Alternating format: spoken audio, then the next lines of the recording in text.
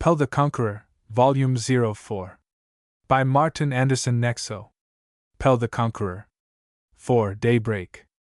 Out in the middle of the open, fertile country, where the plough was busy turning up the soil round the numerous cheerful little houses, stood a gloomy building that on every side turned bare walls toward the smiling world. No panes of glass caught the ruddy glow of the morning and evening sun and threw back its quivering reflection.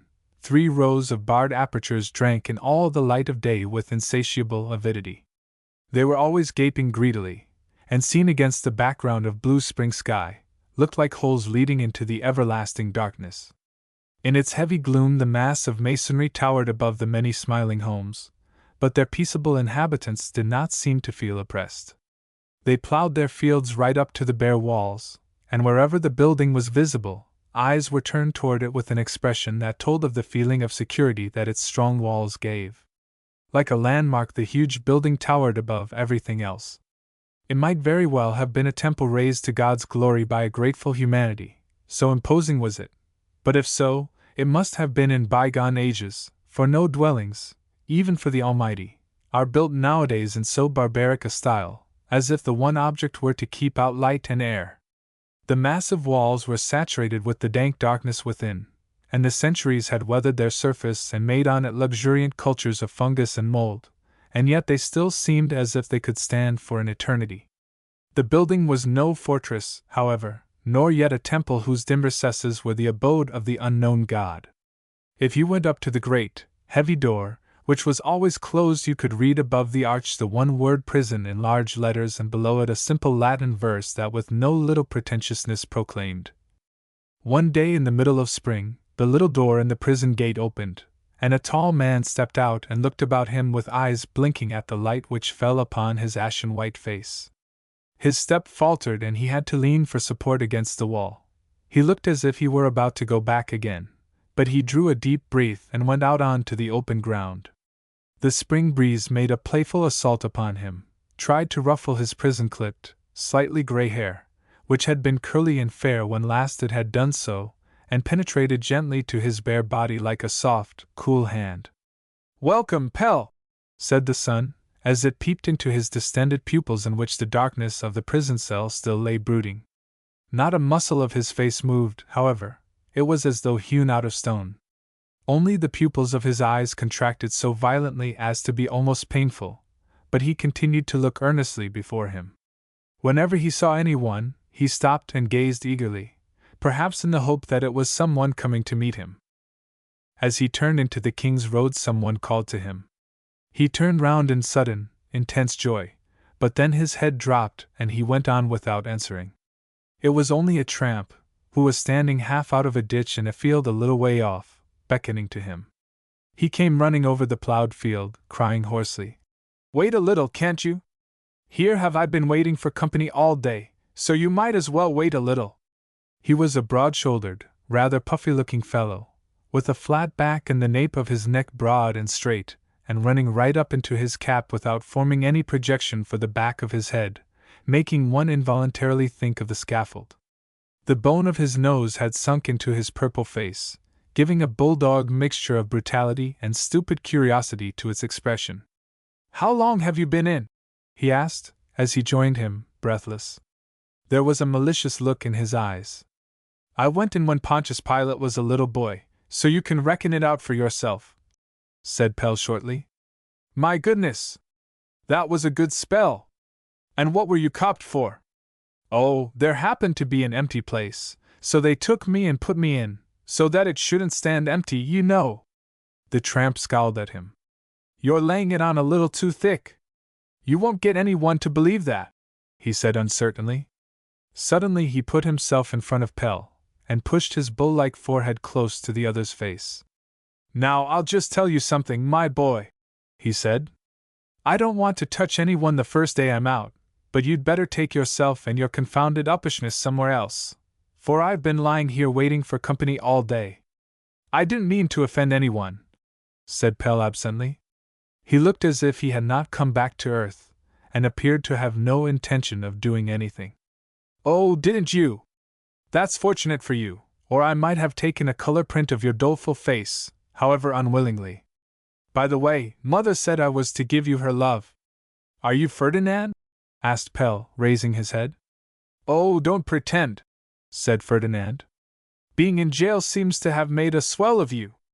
I didn't recognize you, said Pelle earnestly, suddenly recalled to the world around him. Oh, all right, if you say so.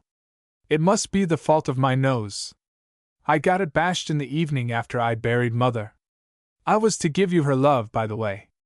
Thank you, said Pelle heartily. Old memories from the Ark filled his mind and sent his blood coursing through his veins once more. Is it long since your mother died? He asked sympathetically. Ferdinand nodded. It was a good thing, however, he said, for now there's no one I need go and have a bad conscience about. I'd made up my mind that she deserved to have things comfortable in her old age, and I was awfully careful, but all the same I was caught for a little robbery and got 8 months. That was just after you got in, but of course you know that. No! How could I know it? Well, I telegraphed it over to you. I was just opposite you, in Wing A, and when I'd reckon out your cell, I bespoke the whole line one evening, and knocked a message through to you. But there was a sanctimonious parson at the corner of your passage, one of those moral folk. Oh, you didn't even know that, then? Well, I'd always suspected him of not passing my message on, though a chap like that's had an awful lot of learning put into him. Then when I came out I said to myself that there must be an end to all this, for Mother'd taken it very much to heart, and was failing. I managed to get into one of the streets where honest thieves live, and went about as a colporteur, and it all went very well. It would have been horribly mean if she died of hunger. And we had a jolly good time for 6 months, but then she slipped away all the same, and I can just tell you that I've never been in such low spirits as the day they put her underground in the cemetery. Well, I said to myself, there lies Mother smelling the weeds from underneath, so you can just as well give it all up, for there's nothing more to trouble about now. And I went up to the office and asked for a settlement, and they cheated me of 50 subscribers, the rogues. Of course I went to the police. I was stupid enough to do that at that time. But they're all a lot of rogues together. They thought it wouldn't do to believe a word that I said, and would have liked to put me in prison at once. But for all they poked about they couldn't find a peg to hang their hat upon. He's managing to hide it well this time, the sly fellow, they said, and let me go. But there soon was something, for I settled the matter myself, and you may take your oath my employers didn't get the best of the arrangement. You see, there are 2 kinds of people: poor people who are only honest when they let themselves be robbed, and all the others. Why the devil should one go about like a shorn sheep and not rob back? Some day of course there'll be a bust-up, and then, 3 years, prisoner, I shall be in again before long. That depends upon yourself, said Pelle slowly. Oh, well, of course you can do something. But the police are always getting sharper, and the man isn't born who won't fall into the trap sooner or later. You should try and get some honest employment again. You've shown that you can succeed. Ferdinand whistled. In such a paltry way as that? Many thanks for the good advice. You'd like me to look after a bloated aristocrat's geese and then sit on the steps and eat dry bread to the smell of the roast bird, would you? No, thank you. And even if I did, what then? You may be quite sure they'd keep a good watch on a fellow, if he tried an honest job, and it wouldn't be 2 days before the shadow was there. What's this about Ferdinand? I hear things are not all square with him. I'm sorry, for he's really worked well, but he'd better look out for another place. That's what the decent ones would do. The others would simply wait until his wages were due and take something off, because he'd been in once. They could never be sure that he hadn't stolen something from them, could they? And it's best to be careful. If you make a fuss, you're called a thief to your face. I've tried it, let me tell you. And now you can try it yourself. You'll be in again as soon as ever the spring comes. The worst of it is that it gets more every time. A fellow like me may get 5 years for stealing 5 krones, 5 shillings. Isn't that a shame? So it's just as well to do something to make it worthwhile. It wouldn't matter if you could only get a good hit at it all. It's all one to me now that Mother's dead. There's a child crying, but it's not for me. There isn't a soul that would shed a tear if I had to lay my head on the block. They'd come and stare, that's what they'd do, and I should get properly into the papers. Wicked? Of course I'm wicked. Sometimes I feel like one great sore, and would like to let them hear all about it. There's no such thing as gentle hands. That's only a lie, so I owe nothing to anybody. Several times while I've been in there I've made up my mind to kill the warder, just so as to have a hit at something, for he hadn't done me any harm. But then I thought after all it was stupid. I'd no objection to kick the bucket. It would be a pleasant change anyhow to sitting in prison all one's life. But then you'd want to do something first that would make a stir. That's what I feel. They walked on at a good pace, their faces turned in the direction of the smoky mist of the town far ahead, Ferdinand chewing his quid and spitting incessantly. His hardened, bulldog face with its bloodshot eyes was entirely without expression now that he was silent. A peasant lad came toward them, singing at the top of his voice. He must have been about 12 or 14 years of age. "What are you so happy about, boy?" asked Ferdinand, stopping him. "I took a heifer into the town, and I got 2 krones, 2 shillings for the job," answered the boy, smiling all over his face. "You must have been up early then," said Pelle. "Yes, I left home at 3 last night. But now I've earned a day's wages, and can take it easy the rest of the day," answered the boy, throwing the 2-krone piece into the air and catching it again. "Take care you don't lose it," said Ferdinand, following the coin with covetous eyes. The boy laughed merrily. "Let's see whether it's a good one. There are a fearful lot of thieves on the market in there." The boy handed him the coin. "Ah, yes, it's one of those that you can break in half and make 2 of," said Ferdinand, doing a few juggling tricks with it. "I suppose I may keep one?" His expression had become lively, and he winked maliciously at Pelle as he stood playing with the coin so that it appeared to be 2. "There you are, that's yours," he said, pressing the piece of money firmly into the boy's hand. "Take good care of it, so that you don't get a scolding from your mother." The boy opened his empty hand in wonderment. "Give me my 2 krone," he said, smiling uncertainly. "What the devil, I've given it you once," said Ferdinand, pushing the boy aside roughly and beginning to walk on. The boy followed him and begged persistently for his money. Then he began to cry. "Give him his money," said Pelle crossly. "It's not amusing now." "Amusing?" exclaimed Ferdinand, stopping abruptly and gazing at him in amazement. "Do you think I play for small sums? What do I care about the boy? He may take himself off, I'm not his father." Pelle looked at him a moment without comprehending, then he took a paper containing a few silver coins out of his waistcoat pocket, and handed the boy 2 krones. The boy stood motionless with amazement for a moment, but then, seizing the money, he darted away as quickly as he could go.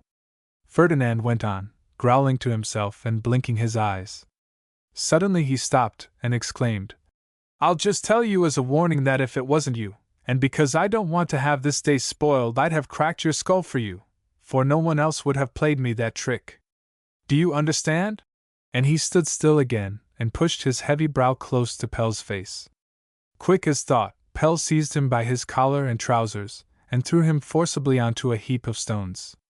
"That's the 2nd time today that you've threatened to crack my skull," he said in fury, pounding Ferdinand's head against the stones. For a few moments he held him down firmly, but then released him and helped him to rise. Ferdinand was crimson in the face, and stood swaying, ready to throw himself upon Pelle, while his gaze wandered round in search of a weapon. Then he hesitatingly drew the 2-krone piece out of his pocket, and handed it to Pelle in sign of subjection. "You may keep it," said Pelle condescendingly. Ferdinand quickly pocketed it again, and began to brush the mud off his clothes. "The skillion there doesn't seem to have weakened you much," he said, shaking himself good-naturedly as they went on. "You've still got a confounded hard hand. But what I can't understand is why you should be so sorry for a hobbledehoy like that. He can take care of himself without us. Weren't you once sorry too for a little fellow when someone wanted to take his money away from him? Oh, that little fellow in the ark who was going to fetch the medicine for his mother? That's such a long time ago. You got into difficulties with the police for his sake. It was the first time you were at odds with the authorities, I think. Well, the boy hadn't done anything. I saw that myself. So I hobbled the copper that was going to run him in. His mother was ill, and my old un was alive, and so I was a big idiot. You'll see you won't get far with your weak pity. Do we owe anyone anything, I should like to know? Yes, I do, said Pelle, suddenly raising his face toward the light. But I can't say you've much to thank anyone for. What confounded nonsense! Exclaimed Ferdinand, staring at him. Have they been good to you, did you say? When they shut you up in prison too, perhaps? You're pretending to be good, eh? You stop that. You'll have to go farther into the country with it. So you think you deserved your house of correction turn, while another was only suffering the blackest injustice? Nonsense! They know well enough what they're doing when they get hold of me, but they might very well have let you off. You got together 50,000 men, but what did you all do, I should like to know? You didn't make as much disturbance as a mouse in a pair of ladies' unmentionables. Well-to-do people are far more afraid of me than of you and all your fellows together. Injustice! Oh, shut up and don't slobber! You give no quarter, and you don't ask any either, that's all. And by the way, you might do me the favor to take back your 2 krone. I don't owe anyone anything. Well, borrow it then, said Pelle. You can't go to town quite without money. Do take it, won't you? Begged Ferdinand. It isn't so easy for you to get hold of any as for anyone else, and it was a little too mean the way I got it out of you. You've been saving it up in there, a halfpenny a day, and perhaps gone without your quid, and I come and cheat you out of it. No, confound it! And you gave mother a little into the bargain, I'd almost forgotten it. Well, never mind the tin then. I know a place where there's a good stroke of business to be done. A little above Damas Lake they turned into a side road that led northward, in order to reach the town from the Norrebros side. Far down to the right a great cloud of smoke hung in the air.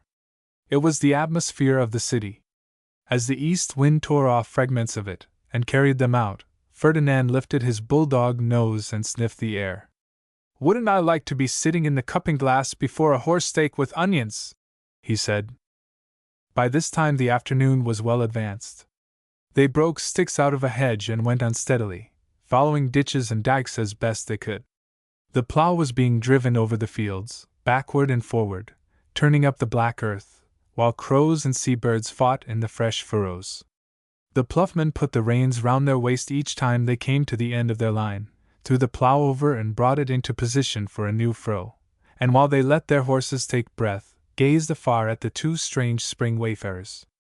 There was such a foreign air about their clothes that they must be 2 of that kind of people that go on foot from land to land, they thought, and they called after them scraps of foreign sentences to show they knew something about them. Ah, yes! They were men who could look about them. Perhaps by tomorrow those 2 would be in a foreign country again, while other folk never left the place they were once in. They passed a white house standing in stately seclusion among old trees, a high hawthorn hedge screening the garden from the road. Ferdinand threw a hasty glance over the gate. The blinds were all down. He began to be restless, and a little farther on he suddenly slipped in behind a hedge and refused to go any farther. I don't care to show myself in town empty-handed, he said. And besides, evening's the best time to go in at full speed. Let's wait here until it's dark. I can smell silver in that house we passed. Come on now and let those fancies alone, said Pelle earnestly. A new life begins from today. I'll manage to help you to get honest work. Ferdinand broke into laughter. Good gracious me! You help others! You haven't tried yet what it is to come home from prison. You'll find it hard enough to get anywhere yourself, my good fellow. New life, ha ha! No, just you stay here and we'll do a little business together when it gets dark. The house doesn't look quite squint-eyed. Then this evening we can go to the cupping glass and have a jolly good spree, and act the homecoming American. Besides, it's not right to go home without taking something for your family. Just you wait. You should see Laura with the arm dance. She's my cupboard love, you know. She can dance blindfold upon a table full of beer mugs without spilling a drop. There might be a little kiss for you too. Hang it, you don't surely imagine you'll be made welcome anywhere else, do you? I can tell you there's no one who'll stand beckoning you home. Very well, then go to the devil, you fool, and remember me to your monthly nurse. When you're tired of family life, you can ask for me at my address, the Cupping Glass. His hoarse, hollow voice cut through the clear spring air as he shouted the last words with his hand to his mouth. Pelle went on quickly, as though anxious to leave something behind him. He had had an insane hope of being received in some kind way or other when he came out, comrades singing, perhaps, or a woman and 2 children standing on the white highroad, waiting for him. And there had only been Ferdinand to meet him. Well, it had been a damper, and now he shook off the disappointment and set out at a good pace. The active movement set his pulses beating. The sky had never before been so bright as it was today. The sun shone right into his heart. There was a smiling greeting in it all, in the wind that threw itself into his very arms, in the fresh earth and in the running water in the ditches. Welcome back again, Pelle. How wide and fair the world looks when you've spent years within 4 bare walls. Down in the south the clouds were like the breast of a great bright bird, one of those that come a long way every year with summer in the beat of their strong wings, and on all sides lay the open, white roads, pointing onward with bright assurances. For the 4th time he was setting out to conquer the world, and this time it was in bitter earnest. There had always before proved to be something more behind, but now he felt that what he should now set out upon would be decisive. If he was victorious now, he would conquer eternity. This time it must be either for weal or woe, and all that he possessed he was now bringing into the field. He had never before been so heavily equipped. Far off he could still make out the dome of the prison, which stood there like a huge mill over the descent to the nether world, and ground misery into crime in the name of humanity. It sucked down every one who was exposed to life's uncertainty. He had himself hung in the funnel and felt how its whirling drew him down.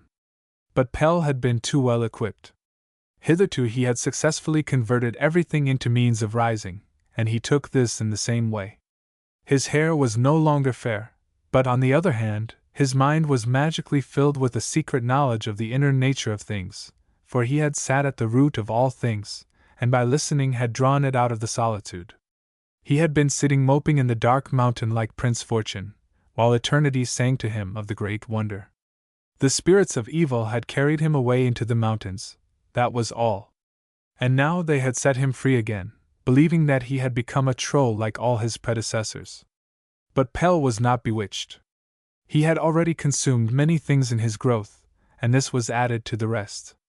What did a little confinement signify as compared with the slow drip, drip, of centuries?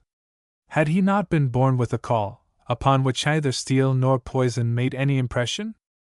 He sat down on an elevation, pulled off his cap, and let the cool breeze play upon his forehead. It was full of rich promises. In its vernal wandering over the earth it had gathered up all that could improve and strengthen, and loaded him with it. Look around you, Pelle. On all sides the soil was being prepared, the plough teams knotted up the gentle inclines and disappeared down the other side. A thin vapor rose from the soil. It was the last of the cold evaporating in the declining spring day. Some way down a few red cottages smilingly faced the sunset, and still farther on lay the town with its eternal cloud of smoke hanging over it. What would his future be like down there? And how did matters stand? Had the new made its way to the front, or would he once more have to submit to an extortioner, get only the bare necessaries of life out of his work, and see the rest disappear into someone else's pocket? A number of new factories had grown up, and now formed quite a belt about the city, with their hundreds of giant chimneys stretching up into the sky. But something must be going on, since they were not smoking. Was it a wages conflict? He was now going to lay plans for his life, build it up again upon the deep foundation that had been laid in his solitude, and yet he knew absolutely nothing of the conditions down in the town. Well, he had friends in thousands. The town was simply lying waiting to receive him with open arms, more fond of him than ever because of all he had suffered. With all his ignorance he had been able to lead them on a little way. The development had chosen him as its blind instrument, and it had been successful. But now he was going to lead them right into the land, for now he felt the burden of life within him. Hello! If he wasn't building castles in the air just as in the old days, and forgetting all that the prison cell had taught him so bitterly. The others good indeed. He had been busily concerned for the homes of others, and had not even succeeded in building his own. What humbug! Down there were 3 neglected beings who would bring accusations against him, and what was the use of his sheltering himself behind the welfare of the many? What was the good of receiving praise from tens of thousands and being called benefactor by the whole world, if those 3 whose welfare had been entrusted to him accused him of having failed them? He had often enough tried to stifle their accusing voices, but in there it was not possible to stifle anything into silence. Pelle still had no doubt that he was chosen to accomplish something for the masses, but it had become of such secondary importance when he recollected that he had neglected his share of that which was the duty of every one. He had mistaken small for great, and believed that when he accomplished something that no one else could do, he might in return pay less attention to ordinary everyday duties. But the fates ordained that the burden of life should be laid just where every one could help. And now he was coming back like a poor beggar, who had conquered everything except the actual, and therefore possessed nothing, and had to beg for mercy. Branded as a criminal, he must now begin at the beginning, and accomplish that which he had not been able to do in the days of his power. It would be difficult to build his home under these circumstances, and who was there to help him? Those 3 who could have spoken for him he had left to their own devices as punishment for an offense which in reality was his own. He had never before set out in such a poverty-stricken state. He did not even come like one who had something to forgive. His prison cell had left him nothing. He had had time enough there to go carefully over the whole matter, and everything about Ellen that he had before been too much occupied to notice or had felt like a silent opposition to his projects, now stood out clearly, and formed itself, against his will, into the picture of a woman who never thought of herself, but only of the care of her little world and how she could sacrifice herself. He could not afford to give up any of his right here, and marshaled all his accusations against her, bringing forward laws and morals. But it all failed completely to shake the image, and only emphasized yet more the strength of her nature. She had sacrificed everything for him and the children, her one desire being to see them happy. Each of his attacks only washed away a fresh layer of obstructing mire, and made the sacrifice in her actions stand out more clearly.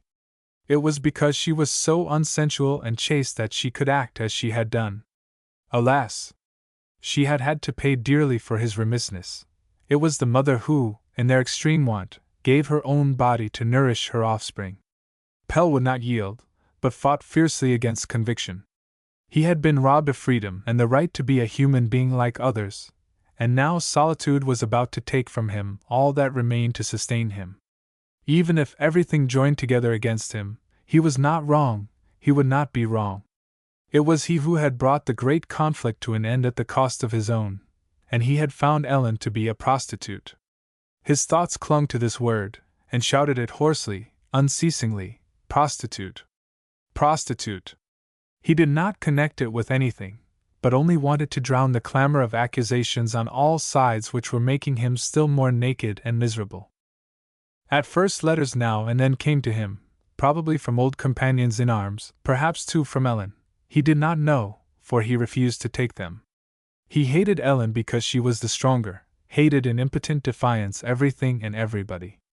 Neither she nor any one else should have the satisfaction of being any comfort to him. Since he had been shut up as an unclean person, he had better keep himself quite apart from them. He would make his punishment still more hard, and purposely increased his forlornness, kept out of his thoughts everything that was near and dear to him, and dragged the painful things into the foreground. Ellen had of course forgotten him for someone else, and had perhaps turned the children's thoughts from him. They would certainly be forbidden to mention the word father. He could distinctly see them all 3 sitting happily round the lamp, and when some turn in the conversation threatened to lead it to the subject of himself, a coldness and stillness as of death suddenly fell upon them. He mercilessly filled his existence with icy acknowledgment on all points, and believed he revenged himself by breathing in the deadly cold. After a prolonged period of this he was attacked with frenzy, dashed himself blindly against the walls, and shouted that he wanted to get out. To quiet him he was put into a strait waistcoat, and removed to a pitch-dark cell. On the whole, he was one of the so-called defiant prisoners, who meant to kick against the pricks, and he was treated accordingly. But one night when he lay groaning after a punishment, and saw the angry face of God in the darkness, he suddenly became silent. "Are you a human being?" it said, "and cannot even bear a little suffering?" Pelle was startled. He had never known that there was anything particularly human in suffering. But from that night he behaved quietly, with a listening expression, as if he heard something through the walls. "Now he's become quiet," said the jailer, who was looking at him through the peephole. "It won't be long before he's an idiot." But Pelle had only come out on the other side. He was staring bravely into the darkness to see God's face once more, but in a gentler guise. The first thing he saw was Ellen again, sitting there beautiful, exculpated, made more desirable by all his accusations. How great and fateful all petty things became here! What was the good of defending himself? She was his fate, and he would have to surrender unconditionally. He still did not comprehend her, but he had a consciousness of greater laws for life, laws that raised her and made him small. She and hers passed undefiled through places where he stuck fast in the surface mire. She seemed to him to grow in here, and led his thoughts behind the surface, where they had never been before. Her unfailing mother love was like a beating pulse that rose from the invisible and revealed hidden mystical forces, the perceptible rhythm of a great heart which beat in concealment behind everything. Her care resembled that of God himself. She was nearer to the springs of life than he. The springs of life. Through her the expression for the first time acquired a meaning for him. It was on the whole as if she recreated him, and by occupying himself with her ever enigmatical nature, his thoughts were turned further and further inward. He suspected the presence of strong currents which bore the whole thing, and sometimes in the silence of his cell he seemed to hear his existence flowing like a broad stream, and emptying itself out there where his thoughts had never ventured to roam. What became of the days and the years with all that they had held? The ever-present Ellen, who had never herself given a thought to the unseen, brought Pelle face to face with infinity. While all this was going on within him, they sang one Sunday during the prison service Grundtvig's hymn. "The former days have passed away." The hymn expressed all that he had himself vaguely thought, and touched him deeply. The verses came to him in his narrow pen like waves from a mighty ocean, which rolled ages into the shore in monotonous power. He suddenly and strongly realized the passage of generations of human beings over the earth, and boldly grasped what he had until now only dimly suspected, namely, his own connection with them all, both those who were living then and all those who had gone before. How small his own idea of union had been when measured by this immense community of souls, and what a responsibility was connected with each one. He understood now how fatal it was to act recklessly, then break off and leave everything. In reality, you could never leave anything. The very smallest thing you shirked would be waiting for you as your fate at the next milestone. And who, indeed, was able to overlook an action? You had to be lenient continually, and at last it would turn out that you had been lenient to yourself. Pelle was taking in wisdom, and his own heart confirmed it. The thought of Ellen filled his mind more and more. He had lost her, and yet he could not get beyond her. Did she still love him? This question pursued him day and night with ever-increasing vehemence, until even his life seemed to depend upon it. He felt, as he gazed questioningly into his solitude, that he would be worthless if he did not win her back. New worlds grew up before him. He could dimly discern the great connection between things, and thought he could see how deep down the roots of life stretched, drawing nourishment from the very darkness in which he dwelt. But to this he received no answer. He never dreamt of writing to her. God had his own way of dealing with the soul, a way with which one did not interfere. It would have to come like all the rest, and he lulled himself with the foolish hope that Ellen would come and visit him, for he was now in the right mood to receive her. On Sundays he listened eagerly to the heavy clang of the gate.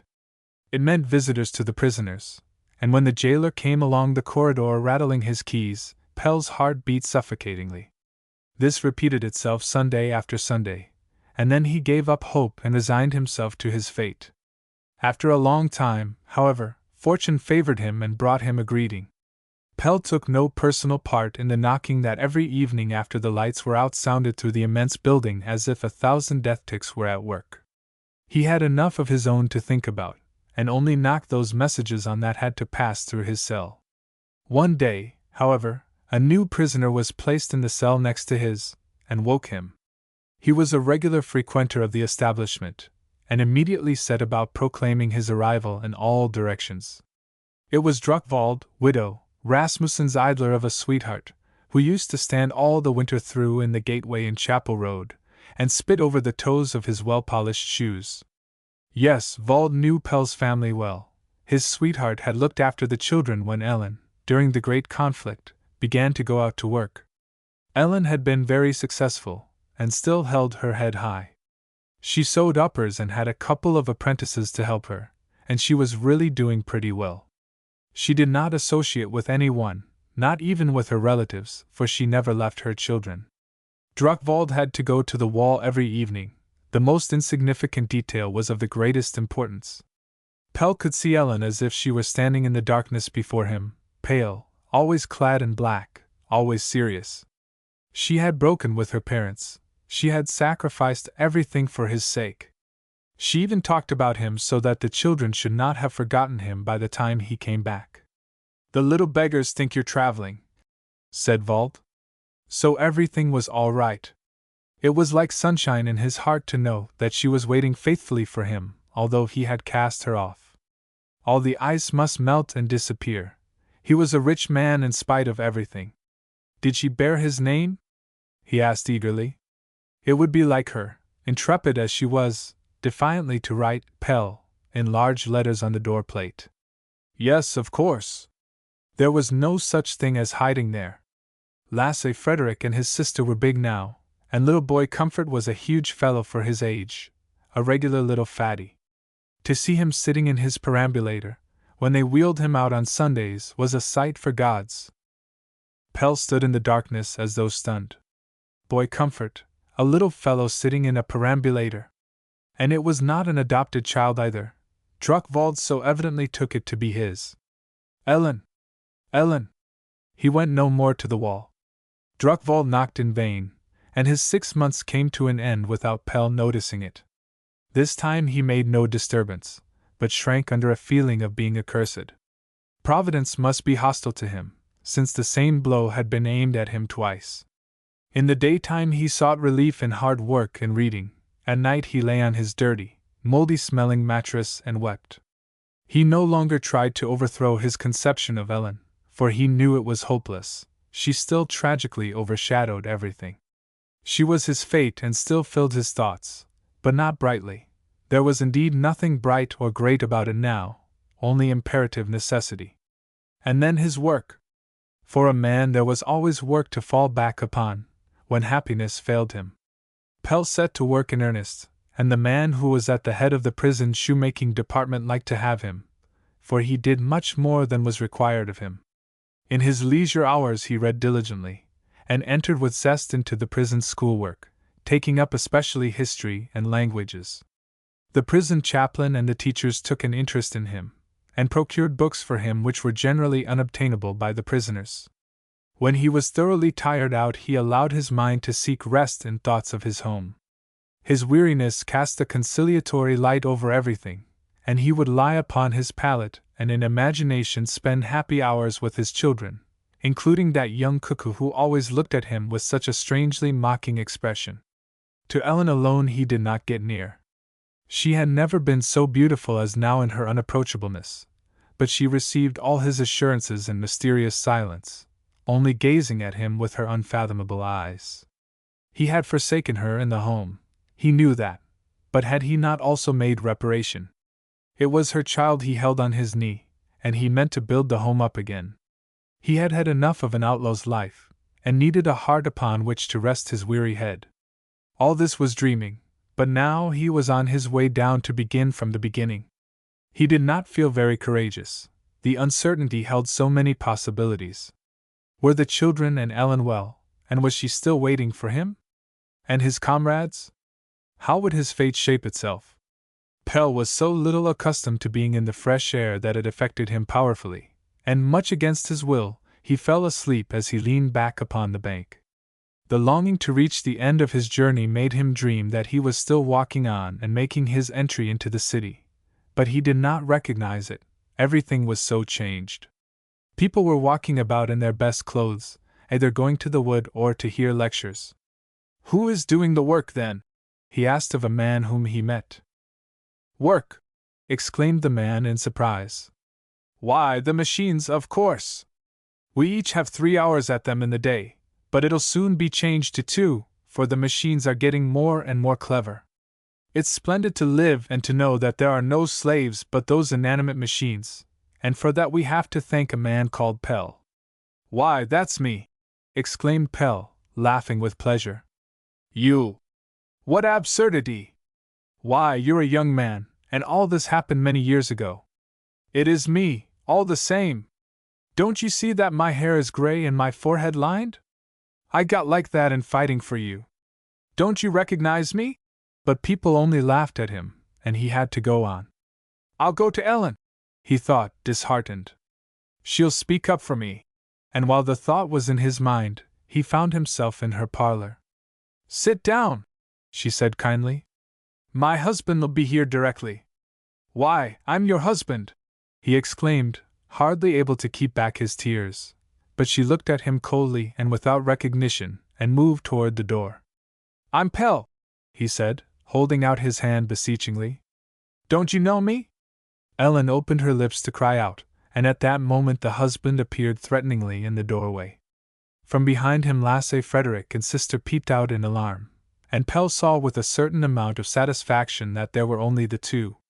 The terrible thing, however, was that the man was himself, the true Pelle with the good, fair mustache, the lock of hair on his forehead and the go-ahead expression. When he discovered this, it all collapsed and he sank down in despair. Pelle awoke with a start, bathed in perspiration, and saw with thankfulness the fields and the bright atmosphere. He was at any rate still alive. He rose and walked on with heavy steps while the spring breeze cooled his brow. His road led him to Nørrebro. The sun was setting behind him. It must be about the time for leaving off work, and yet no hooter sounded from the numerous factories, no stream of begrimed human beings poured out of the side streets. In the little tea gardens in the Frederiksund road sat workmen's families with perambulator and provision basket. They were dressed in their best and were enjoying the spring day. Was there after all something in his dream? If so, it would be splendid to come back. He asked people what was going on, and was told that it was the elections. "We're going to take the city today," they said, laughing triumphantly. From the square he turned into the churchyard, and went down the somber avenue of poplars to Chapel Road.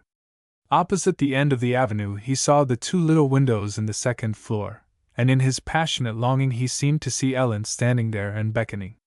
He ran now, and took the stairs 3 or 4 at a time. Just as he was about to pull the bell cord, he heard strange voices within, and paused as though paralyzed. The door looked cold and as if it had nothing to do with him, and there was no door plate.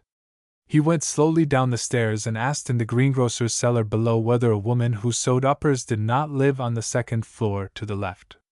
She had been forsaken by her husband and had 2 children, 3, he corrected himself humbly.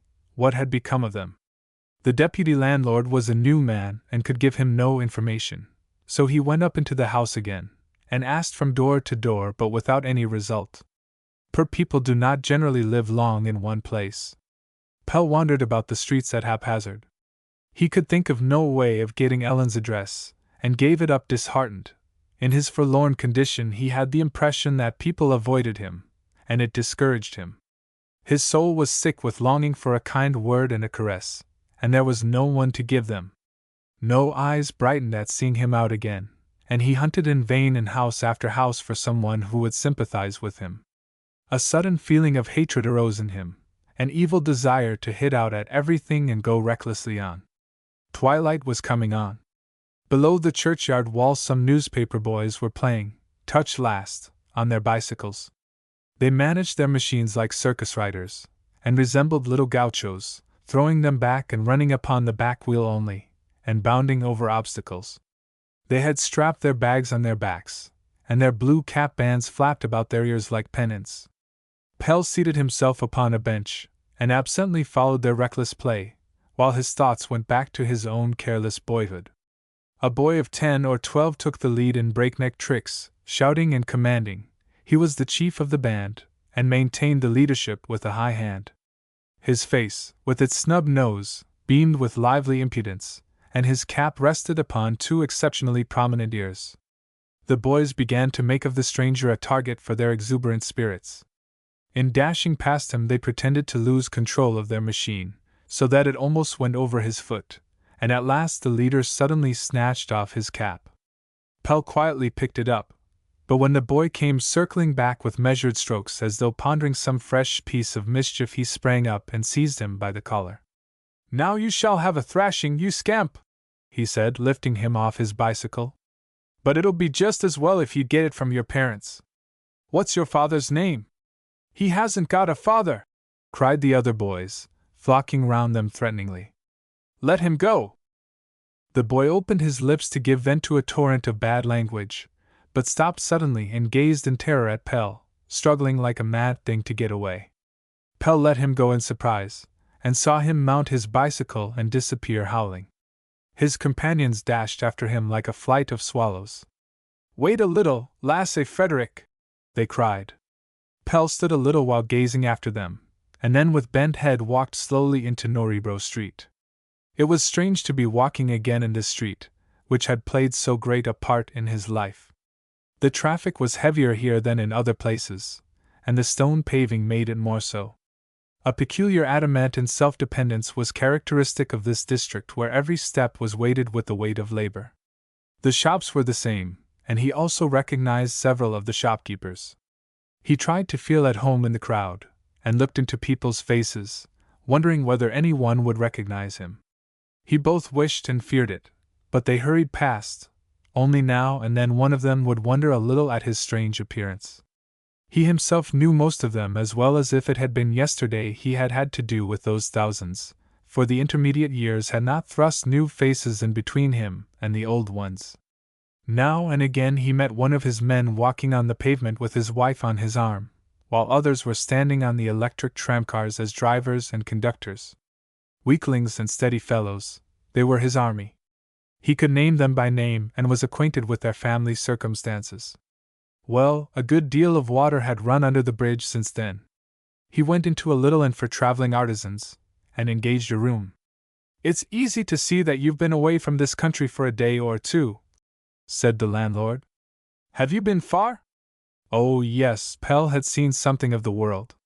And here at home there had been a good many changes. How did the movement get on? "Capitally. Yes, awfully well. Our party has made tremendous progress. Today we shall take the town. That'll make a difference in things, I suppose?" "Oh, well, I wouldn't say that for certain. Unemployment increases every year, and it's all the same who represents the town and sits in Parliament. But we've got on very well as far as prices go. Tell me, there was a man in the movement a few years ago called Pelle. What's become of him?"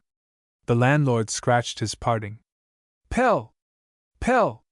Yes, of course. What in the world was there about him? Didn't he make false coins or rob a till? If I remember right, he ended by going to prison. Well, well, there are bad characters in every movement." A couple of workmen, who were sitting at a table eating fried liver, joined in the conversation. "He came a good deal to the front 5 or 6 years ago," said one of them with his mouth full. "But there wasn't much in him. He had too much imagination." "He had the gift of the gab, anyhow," said the other. "I still distinctly remember him at the great lockout. He could make you think you were no end of a fine fellow, he could. Well, that's all past and gone. Your health, comrade." Pelle rose quietly and went out. He was forgotten. Nobody remembered anything about him, in spite of all that he had fought for and suffered. Much must have passed over their heads since then, and him they had simply forgotten. He did not know what to do with himself, more homeless here in this street, which should have been his own, than in any other place. It was black with people, but he was not carried with the stream. He resembled something that has been washed up to one side and left lying. They were all in their best clothes. The workmen came in crowds on their way either from or to the polling booths, and some were collected and accompanied thither by eager comrades. One man would shout to another across the road through his hollowed hand, "Hi, Peterson! I suppose you've voted?" Everywhere there was excitement and good humor. The city was to be taken. Pelle went with the stream over Queen Louise's Bridge and farther into the city. Here the feeling was different. Opinions were divided, people exchanged sharp words. Outside the newspaper offices stood dense crowds impeding the wheel traffic as they waited patiently for the results that were shown in the windows. Every time a contested district came in, a wave of movement passed through the crowd, followed by a mighty roar if a victory was recorded. All was comparatively quiet. People stood outside the offices of the papers that bore the color of their party. Only the quarrelsome men gathered about their opponents and had their hats bashed in. Within the offices the members of the staff were passing busily backward and forward, hanging up the results and correcting them. All the cafes and restaurants were full of customers. The telephone rang incessantly, and messengers kept coming with lists from the telegram bureaus. Men fought over the results in front of the great blackboard, and chances were discussed at the tables, and much political nonsense was talked. Pelle had never seen the city so excited, not even during the great lockout. Class faced class with clenched fists, the workmen even more eager than the upper class. They had become out-and-out politicians. He could see that the movement had shifted its center of gravity over this. What was necessary was to gain seats. Today they expected to get the upper hand in the city and a firm footing out in the country. Several of the old leaders were already in Parliament, and brought forward their practical experience in the debate. Their aim now was nothing less than to usurp the political power. This was bold enough. They must have been successful, after all. He still possessed his old quickness of hearing as regards the general feeling, and perceived a change in the public tone. It had become broader, more democratic. Even the upper classes submitted to the ballot now, and condescended to fight for a majority of votes. Pelle could see no place for himself, however, in this conflict. "Hi, you there! I suppose you've voted?" Men shouted to him as they passed. Voted? He had not even the right to vote. In the battle that was now being fought, their old leader was not even allowed to take part as an ordinary soldier. Out of the road, they marched in small bands on their way to the polling booths or the assembly rooms, taking up the whole pavement, and Pelle readily moved out of their way. This time he did not come like a king's son for whom the whole world stood waiting. He was of the scum of the earth, either more nor less, one who had been thrown aside and forgotten. If he succeeded in recalling himself to their remembrance, it would only be the bringing up of the story of a criminal. There was the house where the Stolps lived. Perhaps they knew where Ellen was. But what did it matter to him? He had not forgotten Lasse Frederick's terror-stricken face. And there was the corner house where Morton had managed the business. Ah, it was long since their ways had parted. Morton had in reality always envied him. He had not been able to bear his tremendous success. Now he would be able to crow over him. Anger and bitterness filled his heart, and his head was confused, and his thoughts, bred of malice, were like clumsy fault-finders. For years the need of associating with human beings had been accumulating within him, and now the whole thing gave way like an avalanche. He could easily pick a quarrel with someone, just to make himself less a matter of indifference to the rest of the world. Why shouldn't he go to the cupping glass? He would be expected there at any rate. Outside Griffinfeld Street there was a crowd. A number of people had gathered round a coal-heaver, who was belaboring a lamp-post with the toes of his wooden shoes, at the same time using abusive language. He had run against it, and had a bruise on his forehead. People were amusing themselves at his expense. As the light from the lamp fell upon the coal-blackened face of the drunken man, Pelle recognized him. It was Mary Jacob. He pushed his way angrily through the crowd and took him by the shoulder. "What's the matter with you, Jacob? Have you become a drunkard?" he said hotly. "How's that? It's got no business to get in the way of an organized workman," Jacob said indistinctly, kicking the air to the great delight of the onlookers, who encouraged him to continue. "I'm a member of my organization, and don't know anything. You can see for yourselves." He pulled out of his breast pocket a little book in a black leather cover, and turned over its pages. Just look for yourselves. Members subscription paid, isn't it? Strike subscription paid, isn't it? Shown on entrance, isn't it? Just you shut up. Take it and pass it round. We must have our papers in order. You're supporting the election fund, I suppose? Go up and vote, confound you. The man who won't give his mite is a poor pal. Who says thief? There's no one here that steals. I'm an honest, organized. He suddenly began to weep, and the saliva dropped from the corners of his mouth onto his coat, while he made fearful grimaces. Pelle managed to get him into a courtyard, and washed his wound at the pump. The cold water made him shiver, and his head lolled weakly. Such a snotty blackleg, he murmured. I'll get the chairman to give him a doing in the paper. Suddenly he recognized Pelle. He started, and consciousness struggled to obtain control over his dulled senses. Why is that you, master? He asked shamefacedly, seizing Pelle's hand. So you've come back. I suppose you think me a beast, but what can I do? Just come along, said Pelle sharply, anxious to get away from the crowd of spectators. They went down Mainung Street, Jacob staggering along in silence, and looking askance at his former leader. He walked a little awkwardly, but it came from his work. The meeting with Pelle had made him almost sober. I'm sure you think I'm a beast, he said again at last in a pitiful voice. But you see there's no one to keep me straight. It's the fault of the brandy, said Pelle shortly. Well, you may be right, but a fellow needs a kind word now and then, and you have to take it where you can get it. Your pals look down upon you and chuck you out of their set. What's the matter, then? Asked Pelle.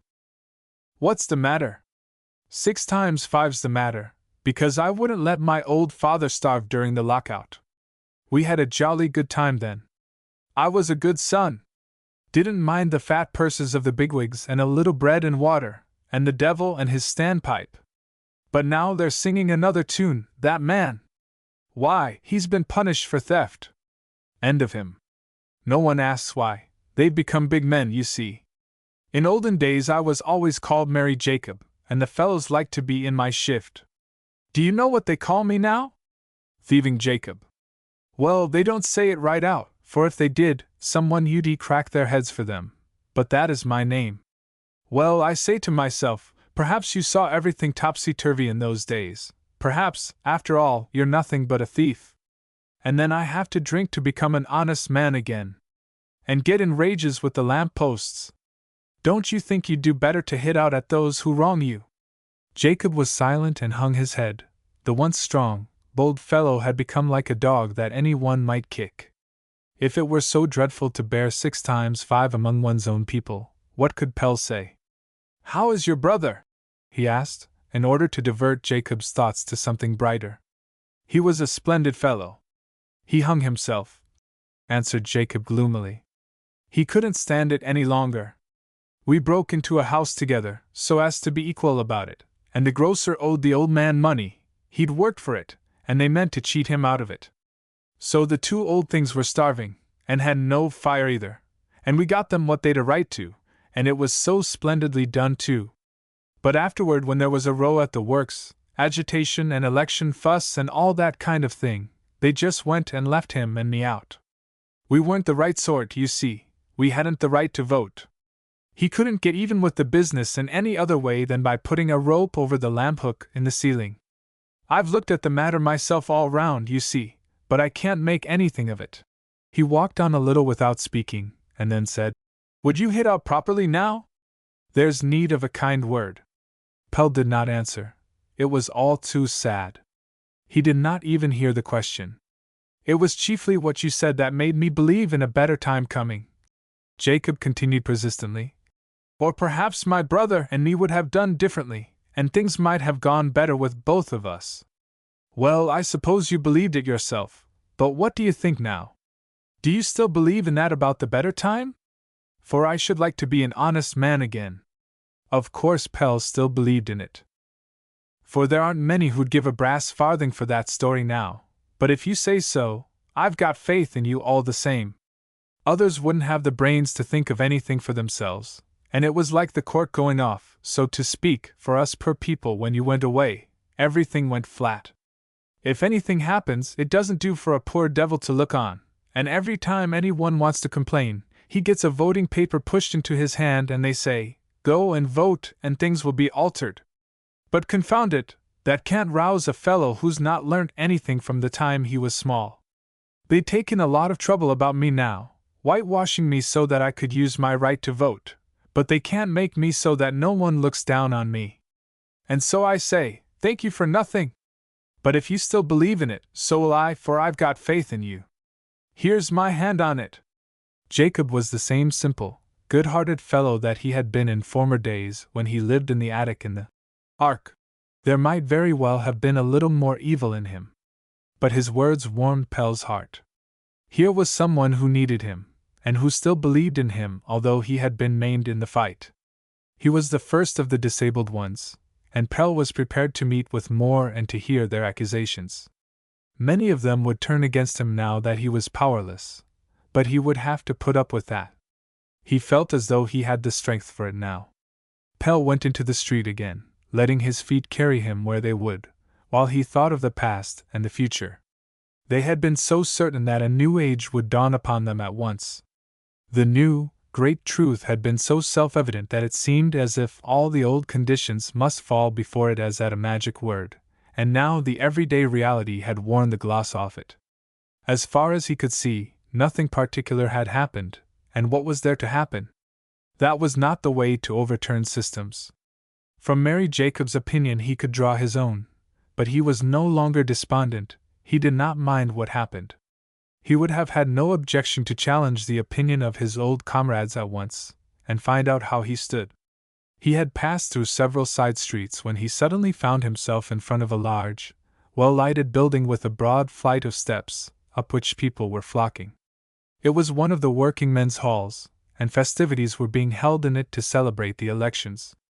Pelle went, by force of habit, with the stream. He remained at the back of the hall, and used his eyes as though he had just dropped down from some other planet.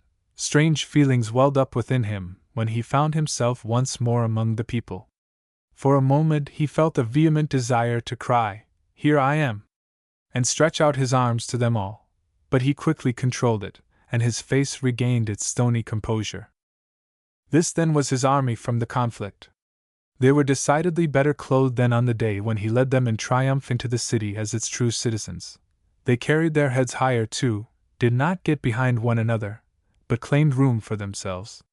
They had more to eat, he could see, for their faces shone more, and their eyes had become indolent in expression, and no longer looked hungrily out into uncertainty but moved quietly and unhesitatingly from place to place. They were prepared for another long march, and perhaps it was as well. Great things did not happen in the twinkling of an eye. He was aroused from his thoughts by discovering that the people nearest to him were turning and gazing at him. The number of faces looking round at him increased, and the words, "Pelle is here!" passed in a murmur through the crowd. Hundreds of eyes were directed toward him questioningly and searchingly, some of them in evident expectation of something unusual happening at once. The movement became general, a wave that carried him resistlessly to the front of the hall and up onto the platform. A great roar like the breaking of surf arose on all sides of him and stupefied his sensitive brain, in which silence sat always putting together a fine new world about which no one else knew. Suddenly everything was still, so still that the solitude was again audible to his ear. Pelle spoke quietly and with confidence. His words were a greeting to them from a world they as yet did not know, the great solitude through which man must move alone, without loud-voiced companions to encourage him, and listen until he hears his own heart beat within it. He sits in a cell again, like the first original germ of life, alone and forsaken, and over him a spider skillfully spins its web.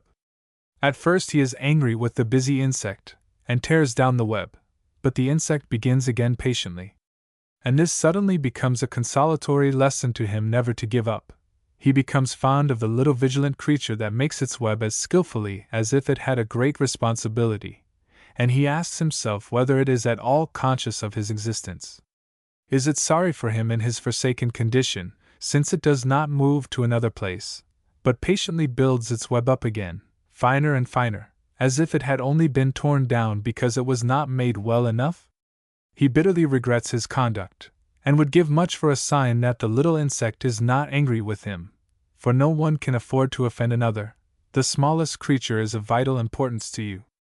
In the loneliness of the prison cell you learn solidarity. And one day when he is sitting reading, the spider, in its busy efforts to carry its thread past him, drops down and uses his shoulder as a temporary attachment. Never before has such confidence been shown him. Notwithstanding everything, the little insect knew how a hardened criminal should be taken. It taught him that he had both a heart and a soul to take care of.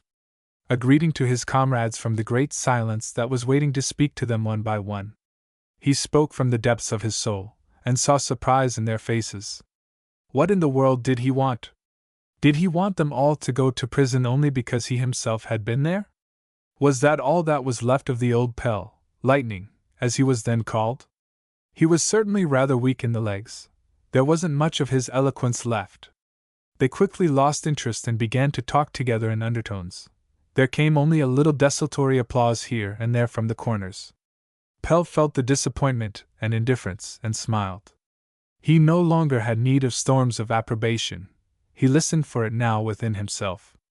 This much he had learned by standing up there, namely, that he had not done with the men below. He was, in fact, only just beginning with them. His work had been swept away. Well, then he would build up a new one that was better. He had sat in his prison cell and learned long suffering.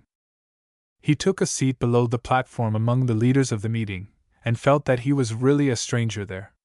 It was out of compassion they had drawn him into the meeting. He read in their eyes that the work that had been done was done without him, and that he came at an inopportune moment.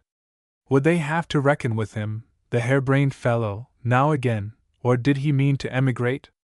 Alas, he did not give much impetus to the movement. But if they only knew how much wisdom he had gained in his solitude! He did not talk, but looked on absently, trying to listen through the noise for something lasting. They laughed and drank and made speeches, for him too, but all this was so unnecessary. They had gained confidence, they spoke quite openly, there was a certain emancipation in their general behavior. Taken as a whole, they made a good impression. But the miracle? The incomprehensible? He missed a little anxiety behind the prosperity, the deep, silent pondering that would show that they had gazed into a new world. Did they not hear the undertone at all, since they were making such a noise, the unceasing, soft rhythm that was in his own ears continually, and contained the whole thing? The stillness of the cell had made his hearing acute. The boisterous laughter, which expressed their pleasure in life, caused him suffering. Beside a large blackboard on the platform stood one of the leaders, writing up the victories of the day, amid the rejoicing of the crowd. Pelle slipped out unnoticed, and was standing on the steps, breathing in the quiet night air, when a young man came up to him and held out his hand. It was his brother-in-law, Frederick Stolp. "I just wanted to wish you welcome back," he said, "and to thank you for what you said in there." "How is Ellen?" Pelle asked in a low voice. "She's only pretty well. She lives at 20 Victoria Street, and takes in washing. I think she would be glad to see you." He looked searchingly at Pelle. "If you like, I can easily arrange for you to meet at my place." "Thank you," Pelle answered, "but I'll go out to her early tomorrow morning." He no longer needed to go by circuitous routes. 2.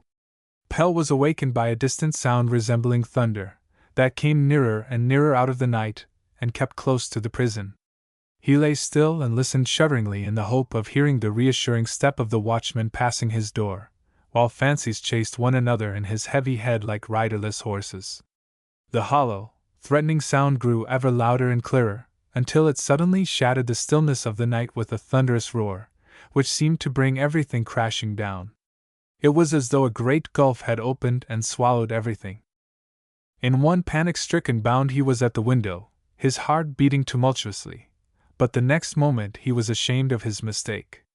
It had been the same terrifying doomsday that he had dreaded in the days of his childhood, when the lightning zigzagged among the rocks at home, and yet it was nothing but the noise of the first farm carts as they passed from the high road onto the stone paving of the town. It was the solitude brooding in his imagination, making it start in fear at every sound. But that would wear off. He stretched himself and shook off the nightmare. Free!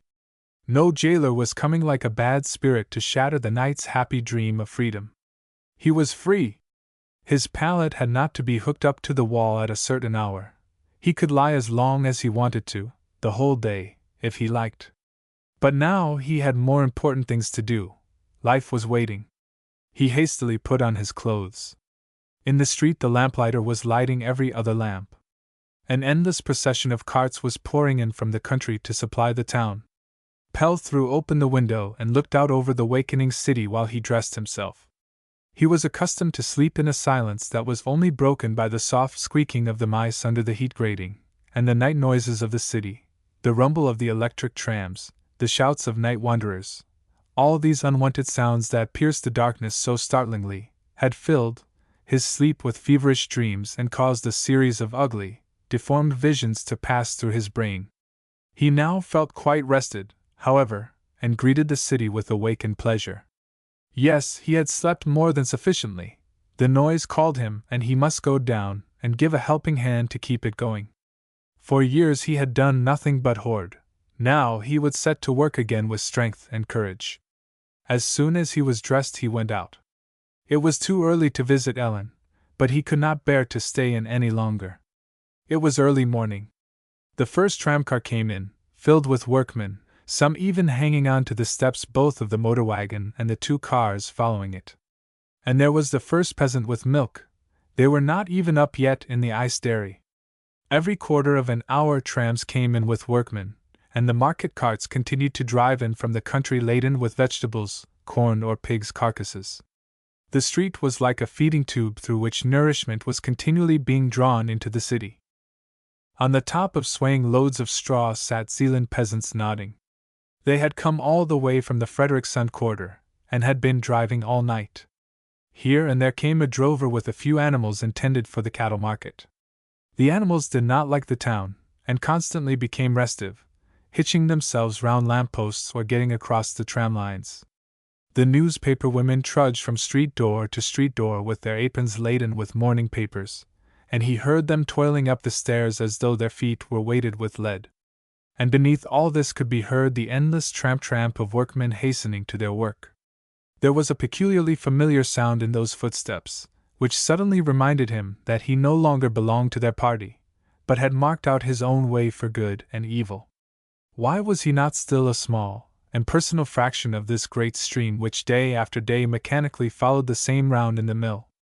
Solitude had made his view of mankind a new and wondering one.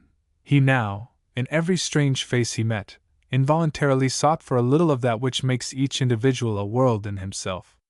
But these men were all alike, he thought. They came hurrying out of the darkness of the side streets, and were not fully awake and steady on their feet until they joined the throng, but then they did walk capitally. He recognized the firm beat again. He had himself taught it to them. Daylight came stealing in over Vesterbro, gray and heavy with spring moisture and the city smoke. That part of the town was not quite awake yet. The step sounding in the main street was that of the belated night wanderer. He turned down Victoria Street, looking about him in surprise. He had never been here before. He read the door plates: Artists' Bureau, Artisanheim, Lodging for Artists, Masseur and Chiropodist, Costumes for Hire. Most of the announcements were in foreign languages. There was also a gymnasium for equilibrists, and a conservatorium for singing and music, dancing and deportment.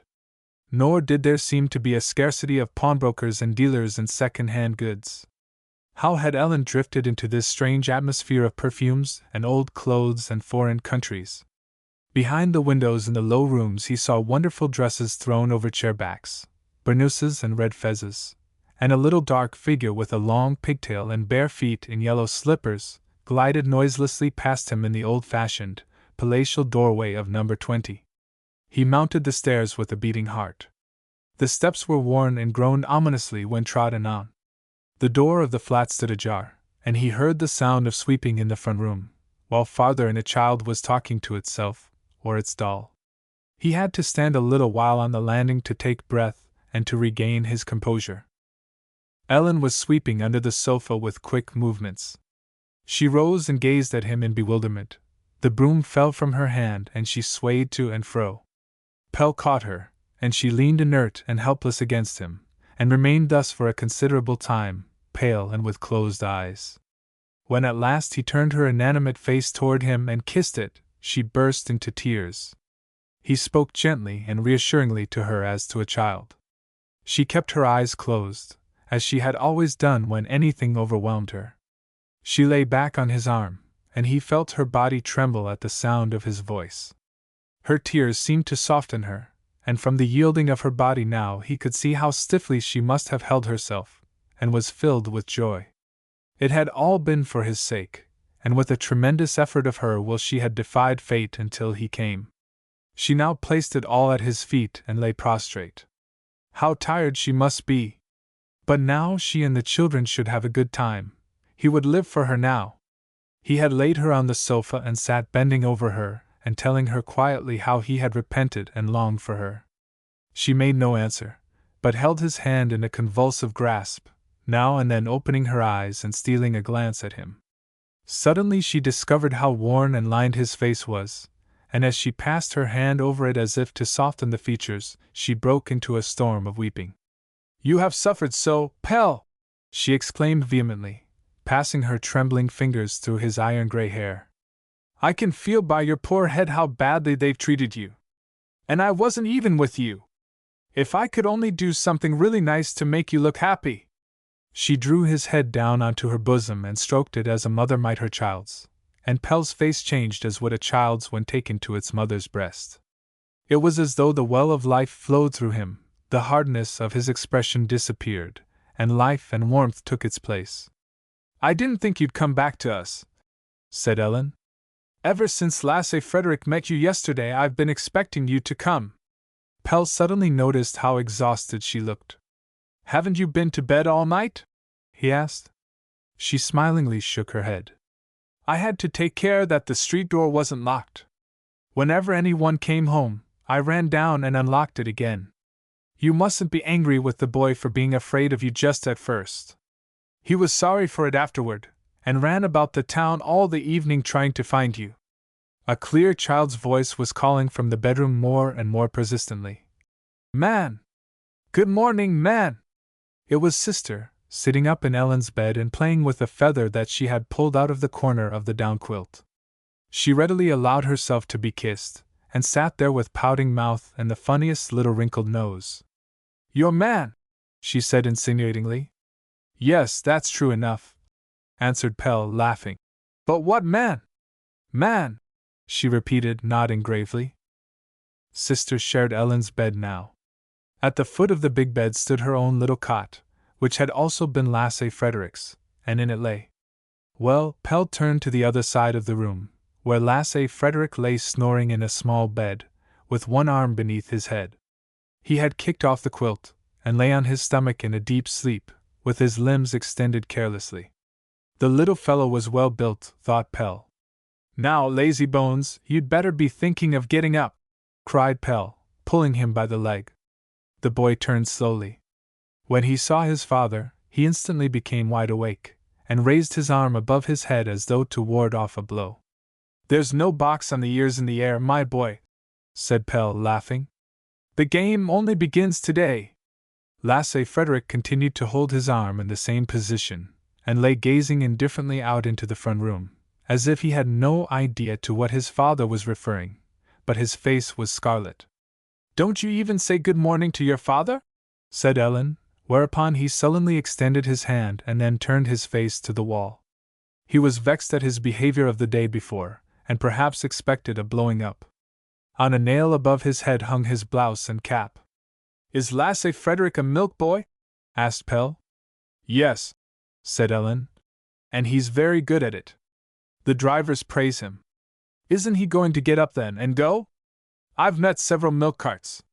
"No, for we're on strike just now," murmured the boy without turning round. Pell became quite interested. "What fellows you are! So you're on strike, are you? What's it for? Is it wages?"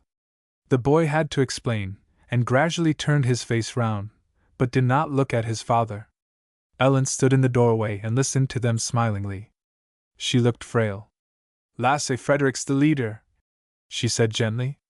And he's lying here instead of being out on the watch for blacklegs? Exclaimed Pelle quite irritably. You're a nice leader!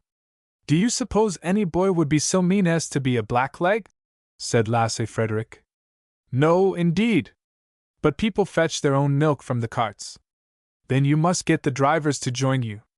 No, we don't belong to a real union, so they won't support us.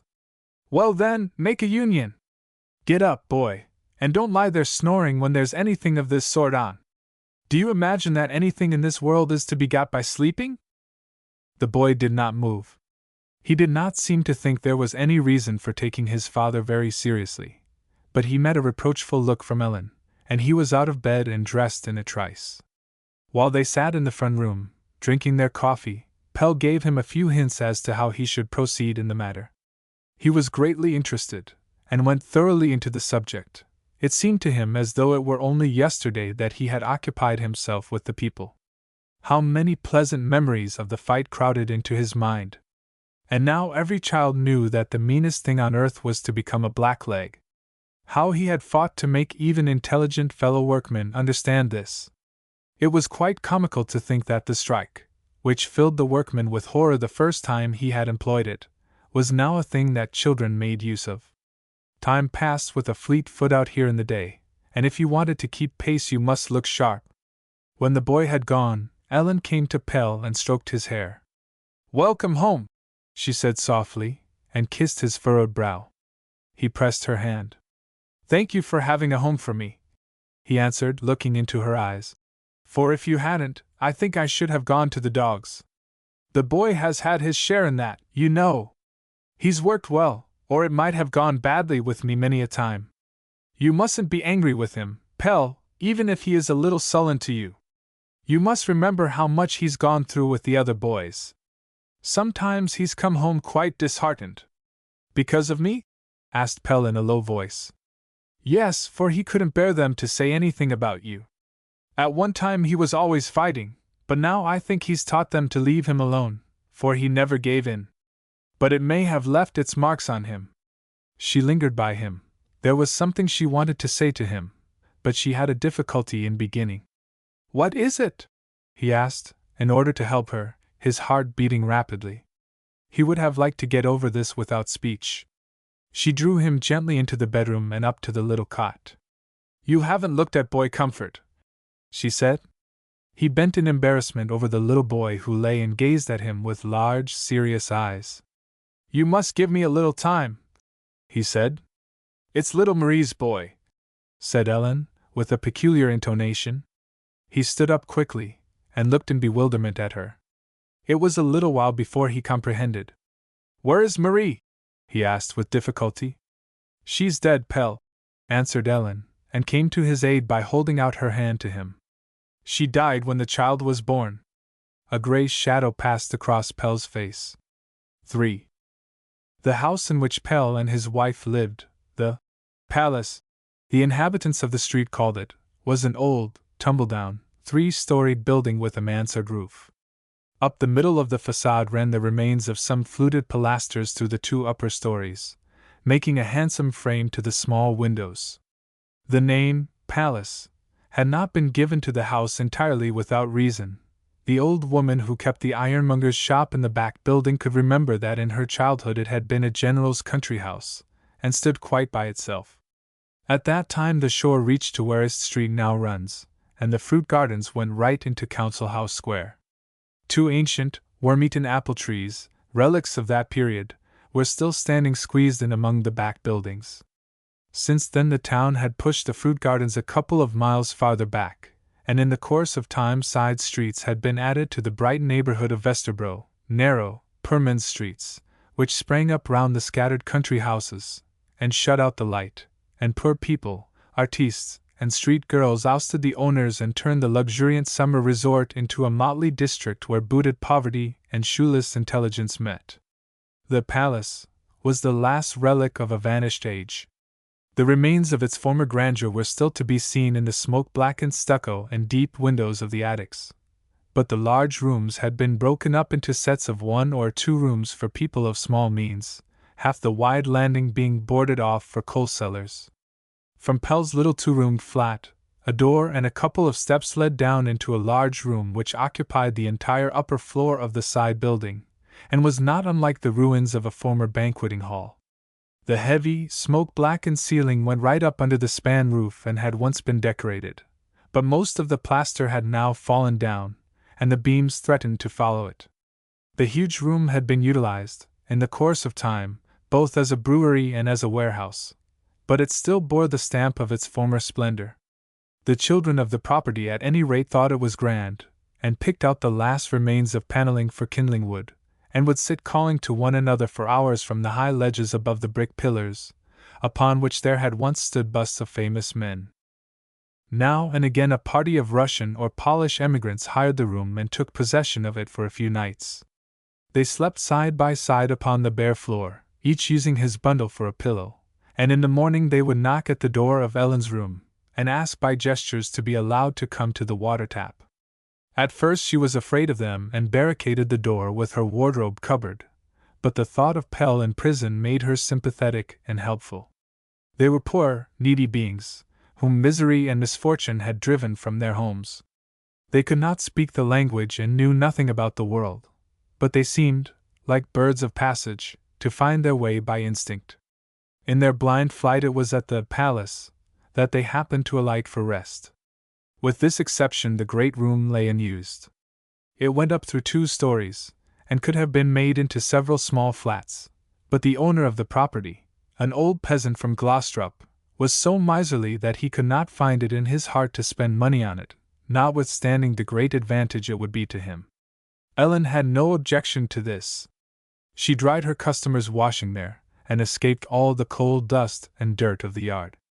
Chance, which so often takes the place of Providence in the case of poor people, had landed her and her children here when things had gone wrong with them in Chapel Road. Ellen had at last, after hard toil, got her boot sewing into good working order and had 2 pupils to help her, when a long strike came and spoiled it all for her. She struggled against it as well as she could, but one day they came and carried her bits of furniture down into the street. It was the old story. Pelle had heard it several times before. There she stood with the children, mounting guard over her belongings until it grew dark. It was pouring with rain, and they did not know what to do. People stopped as they hurried by, asked a few questions and passed on. 1 or 2 advised her to apply to the Committee for Housing the Homeless. This, however, both Ellen and Lasse Frederick were too proud to do. They took the little ones down to the mangling woman in the cellar, and themselves remained on guard over their things, in the dull hope that something would happen, a hope of which experience never quite deprives the poor. After they had stood there a long time, something really did happen. Out of Norrebro Street came 2 men dashing along at a tremendous pace with a 4-wheeled cart of the kind employed by the poor of Copenhagen when they move, preferably by night, from one place to another. One of the men was at the pole of the cart, while the other pushed behind and, when the pace was at its height, flung himself upon his stomach on the cart, putting on the brake with the toes of his boots upon the road so as to twist the cart into the gutter.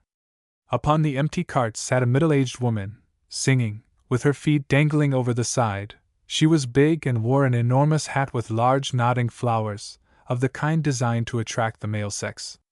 The party zigzagged, shouting and singing, from one side of the street to the other, and each time the lady shrieked. "There's a removing cart," said Lasse Frederick, and as he spoke the vehicle pulled up in the gutter just in front of them. "What are you doing, Thorvald?" said one of the men, then, staring straight into Ellen's face. "Have you hurt your eye?" The woman had jumped down from the cart. "Oh, get out of the way, you ass!" she said, pushing him aside. "Can't you see they've been turned out? Is it your husband that's chucked you out?" she asked, bending sympathetically over Ellen. "No, the landlord's turned us out," said Lasse Frederick. "What a funny little figure! And you've got nowhere to sleep tonight? Here, Christian, take and load these things on the cart, and then they can stand under the gateway at home for the night. They'll be quite spoilt by the rain here." "Yes," answered Christian. "The chair legs have actually begun to take root." The 2 men were in a boisterous humor. "Now you can just come along with me," said the woman, when the things were piled upon the cart, "and I'll find you a place to sleep in." And then tomorrow Providence'll perhaps be at home himself. She's a street woman, whispered Lasse Frederick again and again, pulling Ellen's dress. But Ellen did not care now, if only she could avoid having to accept poor relief. She no longer held her head so high. It was Queen Teresa herself they had met, and in a sense this meeting had made their fortune. She helped Ellen to find her little flat, and got her washing to do for the girls of the neighborhood. It was not very much, though the girls of Vesterbro went in for fine clothes as far as they could, but it afforded her at any rate a livelihood. Pelle did not like Ellen going on with all this dirty work. He wanted to be the one to provide for the family. Ellen, moreover, had had her turn, and she looked tired and as if she needed to live a more comfortable life. It was as though she fell away now that he was there and able once more to assume the responsibility. But she would not hear of giving up the washing. "It's never worth while to throw away the dirty water until you've got the clean," she said. Every morning he set out furnished with a brand new trades union book, and went from workshop to workshop. Times were bad for his branch of trade. Many of his old fellow workmen had been forced to take up other occupations. He met them again as conductors, lamplighters, etc. Machinery had made them unnecessary, they said. It was the effect of the great lockout. It had killed the little independent businesses that had formerly worked with 1 or 2 men, and put wind into the sails of large industries. The few who could manage it had procured machines and become manufacturers. The rest were crowded out and sat in out-of-the-way basements doing repairs.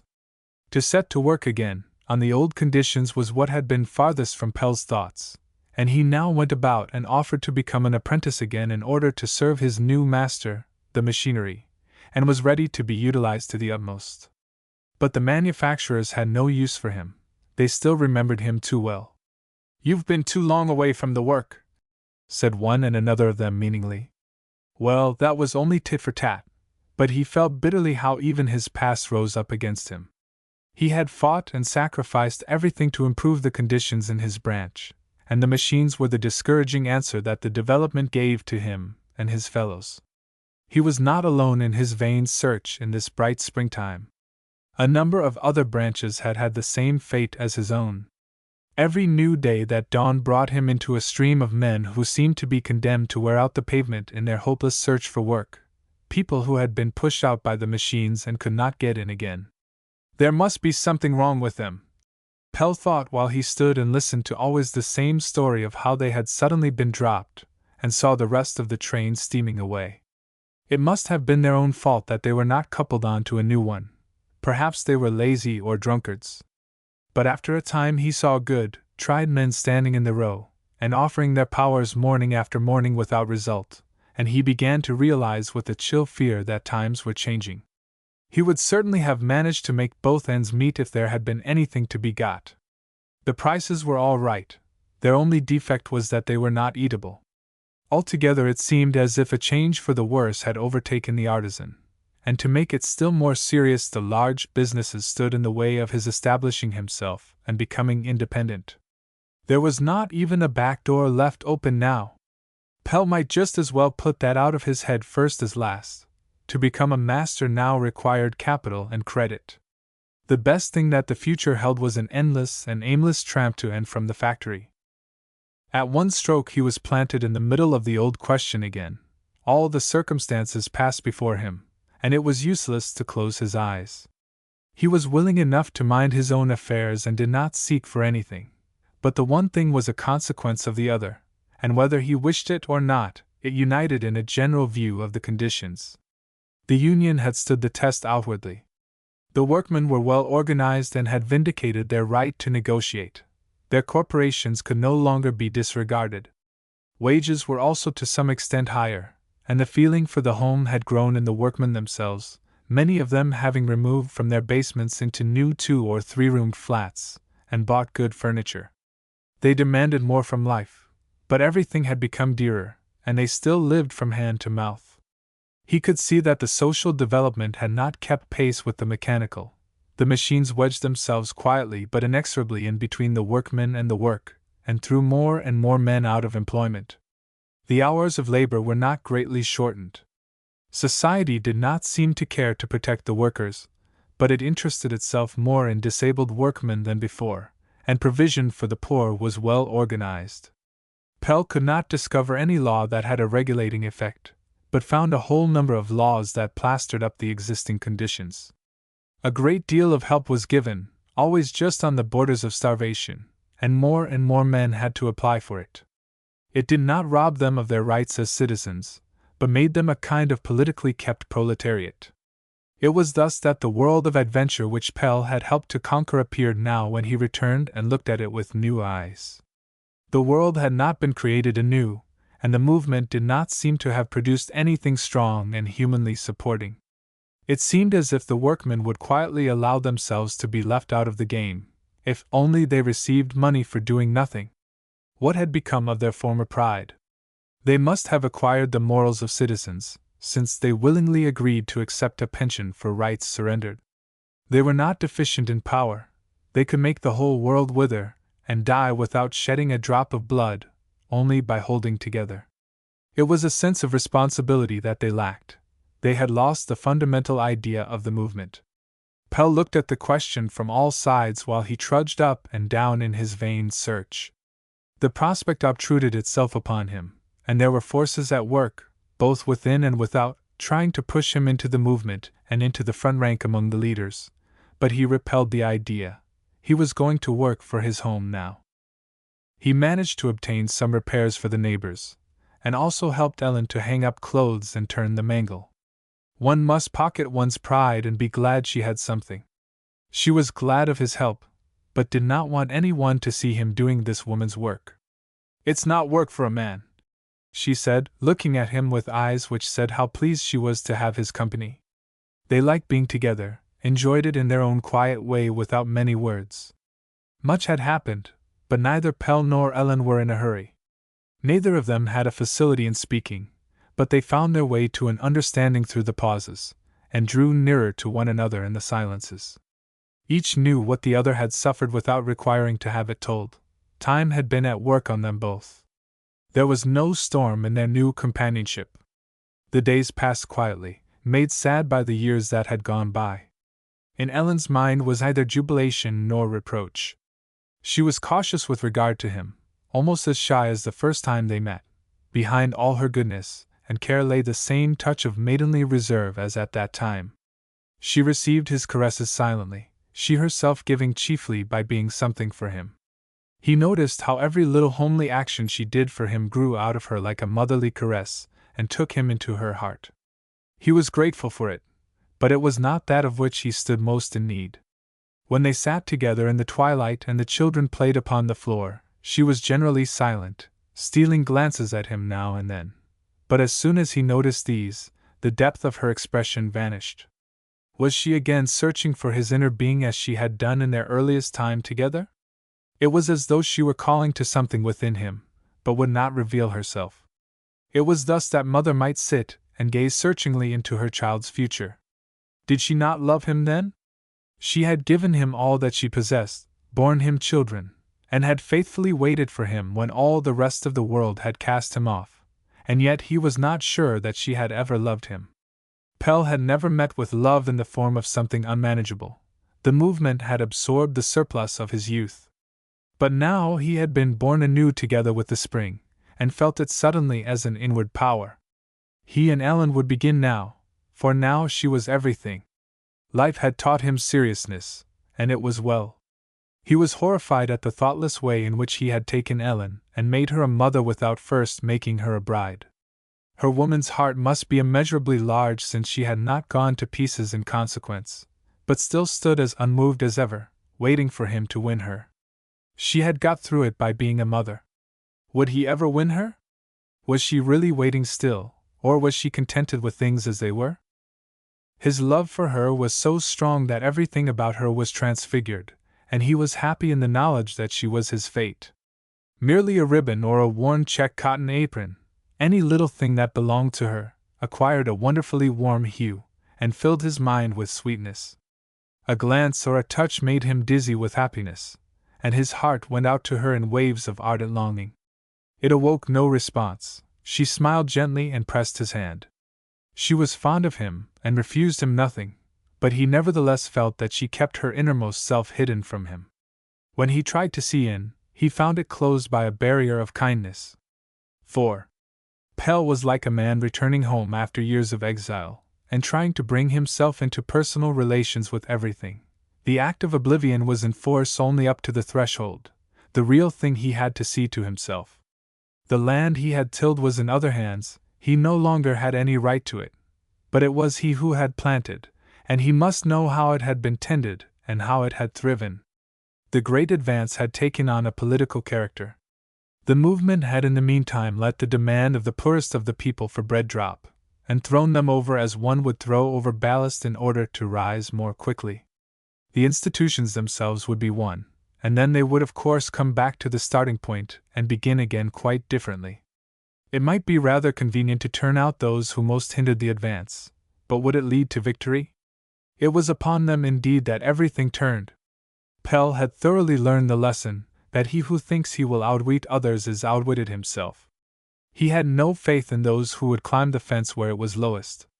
The new tactics dated from the victorious result of the great conflict. He had himself led the crowds in triumph through the capital, and if he had not been taken he would probably now be sitting in Parliament as one of the Labour members and symbolizing his promotion to citizenship. But now he was out of it all, and had to choose his attitude toward the existing state of things. He had belonged to the world of outcasts, and had stood face to face with the irreconcilable. He was not sure that the poor man was to be raised by an extension of the existing social ethics. He himself was still an outlaw, and would probably never be anything else. It was hard to stoop to enter the doorway through which you had once been thrown out, and it was hard to get in. He did not intend to take any steps toward gaining admission to the company of respectable men. He was strong enough to stand alone now. Perhaps Ellen expected something in that way as reparation for all the wrongs she had suffered. She must have patience. Pelle had promised himself that he would make her and the children happy, and he persuaded himself that this would be best attained by following his own impulses. He was not exactly happy. Pecuniarily things were in a bad way, and notwithstanding all his planning, the future continued to look uncertain. He needed to be the man, the breadwinner, so that Ellen could come to him for safety and shelter, take her food with an untroubled mind from his hand, and yield herself to him unresistingly. He was not their God, that was where the defect lay. This was noticeable at any rate in Lasse Frederick. There was good stuff in the boy, although it had a tang of the street. He was an energetic fellow, bright and pushing, keenly alert with regard to everything in the way of business. Pelle saw in him the image of himself, and was only proud of him, but the boy did not look upon him with unconditional reliance in return. He was quick and willing, but nothing more. His attitude was one of trial, as if he wanted to see how things would turn out before he recognized the paternal relationship. Pelle suffered under this impalpable distrust, which classed him with the new fathers of certain children, and he had a feeling that was at the same time painful and ridiculous, that he was on trial. In olden days the matter might have been settled by a good thrashing, but now things had to be arranged so that they would be lasting. He could no longer buy cheaply. When helping Lasse Frederick in organizing the milk boys, he pocketed his pride and introduced features from the great conflict in order to show that he was good for something too. He could see from the boy's expression that he did not believe much of it, and intended to investigate the matter more closely. It wounded his sensitive mind and drove him into himself. One day, however, when he was sitting at his work, Lasse Frederick rushed in. "Father, tell me what you did to get the men that were locked into the factory out," he cried breathlessly. "You wouldn't believe it if I did," said Pelle reproachfully. "Yes, I would, for they called you the lightning," exclaimed the boy in tones of admiration. "And they had to put you in prison so as to get rid of you. The milk driver told me all about it." From that day they were friends. At one stroke Pelle had become the hero of the boy's existence. He had shaved off his beard, had blackened his face, and had gone right into the camp of his opponents, and nothing could have been finer. He positively had to defend himself from being turned into a regular robber captain with a wide-awake hat and top boots. Lasse Frederick had a lively imagination. Pelle had needed this victory. He must have his own people safely at his back first of all, and then have a thorough settlement of the past. But this was not easy, for little boy Comfort staggered about everywhere, warped himself toward him from one piece of furniture to another with his serious eyes fixed steadily upon him, and crawled the last part of the way. Whenever he was set down, he instantly steered for Pelle. He would come crawling in right from the kitchen, and would not stop until he stood on his feet by Pelle's leg, looking up at him. "See how fond he is of you already," said Ellen tenderly, as she put him down in the middle of the floor to try him. "Take him up!" Pelle obeyed mechanically. He had no personal feeling for this child. It was indeed no child, but the accusation of a grown-up person that came crawling toward him. And there stood Ellen with as tender an expression as if it were her own baby. Pelle could not understand how it was that she did not despise him. He was ashamed whenever he thought of his struggle to reconcile himself to this little cuckoo. It was a good thing he had said so little.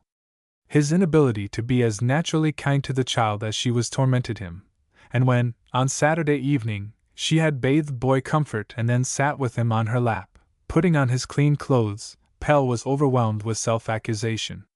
He had thoughtlessly trodden little Marie of the Ark underfoot, and she whom he had cast off when she most needed him, in return passed her beneficent hand over his wrongdoing. As though she were aware of his gloomy thoughts, she went to him and placed the warm, naked child in his arms, saying with a gentle smile, "Isn't he a darling?" Her heart was so large that he was almost afraid. She really took more interest in this child than in her own. "I'm his mother, of course," she said naturally. "You don't suppose he can do without a real mother, do you?" Marie's fate lay like a shadow over Pelle's mind. He had to talk to Ellen about it in order to try to dispel it, but she did not see the fateful connection. She looked upon it as something that had to be. "You were so hunted and persecuted," she said quietly, "and you had no one to look to. So it had to happen like that. Marie told me all about it. It was no one's fault that she was not strong enough to bear children. The doctor said there was a defect in her frame. She had an internal deformity. Alas!" Ellen did not know how much a human being should be able to help, and she herself took much more upon her than she need. There was, nevertheless, something soothing in these sober facts, although they told him nothing about the real thing. It is impossible to bear for long the burden of the irreparable, and Pelle was glad that Ellen dwelt so constantly and naturally on Marie's fate. It brought it within the range of ordinary things for him too. Marie had come to her when she could no longer hide her condition, and Ellen had taken her in and kept her until she went to the lying-in hospital. Marie knew quite well that she was going to die. She could feel it, as it were, and would sit and talk about it while she helped Ellen with her boot sewing. She arranged everything as sensibly as an experienced mother. How old-fashioned she was, and yet so childlike! Ellen would exclaim with emotion. Pelle could not help thinking of his life in the Ark, when little Marie kept house for him and her two brothers, a careful housekeeper of 11 years. She was deformed and yet had abundant possibilities within her. She resembled poverty itself. Infected by his young strength, she had shot up and unfolded into a fair maiden, at whom the young dandies turned to look when she went along the street to make her purchases. He had been anxious about her, alone and unprotected as she was, and yet it was he himself who had become the plunderer of the poor, defenseless girl. Why had he not carried his cross alone, instead of accepting the love of a being who gave herself to him in gratitude for his gift to her of the joy of life? Why had he been obliged, in a difficult moment, to take his gift back? Boy Comfort she had called her boy in her innocent goodness of heart, in order that Pelle should be really fond of him. But it was a dearly bought comfort that cost the life of another. For Pelle the child was almost an accusation. There was much to settle up and some things that could not be arranged. Pelle sometimes found it burdensome enough to be responsible for himself. About this time Morton was often in his thoughts. "Morton has disappointed me at any rate," he thought. "He could not bear my prosperity." This was a point on which Pelle had right upon his side. Morton must come to him if they were to have anything more to do with one another. Pelle bore no malice, but it was reasonable and just that the one who was on the top should first hold out his hand. In this way he thought he had obtained rest from that question in any case, but it returned. He had taken the responsibility upon himself now, and was going to begin by sacrificing his only friend on a question of etiquette. He would have to go to him, and hold out a hand of reconciliation. This at last seemed to be a noble thought. But Pelle was not allowed to feel satisfied with himself in this either. He was a prey to the same tormenting unrest that he had suffered in his cell, when he stole away from his work and sat reading secretly. He felt as if there were always an eye at the peephole, which saw everything that he did. He would have to go into the question once more. That unselfish Morton envious? It was true he had not celebrated Pelle's victory with a flourish of trumpets, but had preferred to be his conscience. That was really at the bottom of it. He had intoxicated himself in the noise, and wanted to find something with which to drown Morton's quiet warning voice, and the accusation was not far to seek, envy. It was he himself, in fact, who had been the one to disappoint. One day he hunted him up. Morton's dwelling was not difficult to find out. He had acquired a name as an author, and was often mentioned in the papers in connection with the lower classes. He lived on the South Boulevard, up in an attic as usual, with a view over Kalbad Strand and Amager. "Why, is that you?" he said, taking Pelle's hands in his and gazing into his stern, furrowed face until the tears filled his eyes. "I say, how you have changed!" he whispered half tearfully, and led him into his room. "I suppose I have," Pelle answered gloomily. "I've had good reason to, anyhow. And how have you been?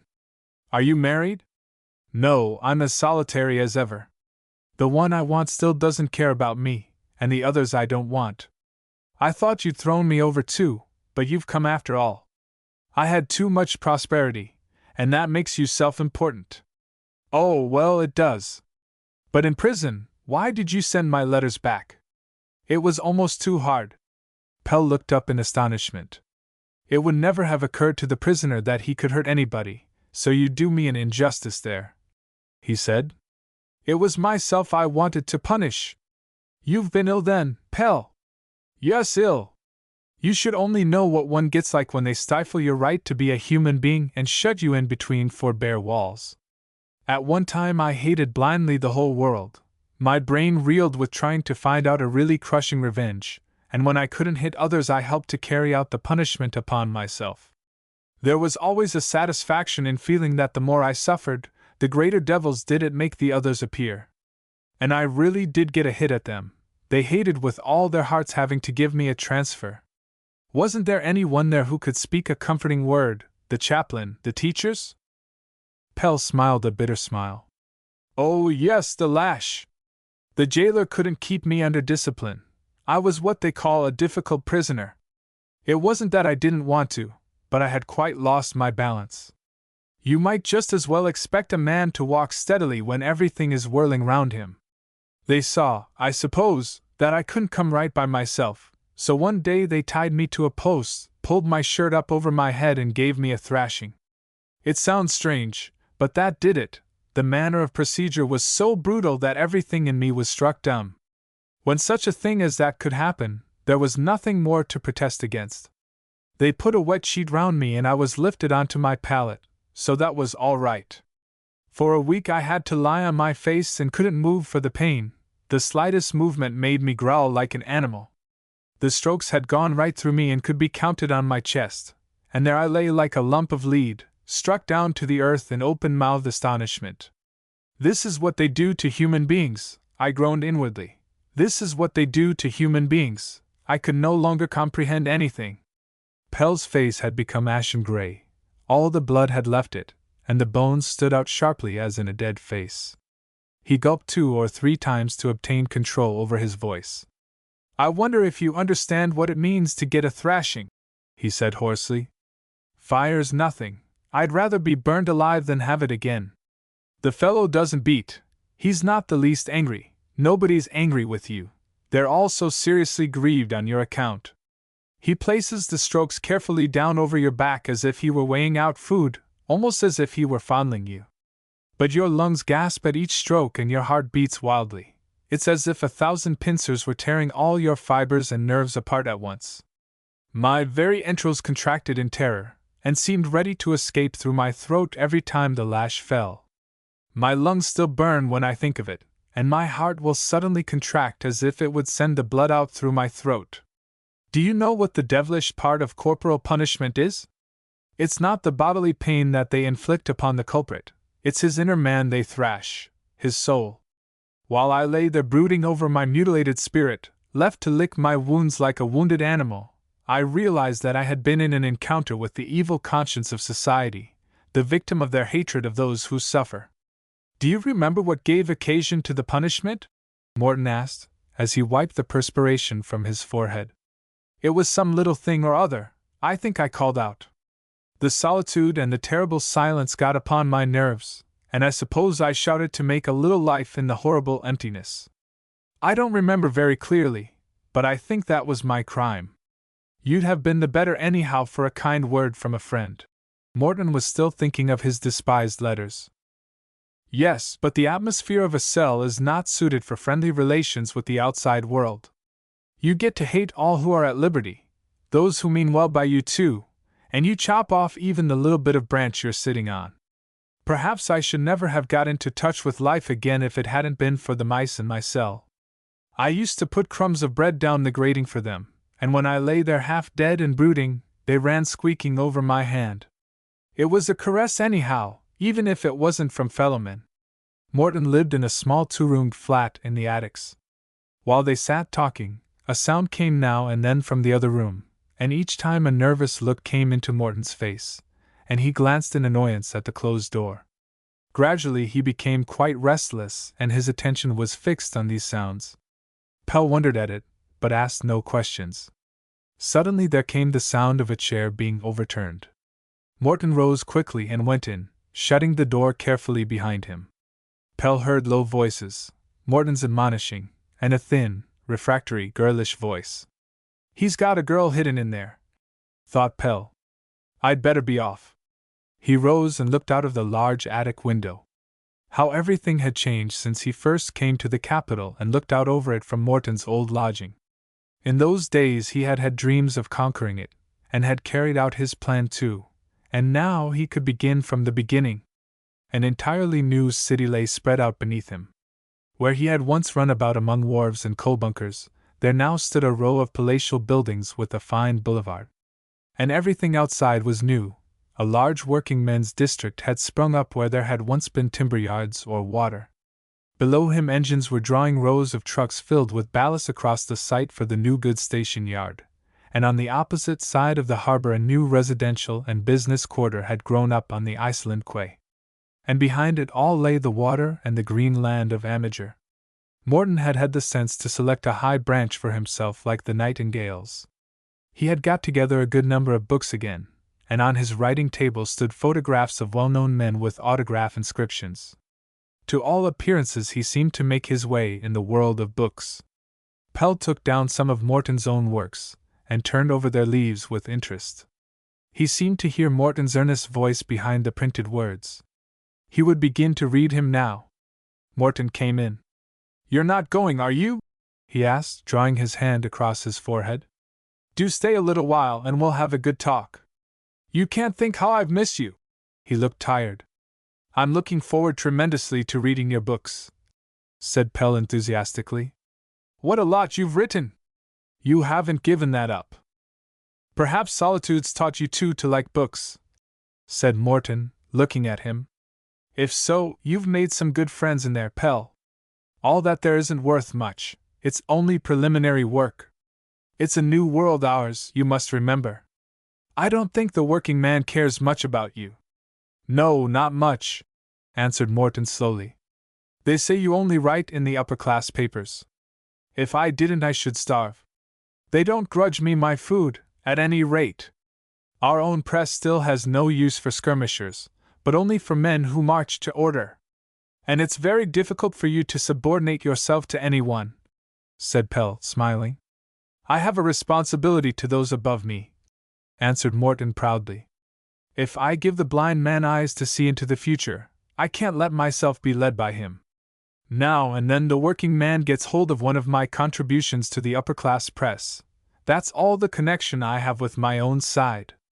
My food I have to get from the other side of the boundary, and lay my eggs there. They're pretty hard conditions.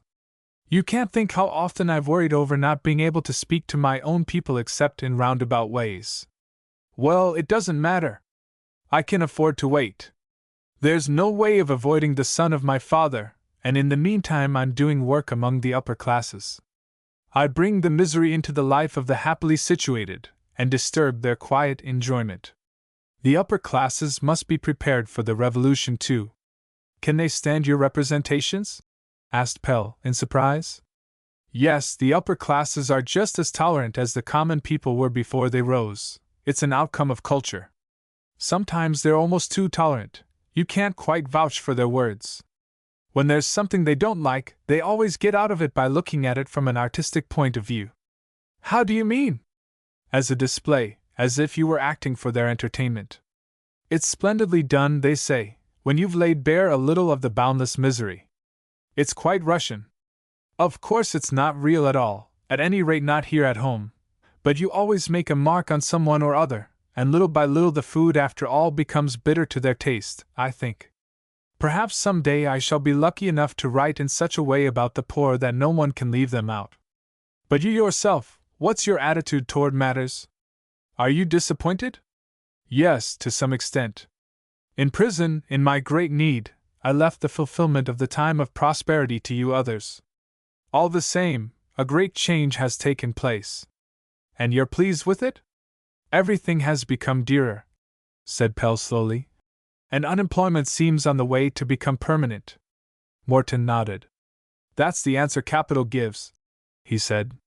It multiplies every rise in wages by 2, and puts it back on the workman again. The poor man can't stand very many victories of that kind. Almost the worst thing about it is the development of snobbery. It seems to me that our good working classes are being split up into 2, the higher professions, which will be taken up into the upper classes, and the proletariat, which will be left behind. The whole thing has been planned on too small a scale for it to get very far. You've been out and seen something of the world, Pelle, said Morton significantly. You must teach others now. I don't understand myself, answered Pelle evasively. And I've been in prison. But what about you? I'm no good as a rallier, you've seen that yourself. They don't care about me. I'm too far in advance of the great body of them, and have no actual connection. You know I'm really terribly lonely. Perhaps, though, I'm destined to reach the heights before you others, and if I do I'll try to light a beacon up there for you. Morton sat silent for a little while, and then suddenly lifted his head. But you must, Pelle, he said.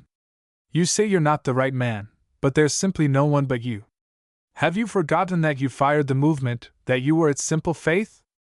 They one and all believed in you blindly like children, and were capable of nothing when you gave up. Why, it's not you, but the others, the whole movement, who've been imprisoned. How glad I am that you've come back full of the strength gained there. You were smaller than you are now, Pelle, and even then something happened. Now you may be successful even in great things. Pelle sat and listened in the deepening twilight, wondering with a pleased embarrassment. It was Morton who was nominating him, the severe, incorruptible Morton, who had always before been after him like his evil conscience. No, I'm going to be careful now, he said. And it's your own fault, Morton.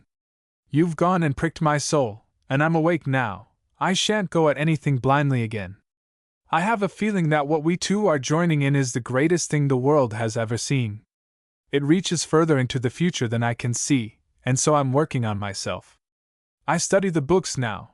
I got into the way of that in prison, and I must try to get a view out over the world. Something strange too has happened to me. I understand now what you meant when you said that man was holy.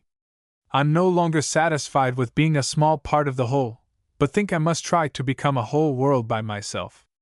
It sounds foolish, but I feel as if I were in one of the scales and the rest of the world in the other, and until I can send the other scale up, I can't think of putting myself at the head of the multitude. Evening had closed, and before they were aware of it, the electric light from the railway station yard threw its gleam upon the ceiling of the attic room and was reflected thence onto the 2 men who sat leaning forward in the half-darkness, talking quietly. Neither of them noticed that the door to the other room had opened, and a tall, thin girl stood on the threshold gazing at them with dilated pupils. She was in her chemise only, and it had slipped from one thin shoulder, and her feet were bare. The chemise reached only to her knees, leaving exposed a pair of sadly emaciated legs. A wheezing sound accompanied her breathing. Pelle had raised his head to say something, but was silent at sight of the lean, white figure, which stood looking at him with great eyes that seemed to draw the darkness into them. The meeting with Morton had put him into an expectant frame of mind.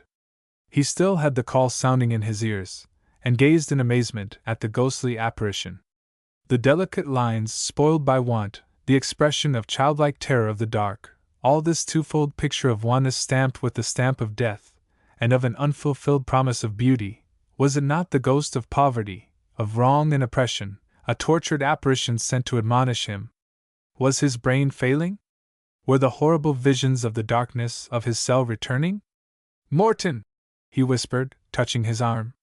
Morton sprang up. "Why, Johanna! Aren't you ashamed of yourself?" he exclaimed reproachfully. He tried to make the girl go back into the other room, and to close the door, but she pushed past him out into the room. "I will see him!" she cried excitedly. "If you don't let me, I shall run away. He's hidden my clothes," she said to Pelle, gazing at him with her sunken eyes. "But I can easily run away in my chemise. I don't care." Her voice was rough and coarse from the damp air of the backyards. "Now go back to bed, Johanna," said Morton more gently. "Remember what the doctor said. You'll catch cold and it'll all be wasted." "What do I care?" she answered, breaking into a coarse laugh. "You needn't waste anything on me. I've had no children by you." She was trembling with cold, but remained obstinately standing, and answered Morton's remonstrances with a torrent of abusive epithets. At last he gave it up and sat down wearily. The two men sat and looked at her in silence. The child was evidently uncomfortable at the cessation of resistance, and became confused beneath their silent gaze. She tossed her head and looked defiantly from the one to the other, her eyes glowing with an unnatural brightness. Suddenly she sank upon the floor and began to cry. "This won't do," said Pelle gravely. "I can't manage her," answered Morton hopelessly. "But you are strong enough." Pelle stooped and took her up in his arms. She kicked and bit him. "She's got a fit," he said to Morton. "We must take her out to the pump." She instantly became quiet and let him carry her to bed. The fever was raging in her, and he noticed how her body was racked with every breath she drew. It sounded like a leaky pump. When Morton, with a few kind words, covered her up, she began to weep convulsively, but turned her face to the wall and stuffed the quilt into her mouth in order to hide it. She gradually became quieter and at last fell asleep, and the two men stole out of the room and closed the door after them. Morton looked tired out, for he was still not strong. "I've let myself in for something that I'm not equal to," he said despondently. "Who is the poor child?" asked Pelle softly. "I don't know. She came to me this spring, almost dead drunk and in a fearful state, and the next day she regretted it and went off, but I got hold of her again. She's one of those poor creatures who have no other home than the big timber yards, and there she's made a living by going from one to another of the bigger lads. I can get nothing out of her, but I've found out in other ways that she's lived among timber stacks and in cellars for at least 2 years. The boys enticed dissolute men out there and sold her, taking most of the money themselves and giving her spirits to encourage her. From what I can make out, there are whole organized bands which supply the dissolute men of the city with boys and girls. It makes one sick to think of it. The child must be an orphan, but won't, as I said, tell me anything. Once or twice I've heard her talk in her sleep of her grandmother, but when I've referred to it, she sulks and won't speak." "Does she drink?" asked Pelle. Morton nodded. "I've had some bad times with her on that account," he said. "She shows incredible ingenuity when it's a case of getting hold of liquor. At first she couldn't eat hot food at all, she was in such a state. She's altogether fearfully shattered in soul and body, and causes me much trouble. Why don't you get her into some home?" Our public institutions for the care of children are not calculated to foster life in a downtrodden plant, and you'll not succeed with Johanna by punishment and treatment like any ordinary child. At times she's quite abnormally defiant and unmanageable, and makes me altogether despair, and then when I'm not looking, she lies and cries over herself. There's much good in her in spite of everything, but she can't let it come out. I've tried getting her into a private family, where I knew they would be kind to her, but not many days had passed before they came and said she'd run away. For a couple of weeks she wandered about, and then came back again to me. Late one evening when I came home, I found her sitting wet and shivering in the dark corner outside my door. I was quite touched, but she was angry because I saw her, and bit and kicked as she did just now. I had to carry her in by force. Her unhappy circumstances have thrown her quite off her balance, and I at any rate can't make her out. So that's how matters stand. I sleep on the sofa in here, but of course a bachelor's quarters are not exactly arranged for this. There's a lot of gossip too among the other lodgers. Does that trouble you? Asked Pelle in surprise. No, but the child, you see, she's terribly alive to that sort of thing. And then she doesn't comprehend the circumstances herself. She's only about 11 or 12, and yet she's already accustomed to pay for every kindness with her weak body. Can't you imagine how dreadful it is to look into her wondering eyes? The doctor says she's been injured internally and is probably tuberculous too. He thinks she'll never get right. And her soul! What an abyss for a child! For even one child to have such a fate is too much, and how many there are in the hell in which we live! They were both silent for a little while, and then Morton rose. You mustn't mind if I ask you to go, he said. But I must get to work, there's something I've got to finish this evening.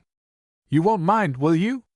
Come and see me again as soon as you can, and thanks for coming this time, he said as he pressed Pelle's hand.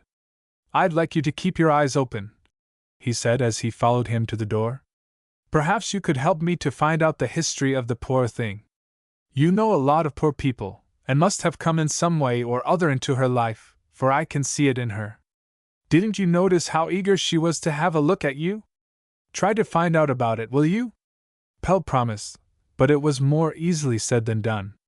When his thoughts searched the wide world of poverty to which he had drawn so close during the great lockout, he realized that there were hundreds of children who might have suffered Johanna's fate. Pelle had got out his old tools and started as shoemaker to the dwellers in his street. He no longer went about seeking for employment, and to Ellen it appeared as if he had given up all hope of getting any. But he was only waiting and arming himself. He was as sanguine as ever. The promise of the inconceivable was still unfulfilled in his mind. There was no room for him up in the small flat with Ellen doing her washing there, so he took a room in the high basement, and hung up a large placard in the window, on which he wrote with shoemaker's ink, "Come to me with your shoes, and we will help one another to stand on our feet." When Lasse Frederick was not at work or at school, he was generally to be found downstairs with his father. He was a clever fellow, and could give a hand in many ways. While they worked they talked about all sorts of things, and the boy related his experiences to his father. He was changing very rapidly and talked sensibly about everything. Pelle was afraid he was getting too little out of his childhood. "Aren't you going up to play with them?" he asked, when the boys of the neighborhood rushed shouting past the basement window, but Lasse Frederick shook his head. He had played at being everything, from a criminal to a king, so there was nothing more to be had in that direction. He wanted something real now, and in the meantime had dreams of going to sea. Although they all three worked, they could only just make ends meet. There was never anything over for extras. This was a sorrow to Ellen especially. Pelle did not seem to think much about it. If they only put something eatable before him, he was contented and did not mind what it was. It was Ellen's dream that they should still, by toiling early and late, be able to work themselves up into another stratum. But Pelle was angry when she worked on after the time for leaving off. He would rather they were a little poor, if only they could afford to be human beings. Ellen did not understand it, but she saw that his mind was turned in another direction. He who had hitherto always fallen asleep over books would now become so absorbed in them that he did not hear the children playing round him. She had actually to rouse him when there was anything she wanted, and she began to fear this new power which had come in place of the old. It seemed like a curse that something should always work upon him to take him beyond her. And she dared not oppose it. She had bitter experience from former times. "What are you looking for in those books?" she asked, sitting down beside him. Pelle looked up absently. His thoughts were in far-off regions where she had never been. What was he looking for? He tried to tell her, but could not explain it. "I'm looking for myself," he said suddenly, striking boldly through everything. Ellen gazed at him, wondering and disappointed. But she tried again. This time nothing should come between them and destroy her world. She no longer directly opposed anything. She meant to go with him and be where he was. "Tell me what you are doing and let me take part in it," she said. Pelle had been prepared to some extent to go into this by himself, and was glad to meet with a desire for development in her too. For the present the intellectual world resembled more or less a wilderness, and it was good to have a companion with him in traversing it. He explained to her the thoughts that occupied him, and discussed them with her, and Ellen observed wonderingly that it was all about things that did not concern their own little well-being. She took great pains to comprehend this flight away from the things that mattered most. It was like children who always wanted what they ought not to have. In the evening, when Boy Comfort and sister had been put to bed, Pelle would take a book and read aloud. Ellen was occupied with some mending or other, and Lasse Frederick, his ears standing out from his head, hung over a chair back with his eyes fixed upon his father. Although he did not understand the half of it, he followed it attentively until nature asserted herself, and he fell asleep. Ellen understood this very well, for she had great difficulty herself in keeping her eyes open. They were not stories that Pelle read. Sometimes he would stop to write something down or to discuss some question or other. He would have the most extraordinary ideas, and see a connection between things that seemed to Ellen to be as far apart as the poles. She could not help thinking that he might very well have studied to be a pastor. It suited him, however. His eyes became quite black when he was explaining some subject that he was thoroughly interested in, and his lips assumed an expression that made her long to kiss them. She had to confess to herself that in any case it was a very harmless evening occupation, and was glad that what was interesting him this time kept him at home at any rate. One day Pelle became aware that she was not following him. She did not even believe in what he was doing. She had never believed in him blindly. "She's never really loved me either, that's why," he thought despondently. Perhaps that explained why she took Boy Comfort as calmly as if he were her own child. She was not jealous. Pelle would willingly have submitted to a shower of reproaches if afterwards she had given him a kiss wetted with hot tears. But Ellen was never thrown off her balance. Happy though they were, he noticed that she, to a certain extent, reckoned without him, as if he had a weakness of which it was always well to take account. Her earlier experiences had left their mark upon her. Ellen had been making plans with regard to the old room and the two small anterooms at the end of it. She was tired of washing. It paid wretchedly and gave a great deal of work, and she received very little consideration. She now wanted to let lodgings to artistes. She knew of more than one woman in their street who made a nice living by taking in artistes. "If I'd only got a couple of 100 krones, 10 or 11 pounds, to start it with, I'm sure I should make it pay," she said. "And then you'd have more time and quiet for reading your books," she added coaxingly. Pelle was against the plan. The better class of artistes took rooms at the artiste hotels, and the people they might expect to get had not much to pay with. He had seen a good deal of them from his basement window, and had mended shoes for some of them. They were rather a soulless tribe. She said no more about it, but he could see that she was not convinced. She only dropped the subject because he was against it, and it was he who would have to procure the money. He could not bear to think this. He had become cautious about deciding for others. The money might be obtained, if in no other way, by giving security in his furniture and tools. If the plan did not succeed, it would be certain ruin, but perhaps Ellen thought him a wet blanket. One day he threw down his leather apron and went out to raise the money. It was late when he came home, and Ellen was standing at the door waiting for him with a face of anxiety. "Here's the money, my dear," What'll you give me for it? He said gaily, and counted out into her hand 180 krones, £10, in notes. Ellen gazed in surprise at the money. She had never held so large a sum in her hands before. Wherever did you get all that money from? She asked at last. Well, I've trudged all day from place to place, said Pelle cheerfully, and at last I was directed to a man in Blackguard Street. He gave me 200 krones, £11, on the furniture. But there's only 180, £10 here. Oh, well, he took off 20 krones, £1 to _s_. The loan's to be repaid in installments of 20 krones, £1 to _s_. A month for 15 months. I had to sign a statement that I had borrowed 300 krones, £16 10 _s_. But then we shan't have to pay any interest. Ellen stared at him in amazement. 300 krones, and we've only got 180, Pelle! But she suddenly threw her arms round his neck and kissed him passionately. Thank you, she whispered.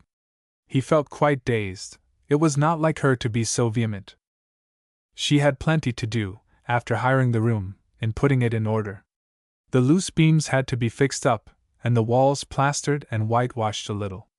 The old peasant was willing enough to let it, but he would not hear of going to any expense.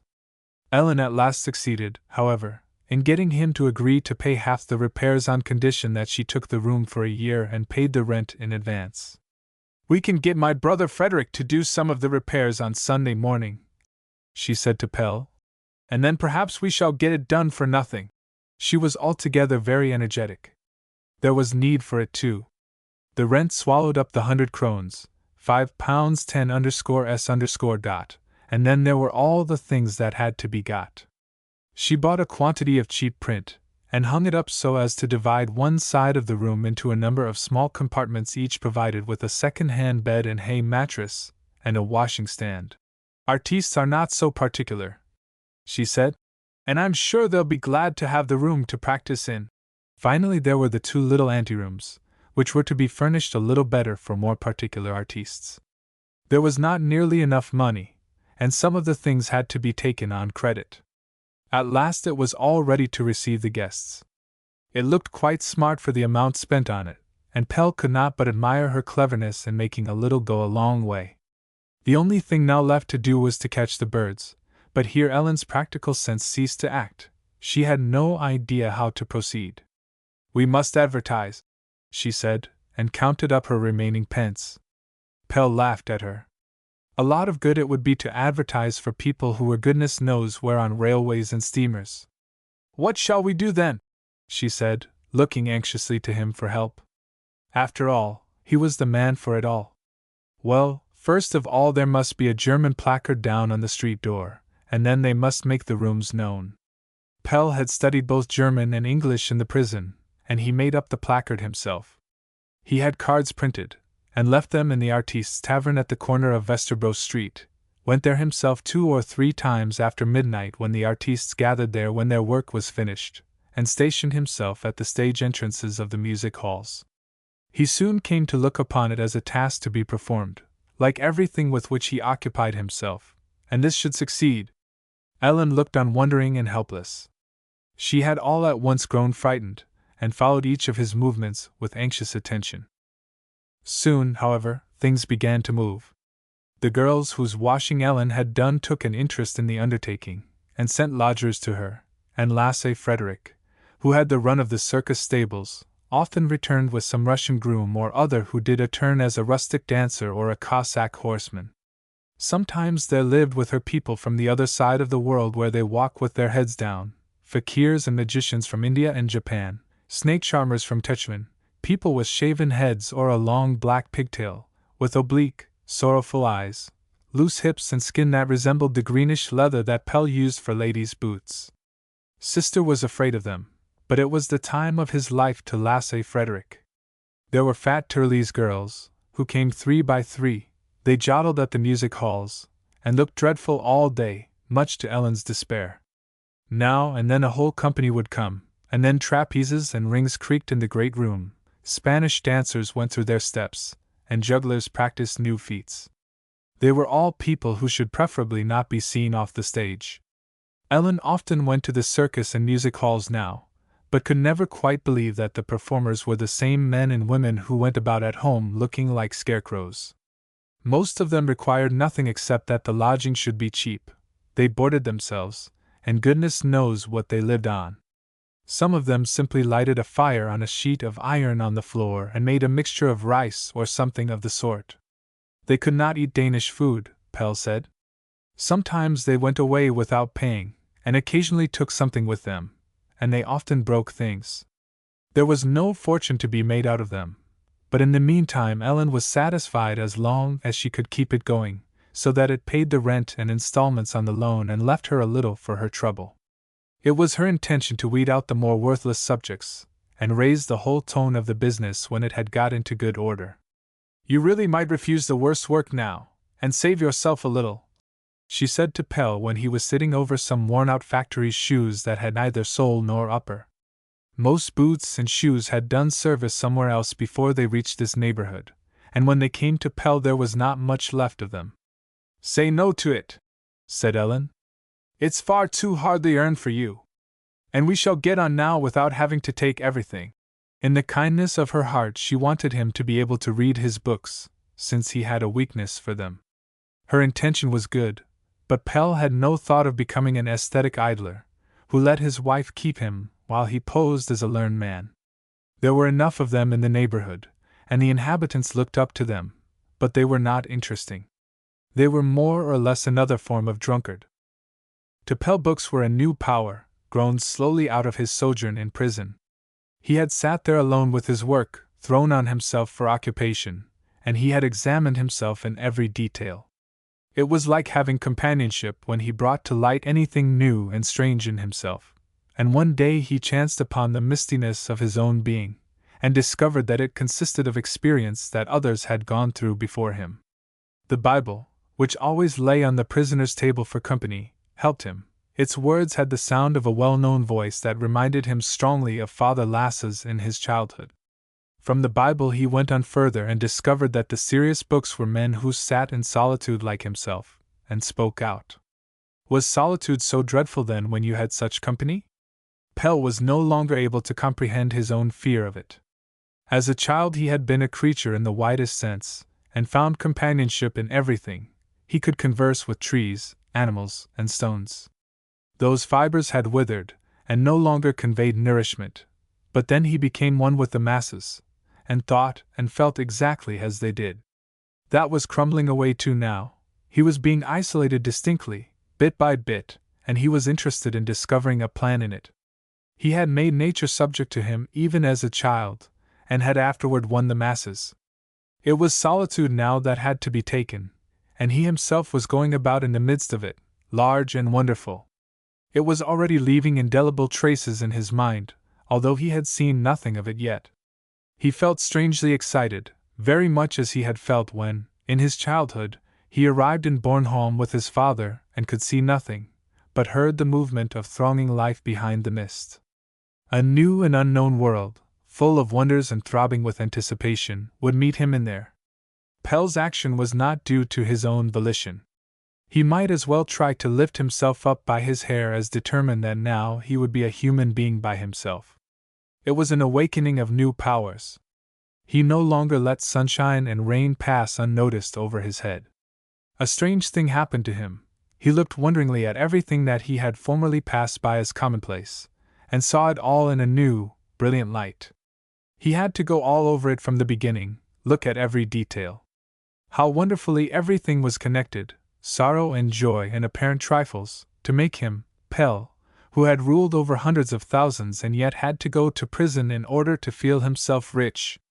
Something had been ignited in him that could never be extinguished, a sacred fire to which everything must bear fuel, whether it would or not. He could not be conquered now. He drew strength from infinity itself. The bare cell, 3 paces one way and 6 the other, with its tiny window and the mysterious peephole in the door which was like a watchful eye upon one always, how much it had held. It had always been the lot of the poor man to create worlds out of the void, beautiful mirages which suddenly broke and threw him back even poorer and more desolate. But this lasted. All the threads of life seemed to be joined together in the bare cell. It was like the dark, underground place in large buildings where the machinery is kept that admits and excludes light and heat to the whole block. There he discovered how rich and varied life is. Pelle went about in a peculiarly elevated frame of mind. He felt that something greater and finer than himself had taken up its abode within him and would grow on to perfection there. It was a new being that yet was himself. It remained there and drew nourishment from everything that he did. He went about circumspectly and quietly, with an introspective expression as though he were weighing everything. There was so much that was not permissible because it might injure it. There were always two of them now, Pelle and this wonderful, invisible ego, which lay securely and weightily within him like a living thing, with its roots in the darkness. Pelle's relations to books were deeply grounded. He had to find out what the world meant now. He was a little distrustful of works of fiction. You got at their subject matter too easily, and that could not be right. They were made up, too. He needed real stuff, facts. There were great spaces in his brain that longed to be filled with a tangible knowledge of things. His favorite reading was historical works, especially social history, and at present he read everything that came in his way, raw and unsweetened. It would have to sort itself out. It was a longing that had never been satisfied, and now seemed insatiable. He minded his work punctiliously, however. He had made it a principle never to touch a book as long as any work lay waiting unfinished on the floor. In prison he had dreamt of a reasonable working day of, for instance, 8 hours, so that he would have time and strength to occupy himself with intellectual matters, but now he took it off his night's sleep instead. This was at any rate a field out of which they need not try to keep him. He would have his share in the knowledge of the times. He felt it was a weapon. The poor man had long enough retired willingly into the corner for want of enlightenment, and whenever he put out his head he was laughed back again. Why did he not simply wrest the prerogative from the upper classes? It cost only toil, and in that coin he was accustomed to pay. He was scarcely deficient in ability. As far as Pelle could see at present, almost all the pioneers of the new state of things came from the lower classes. He discovered with pleasure that his inward searching did not carry him away from the world, for far in there he came out again into the light itself. He followed the secret laws for his own inward being, and found himself once more deep in the question of the welfare of the multitude. His practical sense required this confirmation of the conditions. There were also outward results. Even now history could no longer be used to light him and his ideas home. He knew too much. And his vision grew from day to day, and embraced an ever-widening horizon. Some day he would simply take the magic word from the trolls and wake the giant with it. He worked hard and was as a rule full of confidence. When the last of the artistes came home from their café, he was often sitting working by the light of his shoemaker's lamp.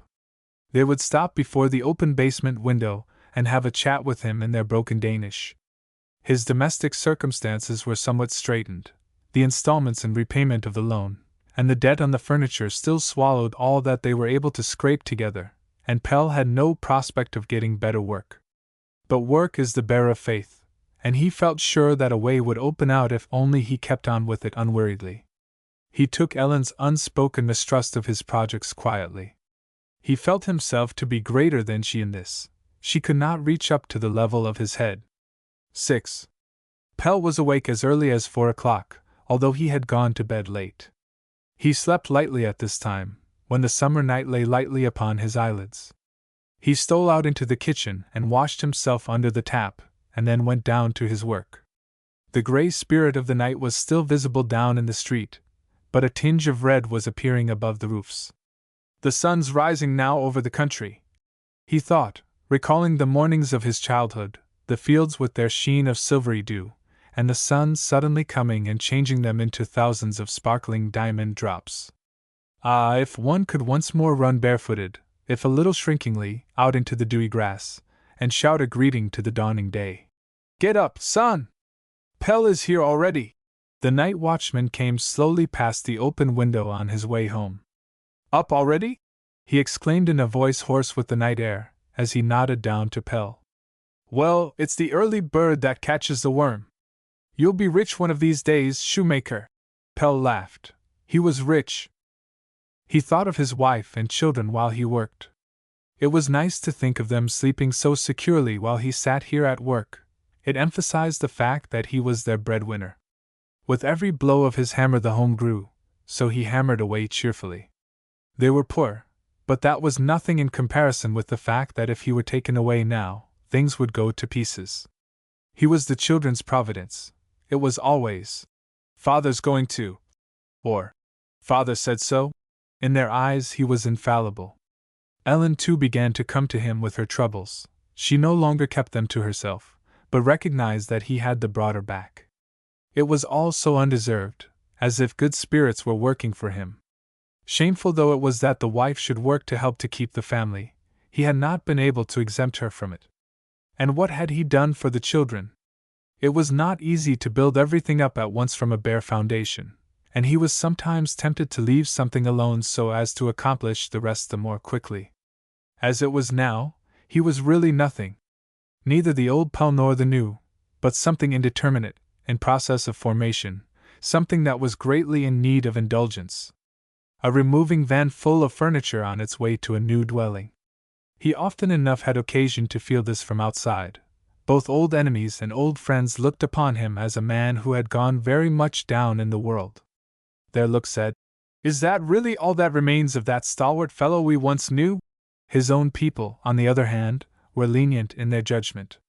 "Father hasn't got time," Sister would say in explanation to herself when she was playing about down in his workroom. "But he will have some day." And then she would picture to herself all the delightful things that would happen then. It affected Pelle strangely. He would try to get through this as quickly as possible. It was a dark and pathless continent into which he had ventured, but he was now beginning to find his way in it. There were ridges of hills that constantly repeated themselves, and a mountain top here and there that was reached every time he emerged from the thicket. It was good to travel there. Perhaps it was the land he and the others had looked for. When he had got through, he would show it to them. Pelle had a good memory, and remembered all that he read. He could quote much of it verbatim, and in the morning, before the street had wakened, he used to go through it all in his mind while he worked. It surprised him to find how little history concerned itself with his people. It was only in quite recent times that they had been included. Well, that did not trouble him. The movement was really something new, and not one of history's everlasting repetitions. He now wanted to see its idea in print, and one day found him sitting with a strange solemnity in the library with Marx and Henry George in front of him. Pelle knew something about this subject too, but this was nevertheless like drawing up a net from the deep. A brilliant world of wonders came up with it. There were incontrovertible logical proofs that he had a right apprehension, though it had been arrived at blindly. The land of fortune was big enough for all. The greater the number that entered it, the larger did it become. He felt a desire to hit out again and strike a fresh blow for happiness. Suddenly an avalanche seemed to fall from the top to the bottom of the house, a brief, all-pervading storm that brought him back to his home. It was only Lasse Frederick ushering in the day. He took a flight at each leap, called a greeting down to his father, and dashed off to his work, buttoning the last button of his braces as he ran. A little later Ellen came down with coffee. "Why didn't you call me when you got up?" she said sulkily. "It's not good to sit working so long without having had something to eat." Pelle laughed and kissed her good morning. "Fine ladies don't get up until long after their husbands," he said teasingly. But Ellen would not be put off with a jest. A proper wife would be up before her husband and have something ready for him. "I will have you call me," she said decidedly, her cheeks very red. It suited her to get roused now and then. While he drank his coffee, she sat and talked to him about her affairs, and they discussed the plans for the day, after which she went upstairs to help the children to dress. Later in the morning Pelle laid aside his work, dressed himself and went out to deliver it. While he was out he would go into the library and look up something in the large dictionaries. The street lived its own quiet life here close up to the greater thoroughfares, the same life day after day. The fat second-hand dealer from Jutland was standing as usual at his door, smoking his wooden pipe. "Good morning, shoemaker," he cried. A yellow, oblique-eyed Oriental in slippers and long black kaftan was balancing himself carelessly on the steps of the basement milk shop with a bowl of cream in one hand and a loaf of bread in the other. Above on the pavement 2 boys were playing hopscotch, just below the large red lamp which all night long advertised its corn operator, right up to the main thoroughfare. 2 girls in cycling costume came out of a gateway with their machines. They were going to the woods. "Good day, Pelle. How is Ellen's business getting on?" they asked familiarly. They were girls for whom she had washed. Pelle was fond of this busy part of the town where new shops with large plate-glass windows stood side by side with low-roofed cottages where retail business was carried on behind ordinary windows with wallflowers and dahlias in them as they might be in any provincial town. A string was stretched above the flower pots, with a paper of safety pins or a bundle of shoelaces hanging from it. There were poor people enough here, but life did not run in such hard grooves as out at Norrebro. People took existence more easily. He thought them less honorable, but also less self-righteous. They seemed to be endowed with a more cheerful temperament, did not go so steadily and methodically to and from their fixed work, but, on the other hand, had several ways of making a living. There was everywhere a feeling of breaking up, which corresponded well with Pelle's own condition. The uncertainty of life enveloped everything in a peculiarly tense atmosphere. Poverty did not come marching in close columns of workmen. Its clothing was plentiful and varied. It might appear in the last woolen material from the big houses of old Copenhagen, or in gold-rimmed spectacles and high hat. Pelle thought he knew all the trades, but here there were hundreds of businesses that could not be organized. Every day he discovered new and remarkable trades. He remembered how difficult it had been to organize out here. Life was too incalculable. There was room here for everything. Next door to one another lived people whom the movement had not yet gathered in, and people who had been pushed up out of it in obstinate defiance. There was room here for him too. The shadow he had dreaded did not follow him. The people had seen too much of life to interfere in one another's affairs. Respectable citizenship had not been able to take possession of the poor man. There was something of the ark about this part of the town, only not its hopelessness. On the contrary, all possibilities were to be found here. The poor man had conquered this ground from the rich citizens, and it seemed as if the development had got its direction from them. Here it was the proletariat whose very nature forced its way upward, and leavened, so to speak, the whole.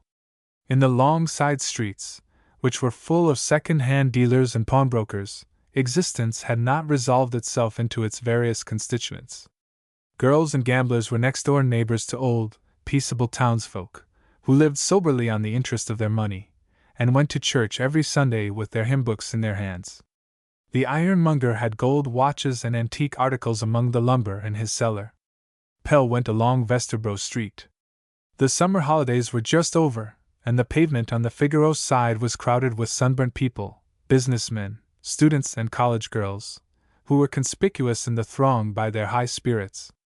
They had just returned to town, and still had the scent of fresh breeze and shore about them. It was almost as good as a walk in the country. And if he wanted to go farther out into the world, he could do that too. There were figures enough in the Vesterbro neighborhood to arrest his fancy and carry him forth. It was like a quay on which people from all parts of the world had agreed to meet, artists, seamen, international agents. Strange women came sailing through the crowd, large, exotic, like hothouse fruits. Pelle recognized them from the picture of the second-hand dealer's daughter in the ark, and knew that they belonged to the International Nursing Corps.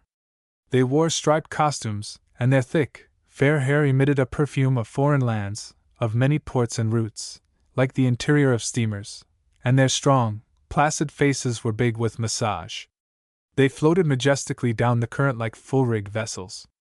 In their wake followed some energetic little beings who also belonged to the show, and had decked themselves out to look like children, with puffed sleeves, short skirts, and hair tied up with ribbons. Feeble old men, whom the sun had enticed out, stood in silent wonder, following the lovely children with their eyes. Pelle felt a peculiar pleasure in being carried along with this stream which flowed like life itself, broad and calm. The world was greater than he had thought, and he took no side for or against anything, but merely wondered over its variety. He came home from the library at 2, with a large volume of statistics under his arm. Ellen received him with red eyes. "Have your lodgers been making things unpleasant for you again?" he asked, looking into her face. She turned her head away. "Did you get the money for your work?" she asked instead of answering. "No, the man wasn't in the shop himself. They're coming here to pay." "Then we haven't got a farthing, and I've got no dinner for you." She tried to smile as she spoke, but her heavy eyelids quivered. "Is that all?" said Pelle, putting his arm round her. "Why didn't you make me some porridge? I should have liked a good plateful of that. I have made it, but you'll get hardly anything else, and that's no food for a man."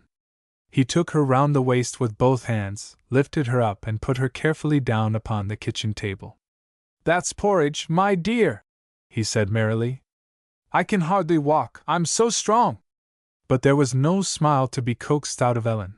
Something had happened that she did not want to tell him. At last he got out of her that the 2 musical clowns had gone off without paying. They had spoiled her good bedclothes by lying in them with their clothes on, and had made them so filthy that nothing could be done with them. She was unwilling to tell Pelle, because he had once advised her against it, but all at once she gave in completely.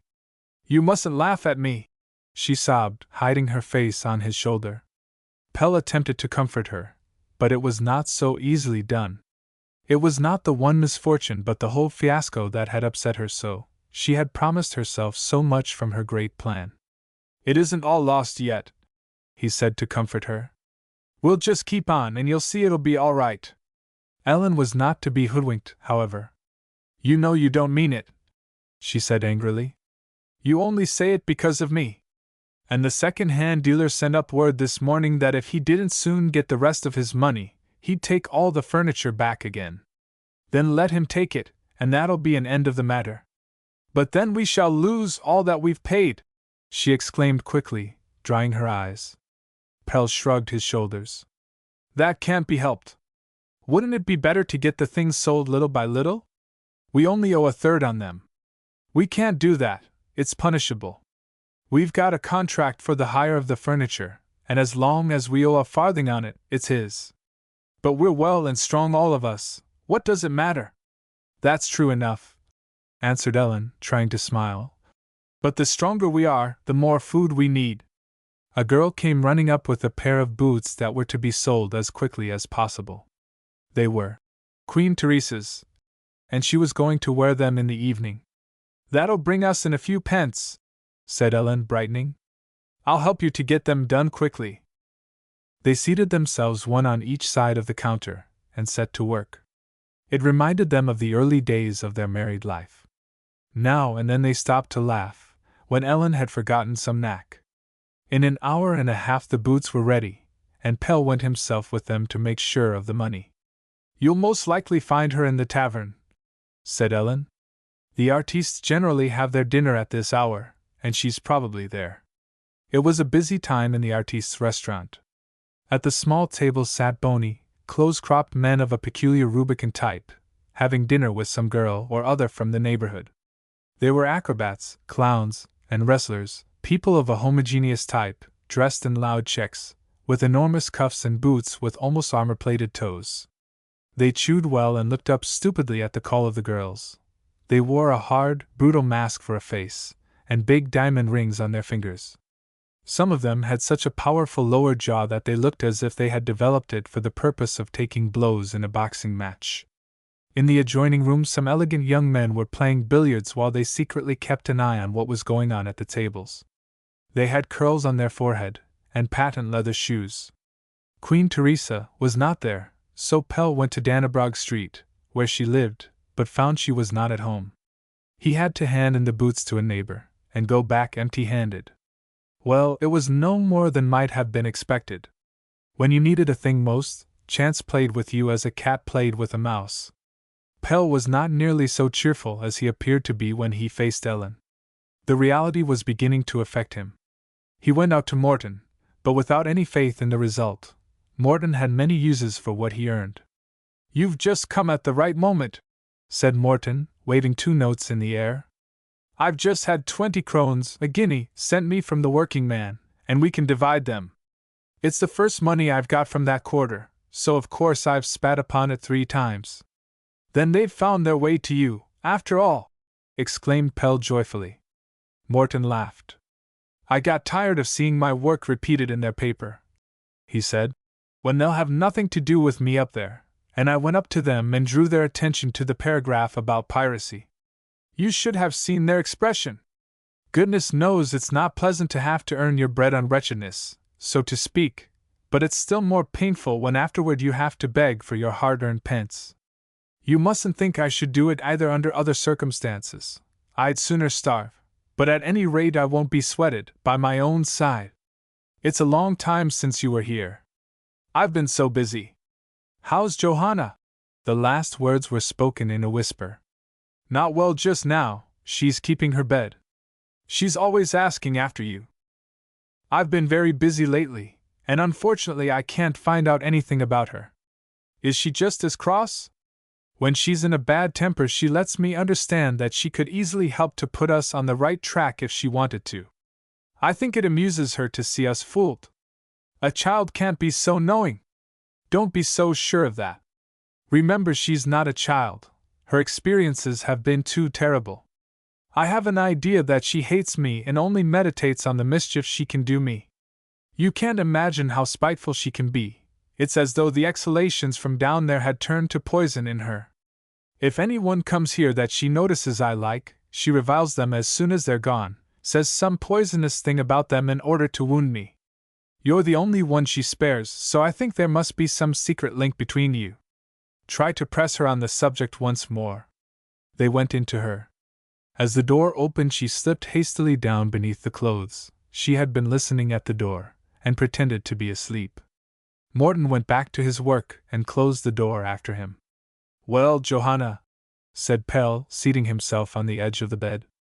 I've got a message for you. Can you guess who it's from? From grandmother, she exclaimed, sitting up eagerly. But the next moment she was ashamed at having been outwitted, and crept down under the clothes, where she lay with compressed lips, and stole distrustful glances at Pelle. There was something in the glance and the carriage of her head that awakened dormant memories in him, but he could not fix them. No, not grandmother, he said. By the by, where is she now? I should like to speak to her. Couldn't you go out to her with me when you get well?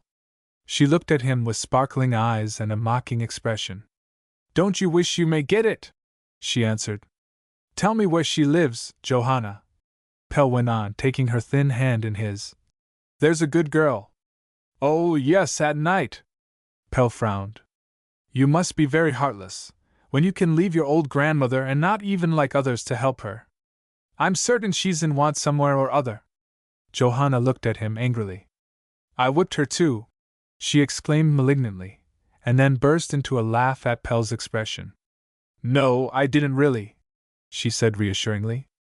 I only took away her stick and hid her spectacles so that she couldn't go out and fetch the cream. So she was obliged to send me, and I drank up all the cream and put water in the can. She couldn't see it, so she scolded the milk people because they cheated. You're making all this up, I think, said Pelle uncertainly. I picked the crumb out of the loaf too, and let her eat the crust.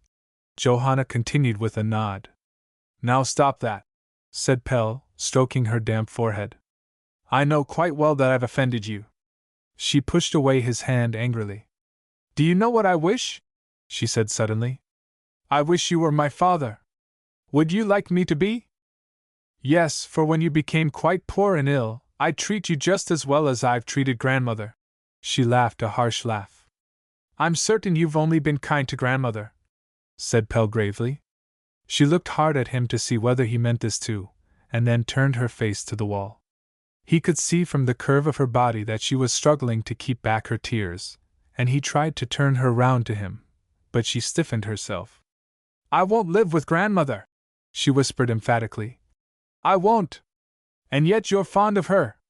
No, I'm not. I can't bear her. She told the woman next door that I was only in the way. It was that confounded child's fault that she couldn't get into the home, she said. I heard her myself. And yet I went about and begged all the food for her. But then I left her. She jerked the sentences out in a voice that was quite hoarse, and crumpled the sheet up in her hands. "But do tell me where she is," said Pelle earnestly. "I promise you shan't go to her if you don't want to." The child kept a stubborn silence. She did not believe in promises. "Well, then, I must go to the police to find her, but I don't want to do that." "No, because you've been in prison!" she exclaimed, with a short laugh. A pained expression passed over Pelle's face. "Do you think that's so funny?" he said, winking his eyes fast. "I'm sure grandmother didn't laugh at it." Johanna turned half round. "No, she cried," she said. "There was no one to give us food then, and so she cried." It began to dawn upon him who she was. "What became of you two that day on the common? We were going to have dinner together," he said. "When you were taken up? Oh, we couldn't find you, so we just went home." Her face was now quite uncovered, and she lay looking at him with her large gray eyes. It was Hannah's look. Behind it was the same wondering over life, but here was added to it a terrible knowledge. Suddenly her face changed. She discovered that she had been outwitted, and glared at him. "Is it true that you and Mother were once sweethearts?" she suddenly asked mischievously.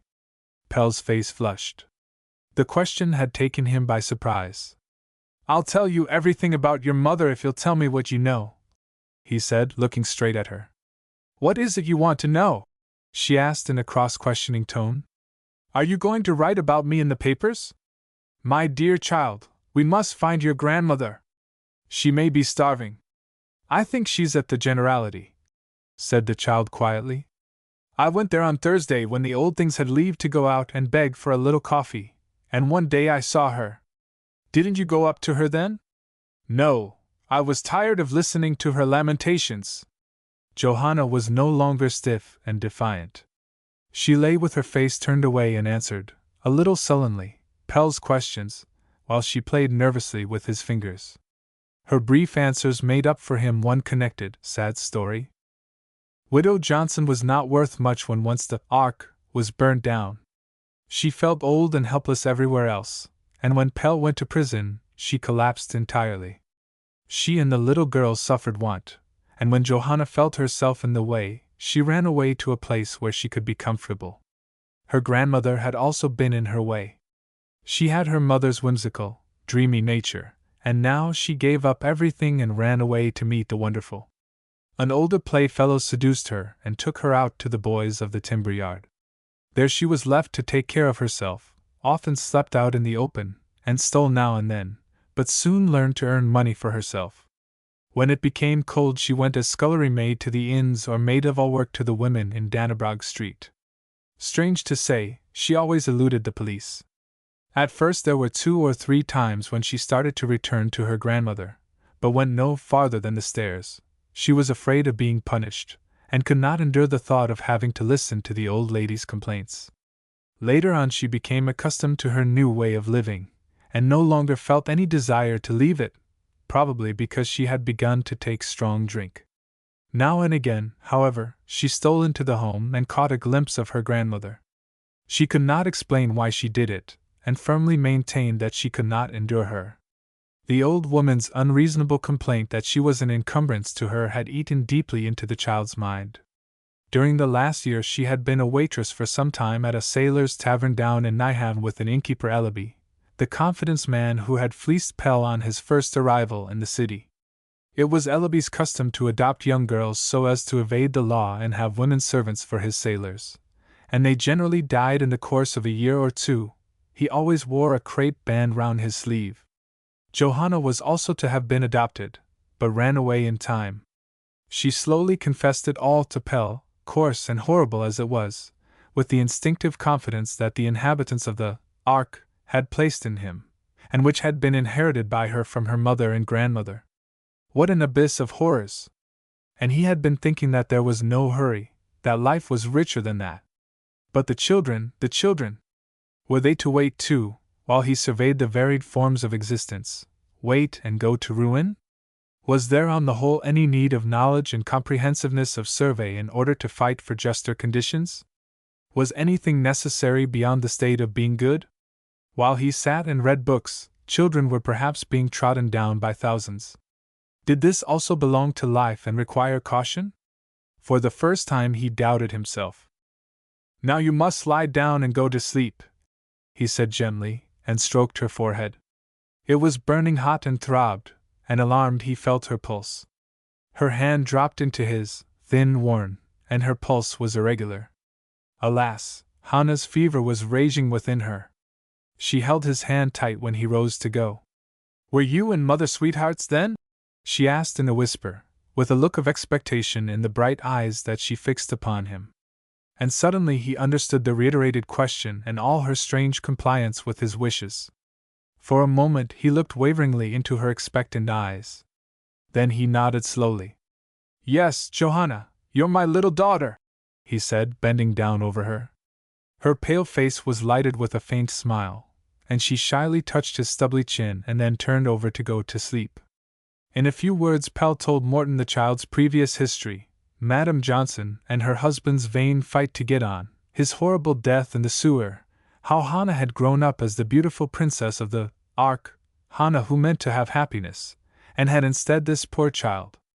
"You've never told me anything about Hannah," said Morton, looking at him. "No," said Pelle slowly. "She was always so strangely unreal to me, like an all-too-beautiful dream. Do you know she danced herself to death? But you must pretend to the child that I'm her father." Morton nodded. "You might go out to the home for me, and hear about the old lady. It's a pity she should have to spend her old age there." He looked round the room. "You can have her here, however," said Pelle. "It might perhaps be arranged. She and the child belong to one another." Pelle first went home to Ellen with the money and then out to the home. Madame Johnson was in the infirmary, and could not live many days. It was a little while before she recognized Pelle, and she seemed to have forgotten the past. It made no impression whatever on her when he told her that her grandchild had been found. She lay most of the time, talking unintelligibly. She thought she still had to get money for the rent and for food for herself and the child. The troubles of old age had made an indelible impression upon her. "She gets no pleasure out of lying here and being comfortable," said an old woman who lay in the next bed to hers. "She's always trying to get things, and when she's free of that, she goes to Jutland." At the sound of the last word, Madame Johnson fixed her eyes upon Pelle. "I should so like to see Jutland again before I die," she said. "Ever since I came over here in my young days, I've always meant to use the first money I had over on an excursion home, but I never managed it. Hannah's child had to live too, and they eat a lot at her age." And so she was back in her troubles again. The nurse came and told Pelle that he must go now, and he rose and bent over the old woman to say farewell, strangely moved at the thought that she had done so much for him, and now scarcely knew him. She felt for his hand and held it in both hers like a blind person trying to recognize, and she looked at him with her expressionless eyes that were already dimmed by approaching death. "You still have a good hand," she said slowly, with the far-sounding voice of old age. "Hannah should have taken you, and then things would have been very different." 7. People wondered, at the library, over the grave, silent working man who took hold of books as if they were bricks. They liked him and helped him to find what he wanted. Among the staff there was an old librarian who often came and asked Pelle if there were anything he could help him with. He was a little wizened man with gold spectacles and thin white hair, and beard that gave a smiling expression to his pale face. He had spent his time among the stacks of books during the greater part of his life. The dust of the books had attacked his chest, and every minute his dry cough sounded through the room. Librarian Brunn was a bachelor, and was said to be very rich. He was not particularly neat or careful in his dress, but there was something unspoiled about his person that made one think he could never have been subjected to the world's rough handling. In his writings he was a fanatical worshipper of the ego, and held up the law of conscience as the only one to which men should be subject. Personally he was reserved and shy, but something drew him to Pelle, who, he knew, had once been the soul in the raising of the masses, and he followed with wonder and curiosity the development of the new working man. Now and then he brought one of his essays to Pelle and asked him to read it. It often treated of the nature of personality, took as its starting point the ego of some philosopher or other, or of such and such a religion, and attempted to get at the questions of the day. They conversed in whispers on the subject. The old, easily approached philosopher, who was read by very few, cherished an unrequited affection for the general public, and listened eagerly to what a working man might be able to make out of his ideas. Quiet and almost timid though his manner was, his views were strong, and he did not flinch from the thought of employing violent measures, but his attitude toward the raising of the lower classes was skeptical. "They don't know how to read," he said. "The common people never touch a real book." He had lived so long among books that he thought the truths of life were hidden away in them. They gradually became well acquainted with one another. Brunn was the last descendant of an old, decayed family, which had been rich for many generations. He despised money, and did not consider it to be one of the valuable things of life. Never having known want, he had few pretensions, and often denied himself to help others. It was said that he lived in a very Spartan fashion, and used a large proportion of his income for the relief of the poor. On many points he agreed with the lower classes, not only theoretically but purely organically, and Pelle saw, to his amazement, that the dissolution of existing conditions could also take place from the upper grades of society. Perhaps the future was preparing itself at both extremities. One day Brunn carefully led the conversation on to Pelle's private affairs. He seemed to know something about them. "Isn't there anything you want to start?" he asked. "I should be so glad if you would allow me to help you." Pelle was not yet clear as to what was to be done about the future. "At present," he said, "the whole thing is just a chaos to me. But you must live. Will you do me the favor of taking a loan from me at any rate, while you're looking about you?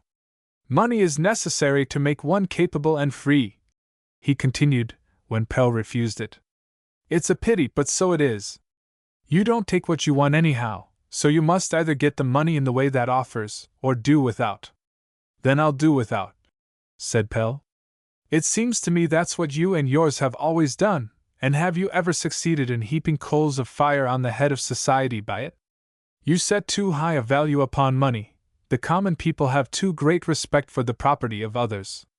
And upon my word it's true. The good old poor man could scarcely find it in his heart to put anything into his own miserable mouth. His wife was to have all the good pieces.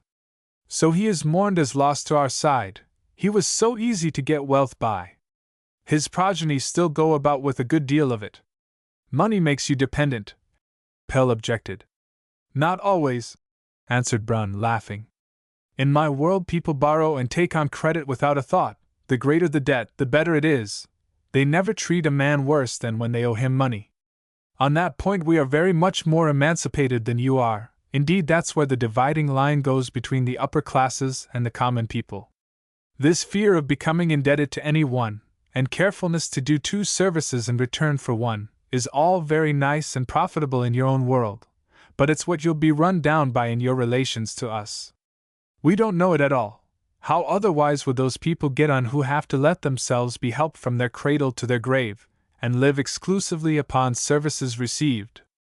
Pelle looked at him in bewilderment. "Poor people have nothing but their sense of honor, and so they watch over it," he said. "And you've really never halted at this sense of honor that works so splendidly in our favor?" asked Brunn in surprise. "Just examine the existing morals, and you'll discover that they must have been invented by us, for your use. Yes, you're surprised to hear me say that, but then I'm a degenerate upper-class man, one of those who fall outside the established order of things. I saw your amazement at my not having patted you on the shoulder and said, 'Poor but proud.' Go on being so, young man, but you mustn't draw too far-reaching conclusions from that. As I told you, I'm not that sort. Now mayn't I give you a helping hand?" No, Pelle was quite determined he should not. Something had been shattered within him, and the knowledge made him restive. "You're an obstinate plebeian," said Brunn, half vexed. On his way home Pelle thought it all over. Of course he had always been quite aware that the whole thing resembled a gentleman's carriage, in which he and others like him had to be the horses. The laws and general arrangement were the reins and harness, which made them draw the carriage well. The only thing was that it was always denied from the other side. He was toiling at history and statistics in order to furnish incontrovertible proof of this. But here was someone who sat in the carriage himself, and gave evidence to the effect that it was right enough, and this was not a book, but a living man with whom he stood face to face. It gave an immense support to his belief. There was need enough for it too, for at home things were going badly. The letting of rooms was at a standstill, and Ellen was selling the furniture as fast as she could. "It's all the same to me what the law is," was her reply to Pelle's warnings. "There surely can be no sense in our having to make the furniture dealer a present of all we've paid upon it, just because he has a scrap of paper against us. When the furniture's sold, he shall have the rest of what we owe him." He did not get the whole, however, for in the first place they had to live. The remainder of the debt hung like a threat over them. If he discovered that the furniture was sold, it might end badly for them. "Remember, I've been in prison before," said Pelle. "They surely can't punish you for what I've done," said Ellen, looking at him in terror. Pelle, what have I done? Why didn't I do what you told me?"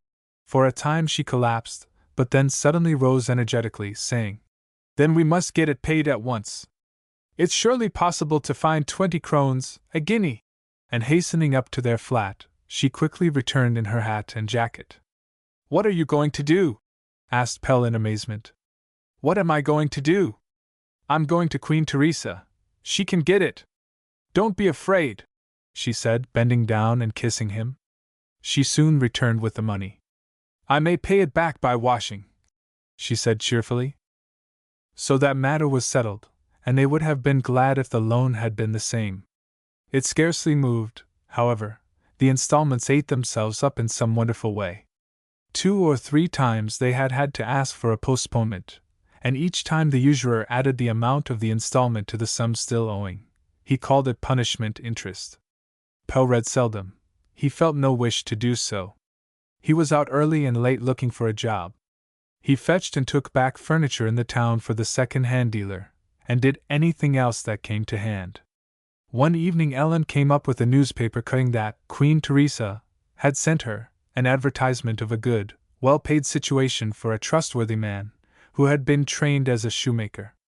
"It's this morning's," said Ellen anxiously, "so I only hope it isn't too late. You must go out there at once." She took out Pelle's Sunday clothes quickly, and helped him to make himself tidy. It was for a boot factory in Borger Street. Pelle took the tram in order to get there quickly, but he had no great hopes of getting the place. The manufacturer was one of his most bitter opponents among the employers at the time when he was organizing the trade, a young master shoemaker who had had the good sense to follow the development and take the leap over to manufacturer. "Oh, it's you, is it?" he said. Well, old differences shan't stand between us if we can come to an agreement in other ways. What I want is a man who'll look a little after everything, a kind of right-hand man who can take something off my shoulders in a general way, and superintend the whole thing when I'm traveling. I think you'll do capitally for that, for you've got influence with the men, and I'd like things to go nicely and smoothly with them, without giving in to them too much, you understand. One may just as well do things pleasantly. It doesn't cost an atom more, according to my experience, and now one belongs to the party oneself." "Do you?" said Pelle, hardly able to believe his ears. "Yes. Why shouldn't an employer be a fellow partisan? There's nothing to be afraid of when once you've peeped in behind the scenes, and it has its advantages, of course. In 10 years' time every sensible man will be a social democrat." "That's not at all unlikely," said Pelle, laughing. "No, is it? So one evening I said to my wife, I say, you know it won't do soon to own that you don't belong to the party. In other countries millionaires and counts and barons already belong to it. She didn't quite like it, but now she's quite satisfied. They're quite nice people, as she said herself. There are even persons of rank among them. Well, it wasn't conviction that drove me at first, but now I agree because what they say's very sensible. And upon my word it's the only party that can thrash the anarchists properly, don't you think so? In my opinion all should unite in fighting against them, and that'll be the end of it, I suppose. I've reflected a good deal upon politics and have come to the conclusion that we employers behaved like asses from the beginning. We oughtn't to have struggled against the movement, it only drove it to extremes. Just see how well behaved it's become since we began to take off our hats to it. You become what you're treated as, let me tell you. You wouldn't have acted so harshly if we others had been a little kinder to you. Don't you allow that? You're exactly like everyone else. You want to have good food and nice clothes, be considered respectable people. So it was wise to cut off the lower end. You can't rise when you've too much lumber as ballast. Fellows who pull up paving stones and knock you down are no company for me. You must have patience and wait until the turn comes to your party to come in for a share. Those are my politics. Well, what do you think about the job? I don't understand the machines, said Pelle. You'll soon get into that. But it's not that matters, if only you know how to treat the workmen, and that of course you do. I'll pay you 35 krones, £2 a week, that's a good weekly wage, and in return you'll have an eye to my advantage, of course. One doesn't join the party to be bled, you understand what I mean. Then you get a free house, in the front building of course, so as to be a kind of vice-landlord for the back building here. There are 3 stairs with one-roomed flats.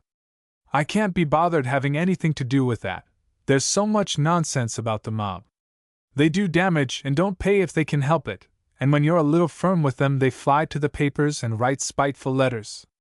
Of course I don't run much risk of that, but all the same I like things to go smoothly, partly because I aspire to become a member of the management.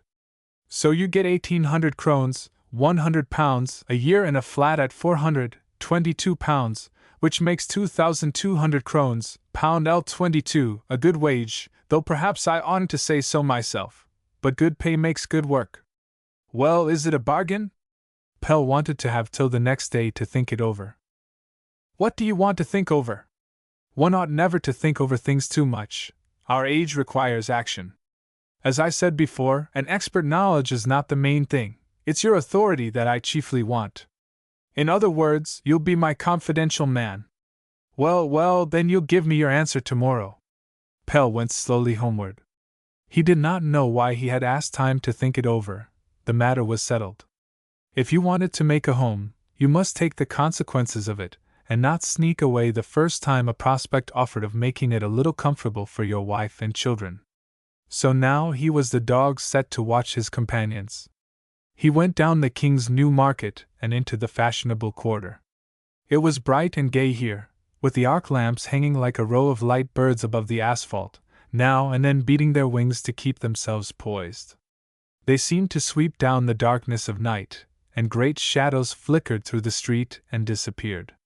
In the narrow side streets darkness lay, and insistent sounds forced their way out of it, a girl's laugh, the crying of a lonely child, the ceaseless bickering of a cowed woman. But people strolled, quietly conversing, along the pavement in couples and heard nothing. They had got out their winter coats, and were luxuriating in the first cold weather. Music sounded from the large cafes, which were filled to overflowing. People were sitting close together in small select companies, and looked gay and happy. On the tables round which they sat, stood the wine cooler with the champagne bottle pointing obliquely upward as though it were going to shoot down heaven itself to them. How secure they appeared to feel! Had they no suspicion that they were sitting upon a thin crust, with the hell of poverty right beneath them? Or was that perhaps why they were enjoying themselves? Today your turn, tomorrow mine? Perhaps they had become reconciled to the idea, and took what they could get without listening too carefully to the hoarse protests of the back streets. Under one of the electric lamp-posts on the town hall square a man was standing selling papers. He held one out to Pelle, saying, "A halfpenny if you can afford it, if not you can have it for nothing." He was pale, with dark shadows under his eyes, and he had a dark beard. He looked as if he were suffering from some internal complaint which was slowly consuming him. Pelle looked at him, and saw to his surprise that it was Peter Dreyer, his comrade of long ago. "Do you go about selling newspapers?" he exclaimed in astonishment, holding out his hand. Peter Dreyer quietly returned his greeting. He had the same heavy, introspective look that he had had when Pelle met him in the garret in Jaeger Street, but looked even more perplexed. "Yes, I've become a newspaper man," he said, "but only after working hours. It's a little paper that I write and print myself. It may perhaps do you good to read it. What's it about? About you and me. It's anarchistic, I suppose? Said Pelle, looking at the title of the paper. You were so strange last time I met you. Well, you can read it. A halfpenny if you can afford it, if not gratis, he cried, holding out a copy to the passers-by. A policeman was standing a little way off observing him. He gradually drew nearer. I see you're under observation, said Pelle, drawing his attention to the policeman. I'm used to that. Once or twice they've seized my inoffensive little paper. Then it can't have been altogether inoffensive? Said Pelle, smiling. I only advise people to think for themselves. That advice may be dangerous enough too, if it's followed. Oh, yes. The mean thing is that the police pursue me financially. As soon as I've got work with any master, a policeman appears and advises him to discharge me. It's their usual tactics. They aim at the stomach, for that's where they themselves have their heart. Then it must be very hard for you to get on, said Pelle sympathetically. Oh, I get along somehow. Now and then they put me in prison for no lawful reason, and when a certain time has passed they let me out again, the one with just as little reason as the other. They've lost their heads. It doesn't say much for machinery that's exclusively kept going to look after us. I've a feeling that they'd like to put me out of the way, if it could be done, but the country's not large enough to let any one disappear in. But I'm not going to play the hunted animal any longer. Although I despise our laws, which are only a mask for brute force, I'm very careful to be on the right side, and if they use violence against me again, I'll not submit to it. The conditions are so unequal, said Pelle, looking seriously at him. No one need put up with more than he himself likes. But there's something wanting in us here at home, our own extreme consequence, self-respect, and so they treat us as ignominiously as they please. They went on together. On the pavement, outside one of the large cafes, stood an anemic woman with a child upon her arm, offering for sale some miserable stalks which were supposed to represent flowers. Peter Dreyer pointed silently from her to the people in the cafe. His face was distorted. I've no objection to people enjoying life, said Pelle. On the contrary, I'm glad to see that there are some who are happy. I hate the system, but not the people, you see, unless it were those who grudge us all anything, and are only really happy in the thought that others are in want. And do you believe there's any one in there who seriously doesn't grudge others anything? Do you believe any of them would say, I'm fortunate enough to earn 25,000 krones, £1,400 a year, and am not allowed to use more than £5,300, so the rest belongs to the poor? No, they're sitting there abusing the poor man while they drink up the surplus of his existence. The men abuse the workmen, and their wives the servant girls. Just go in among the tables and listen. The poor are bestial, unreliable, ungrateful in spite of everything that is done for them. They are themselves to blame for their misery. It gives the spice to the feast to some of them, others dull their uneasy conscience with it. And yet all they eat and drink has been made by the poor man. Even the choicest dainties have passed through his dirty hands and have a piquant flavor of sweat and hunger. They look upon it as a matter of course that it should be so. They are not even surprised that nothing is ever done in gratitude for kind treatment, something to disagree with them, a little poison, for instance. Just think! There are millions of poor people daily occupied in making dainties for the rich man, and it never occurs to any of them to revenge themselves, they are so good-natured. Capital literally sleeps with its head in our lap, and abuses us in its sleep, and yet we don't cut its throat. At Victoria Street they stopped. The policeman had followed them and stopped on the other side of the street when they stopped. Pelle drew the other's attention to the fact. Peter looked across carelessly. He's like an English bloodhound, he said quietly. A ferocious mouth and no brain. What vexes me most is that we ourselves produce the dogs that are to hunt us, but we shall soon begin to agitate among the military. He said good night and turned toward Have Road, where he lived. Ellen met Pelle at the top of the street. How did you get on? She asked eagerly. Did you get the place? He quietly explained matters to her. She had put her arm round him. You great big man, she said, looking up at him with a happy face. If you only knew how proud I am of you! Why, we're rich now, Pelle, 35 krones, £2 a week. Aren't you glad yourself? Yes, I'm glad that you and the children will be a little comfortable for once. Yes, but you yourself, you don't seem to be very delighted, and yet it's a good place you're getting. It won't be an easy place for me, but I must make the best of it, he answered. I don't see why not.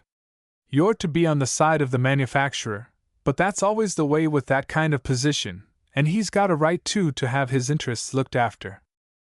When they got in, Ellen brought him his supper, which had been standing on the stove to keep warm. Now and then she looked at him in wonder.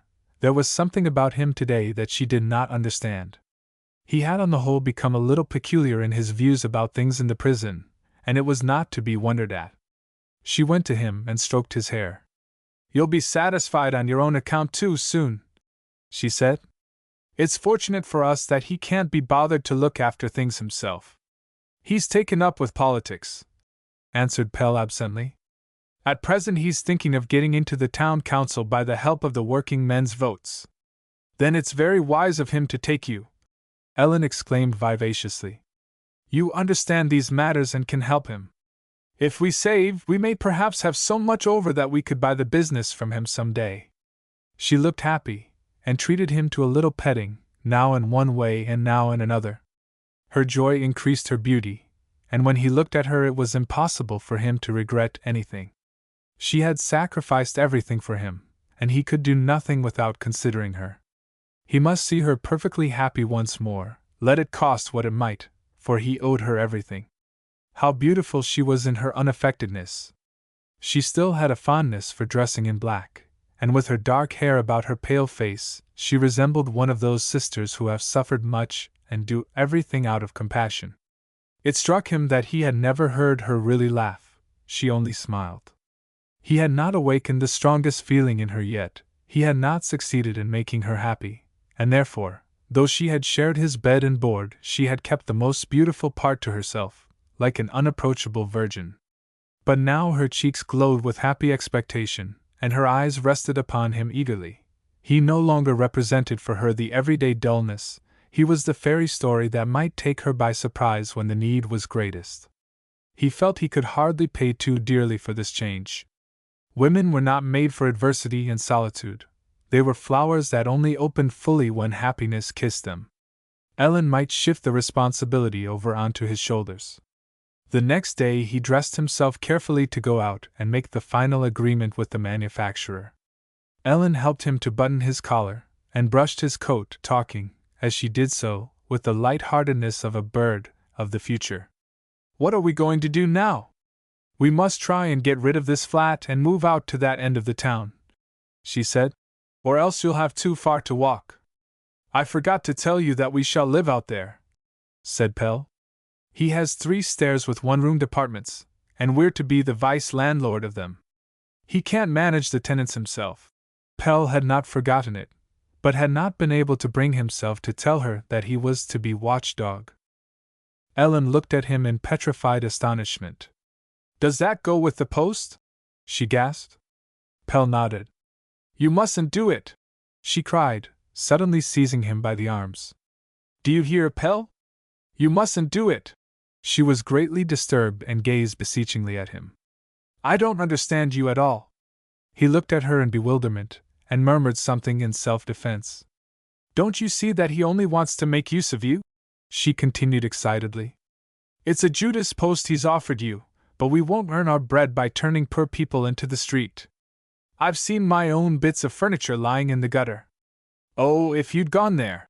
She gazed shudderingly straight before her. I can't understand what you can have been thinking about, you who are generally so sensible, she said when she had once more calmed down, looking reproachfully at him. But the next instant she understood it all, and sank down weeping. Oh, Pelle, Pelle! She exclaimed, and hid her face. 8. Pelle read no more and no longer went to the library. He had enough to do to keep things going. There was no question now of trying to get a place.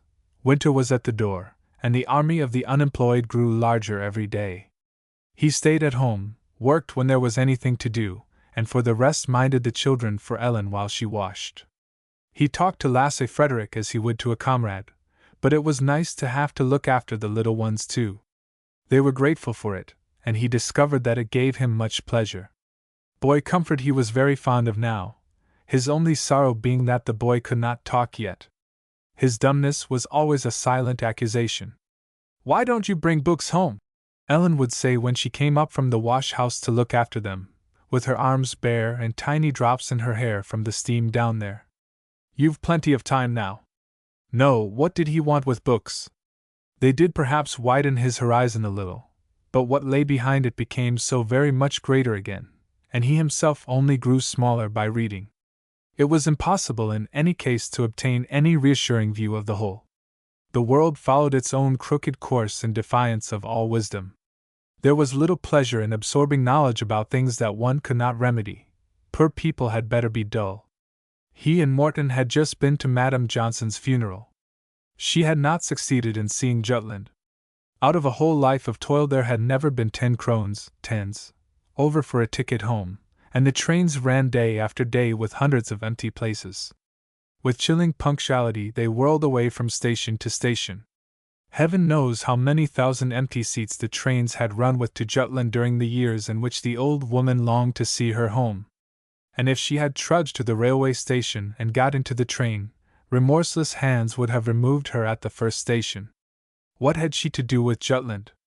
She longed to go there, it was true, but she had no money. Was it malice or heartless indifference? A more fiendish sport can at any rate hardly be imagined than this running with empty places. It was they that made the journey so terribly vivid, as though the devil himself were harnessed to the train and, panting with wantonness, dragging it along through the country to places that people were longing to see. It must be dreadful to be the guard and call the names of the stations into those seats for the people left behind. And Sister walked about the floor so pale and thin. There was no strength in her fair hair, and when she was excited, her breath whistled in her windpipe with that painful sound that was practically inseparable from the children of the poorer neighborhoods. It was always the vitiated air of the backyards that had something to say now, depressing, like almost everything his understanding mastered. All she wanted was sunshine, and all the summer it had been poured down in open-handed generosity, only it went over the heads of poor people like everything else. It had been a splendid year for strawberries, but the large gardeners had decided to let half of them rot on their stalks in order to keep up the prices and save the money spent on picking them. And here were the children hungering for fruit, and ailing for want of it. Why? No, there was no possible answer to be given to that question. And again, everywhere the same. Whenever he thought of some social institution or other, the same melancholy spectacle presented itself, an enormous rolling stock, only meant for a few, and to a great extent running empty, and from the empty places accusing eyes gazed out, sick and sad with hunger and want and disappointed hope. If one had once seen them, it was impossible to close one's eyes to them again. Sometimes his imagination took another direction, and he found himself planning, for instance, kingdoms in which trains were used according to the need for them, and not according to the purse, where the food was eaten by those who were hungry, and the only poor people were those who grudged others things. But he pulled himself up there. It was too idiotic. A voice from the unseen had called him and his out into the day, and then nothing had happened. It had only been to fool them.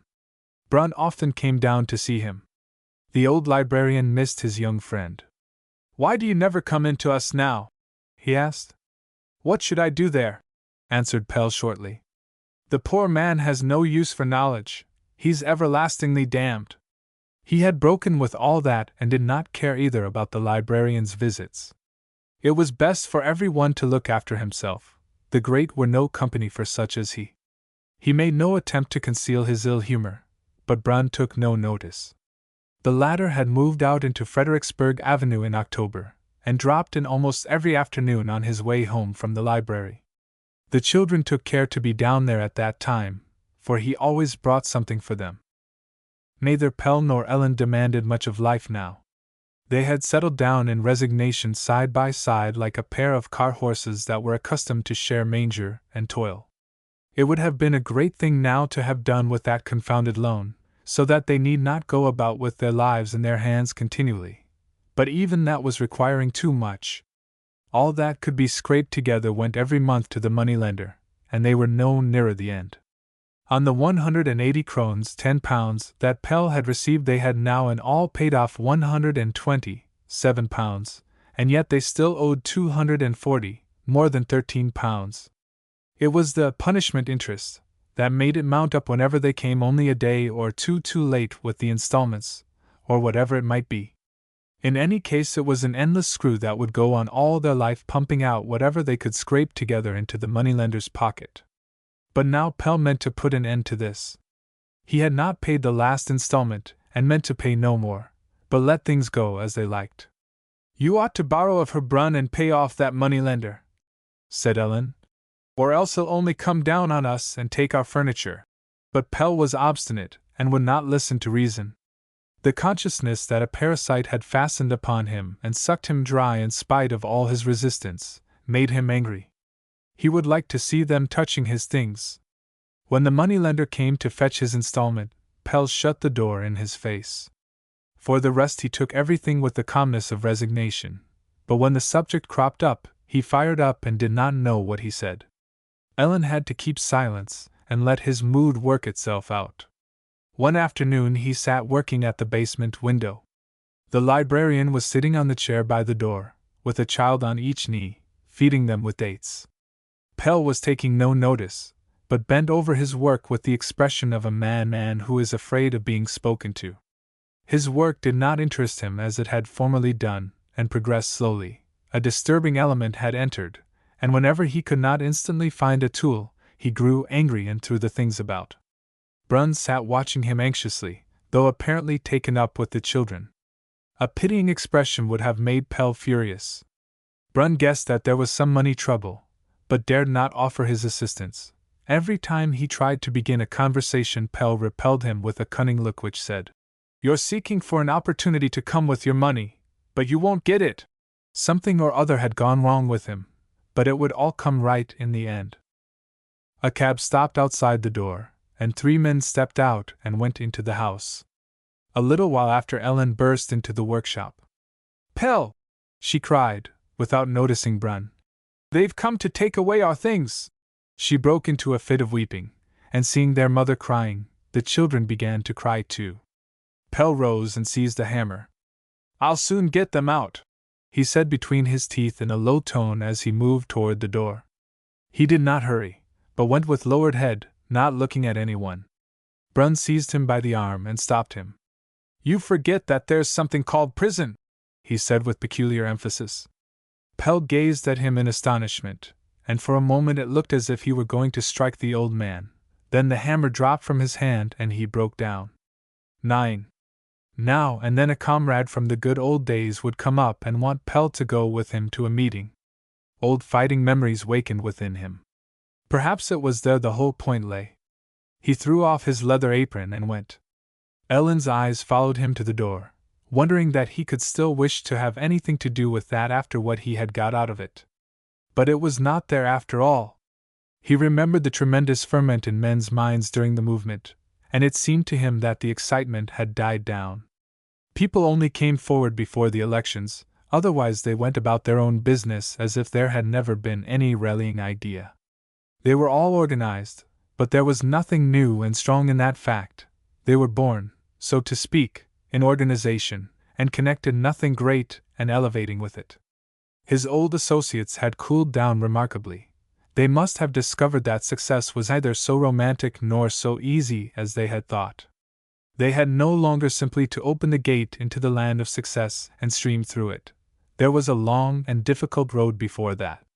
So they each arranged his own matters, and disposed of the doubtful future for small present advantages which were immediately swallowed up by the existing conditions. The movement had not reached to the bottom. There was an accusation against himself in this fact. It had not been designed with sufficient breadth. Even at that time it had passed over the heads of the inhabitants of the Ark, and now a large proletariat was left with their own expectations of the future. The good old class of the common people had split up into a class of petty tradesmen, who seemed to be occupied solely in establishing themselves, and this proletariat. But there was nothing new in this. One stratum moved up and revealed a new one below, It had always been thus in history. Was it then everlastingly determined that at the bottom of existence there should always be the same innumerable crowd of those who were thrust down, who bore the burden of the whole, the great hunger reserve? Was it only possible to be happy when one knew how to push the difficulties down, just as one might push the folds of a material until at last they were heaped up in one place? It was the old question over again. Formerly he had had his clear faith with which to beat down doubt, but now he could not be content with a blind hope. He required to be shown an expedient. If the movement had failed through having been begun crookedly, the causes with which one had to do were practical causes, and it was possible to do the whole thing over again. There were also others engaged in taking the whole thing up from the bottom, and through Peter Dreyer he came into contact with young men of an entirely new type. They had emerged from the movement, shot up surprisingly out of its sediment, and now made new ambitious claims upon life. By unknown paths they had reached the same point as he himself had done, and demanded first and foremost to be human beings. The sacredness of the ego filled them, and made them rebel at all yokes. They began from within by shaking them off, did not smoke or drink, would be slaves to nothing. They kept out of the movement, and had their own places of meeting out about the South Boulevard, where they read and discussed new social forms. They were intelligent, well-paid working men, who persistently shared the conditions of the proletariat, fanatics who gave away their week's wages if they met a man who was poorer than themselves, hot-headed enthusiasts who awaited revolution. Several of them had been in prison for agitating against the social order. There were also country people among them, sons of the men who stood in the ditches and peat pits out there. The little man's children, Morton called them. These were the offspring of those who had made the movement. That was how it should go on. By being contented they kept themselves free from the ensnaring expedients of capitalism. They despised the petty tradesman's inclination for comfort, and were always ready for action. In them the departure was at any rate a fact. They wanted to get hold of Pelle. "Come over to us," Peter Dreyer often said. Pelle, however, was not easily enticed out. He had his home where he hid himself like a snail in its shell.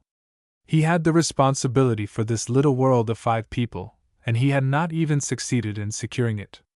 His strength and industry were not enough even to keep one little home above water. A benefactor was needed for that.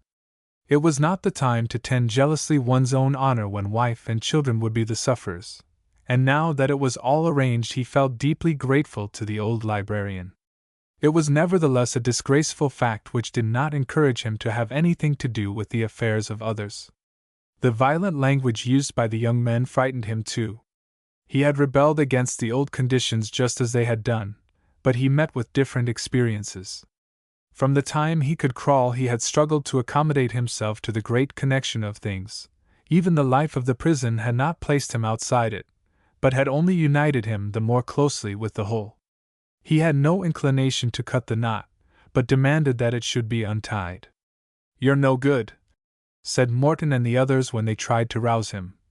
"For you can't hate." No, the cold in his mind was like the night frost. It melted at the first sunbeam. When he looked back there were redeeming ties that held the whole together in spite of all the evil.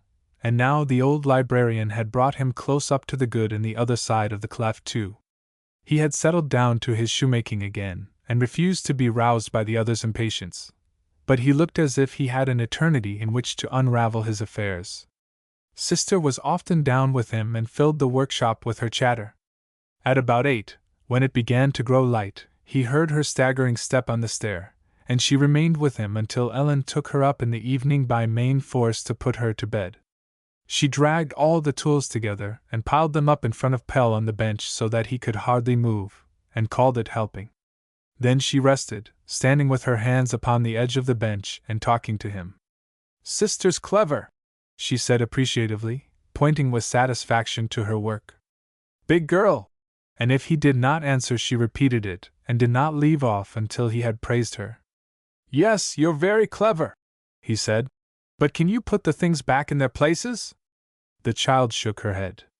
"Sister's tired," she declared with decision, and immediately after brought another tool and pushed it slowly up onto the heap while she kept her eyes upon his face to see whether she might do it. Sister's helping, she repeated in explanation, but Pelle pretended not to hear. For a time she was quiet, but then came to him with her pinafore full of old boots and shoes that she had pulled out from behind the stove. He tried to look stern, but had to bend down over his work. It made the little girl feel uncertain. She emptied her pinafore onto the platform, and sitting on her heels with her hands on her little knees, she tried to see what his expression was. It was not satisfactory, so she got up and putting her hands on his knee, said, with an ingratiating look into his face, "You're so clever, Father! You can do everything! You're the cleverest in the whole world!" And after a little pause, "We're both clever, aren't we, Father?" "Oh, that's it, is it?" exclaimed Pelle. "One of us is very conceited at any rate." "It's not me," answered the child confidently, shaking her head. "You seem to be very happy together," said Ellen when she came down with Boy Comfort on her arm to fetch Anna. The child did not want to go up with her, and pushed round into the corner behind Pelle's chair, and Boy Comfort struggled to be put down onto the floor to play with the lasts. "Well then," said Ellen, sitting down, "we'll all stay here together." She looked quiet and resigned. Her defeat had told upon her. She no longer spoke of the future, but was glad that they had escaped from the clutches of the money-lender. The thought of it filled her with a quiet but not altogether unspoiled happiness. She no longer dreamed of anything better, but was grateful for what she possessed, and it seemed to Pelle that something had died within her together with the dissatisfaction. It was as though she had at last given everything she had. Her resignation to the gray everyday life made her dull and ordinary. She needs sunshine, he thought. And again his thoughts wandered in their search for a way out into the future, his one idea, in the same track that they had followed 100 times before. He did not even enter it fully, but merely recognized that the problem was being worn threadbare. In his trade there was no compromise. There was only room for extortioners and extortionized, and he was not suited for either part. When he took up other possibilities, however, his thoughts returned of themselves to his work, like a roving dog that always comes back and snuffs at the same scent. There was something in him that with fatalistic obstinacy made him one with his trade, in spite of its hopelessness. He had staked everything there, and there the question should be solved. Behind the fatalism of the common people lies the recognition that there is plan and perspective in their life too. Such and such a thing is so because it must be so. And this recognition Pelle had no reason to do away with. He grew confused with the continual dwelling of his thoughts on the same subject, but it seemed to possess him, was with him while he slept, and seized him as soon as he awoke. There was an old dream that persistently haunted him at this time, a forgotten youthful idea from his earliest participation in the Rising, the plan for a common workshop that would make the court shoemaker superfluous. The plan had been laid aside at the time as impossible, but now he took it up again and went over it step by step. He could easily find some capable, reliable fellow workmen who would stand by him through thick and thin with regard to work and profits, and there would be no difficulty about discipline, for during the past years the workmen had learned to subordinate themselves to their own people. Here was a way for the small man to assert himself within his trade and join the development. What one was not able to do could be done by several joining together, namely, turn the modern techniques to account and divide the work into sections. He arranged it all most carefully, and went over it again and again to make sure that every detail was correct. When he slept he dreamed of his system of profit-sharing, and then it was a fact. He stood working in a bright room among comrades. There was no master and no servant, the machinery whirred, and the workmen sang and whistled while they minded it. Their hours of labor were short, and they all had happy homes waiting for them. It was hard to wake up and know the reality. Alas! All the cleverest and most industrious hands in the world had no influence in their several trades, could not so much as sew a single stitch, until capital started them. If that refused its support, they could do nothing at all, but were cut off, as it were, at once. Machinery cost money. Pelle could get the latter from Brunn, the old man having often enough offered him capital to start something or other, but he already owed him money, and capital might run his undertaking down. It was at its post, and allowed no activity of that kind beside it. He was seized with uncertainty. He dared not venture the stakes. The old philosopher came almost daily. Pelle had become a part of his life, and he watched his young friend's condition with anxiety. Was it the prison life, or was it perhaps the books, that had transformed this young man, who had once gone ahead with tempestuous recklessness, into a hesitating doubter who could not come to a decision? Personality was of doubtful value when it grew at the expense of energy. It had been the old man's hope that it would have developed greater energy through being replanted in fresh, untouched soil, and he tried to rouse Pelle out of his lethargy. Pelle gave an impatient jerk. They were poking him up on all sides, wanting him to come to a decision, and he could not see his way to it. Of course he was half asleep. He knew it himself. He felt that he wanted rest. His entity was working for him out there in the uncertainty. "I don't know anything," he said, half irritated. "So what can be the use? I thought books would lead me to a place from which I could bring everything together, but now I'm all abroad. I know too much to dash on blindly, and too little to find the pivot on which the whole thing turns. It doesn't matter what I touch, it resolves itself into something for and something against." He laughed in desperation. One day Brunn brought him a book. "This book," he said with a peculiar smile, "has satisfied many who are seeking for the truth. Let's see whether it can satisfy you too." It was Darwin's Origin of Species. Pelle read as in a mist. The point lay here, the whole thing powerfully put into one sentence. His brain was in a ferment, he could not lay the book down, but went on reading all night, bewitched and horrified at this merciless view. When Ellen in surprise came down with his morning coffee, he had finished the book. He made no reply to her gentle reproaches, but drank the coffee in silence, put on his hat and went out into the deserted streets to cool his burning brow. It was very early and the working men had not yet turned out. At the morning coffee rooms the shutters were just being taken down. Warmly clad trammen were tramping through the streets in their wooden-soled boots. Slipshod, tired women ran stumbling along to their early jobs, shivering with cold and weary of life, weary before they had begun their day. Here and there a belated woman toiled along the street carrying a clothes basket, a mother taking her baby to the creche before she went to her work. Suddenly the feeling of rebellion came over Pelle, hot, almost suffocating him. This cruelly cold doctrine of the right of the strong, which gave him the choice between becoming brutal or going to the dogs, this was the key to an understanding of life. It pronounced a sentence of death upon him and his fellows, upon the entire world of the poor. From this point of view, the existing conditions were the only ones possible. They were simply ideal. The sweater and the money-lender, whom he hated, were in the most harmonious agreement with the fundamental laws of life. And the terrible thing was that from this standpoint the social fabric was clearly illuminated. He could not deny it. He who best learned to accommodate himself to the existing state of things, conquered, no matter how vile the existing state of things might be. The book threw at once a dazzling light upon society, but where was his own class in this doctrine, all the poor? They were not taken into account. Society was thus in reality only those in possession, and here he had their religion, the moral support for the uncompromising utilization. It had always been difficult to understand how men could misuse others, but here it was a sacred duty to give stones for bread.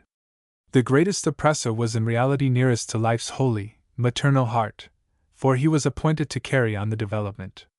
The poor had no share in this doctrine. When a bad workman was in difficulties, the others did not press him until he had to go down, not even when he himself was to blame for his lack of means. The poor did not let the weak fall, but took him under their wing. They placed themselves outside the pale of the law and gave themselves no chance. The race could not be won with a wounded comrade on one's back. But in this fact there lay the admission that they did not belong to the existing order of things, but had the right to demand their own time of happiness. A new age must come, in which all that was needed in order that they might share in it, kindness of heart, solidarity, was predominant. Thus even the great union he had helped to effect pointed in the right direction. It had been the opposite of one against all, it had built upon the law of reciprocity. And the poor man was not a miserable wretch, condemned by the development to be ruined, a visionary, who, as a consequence of an empty stomach, dreamed of a utopia. Pelle had passed his childhood in the country and gone about with the rest of creation in all kinds of weather. He had seen the small singing birds throw themselves in whole clouds at the hawk when it had seized one of their number, and pursue it until it dropped its prey in confusion. When he caught an ant in a split straw, the other ants flocked to the straw and gnawed their comrade out. They could not be frightened away. If he touched them, they squirted their poison against his hand and went on working. Their courage amused him. The sprinklings of poison were so tiny that he could not see them, but if he quickly raised his hand to his nose, he detected a sharp acid smell. Why did they not leave their comrade in his dilemma, when there were so many of them and they were so busy? They did not even stop to have a meal until they had liberated him. The poor man must stick to the Union idea. He had got hold of the right thing this time. And now all at once Pelle knew which way they ought to go. If they were outside the existing conditions and their laws, why not arrange their own world upon the laws that were theirs? Through the organizations they had been educated in self-government. It was about time that they took charge of their own existence. The young revolutionaries kept clear of the power of money by going without things, but that was not the way.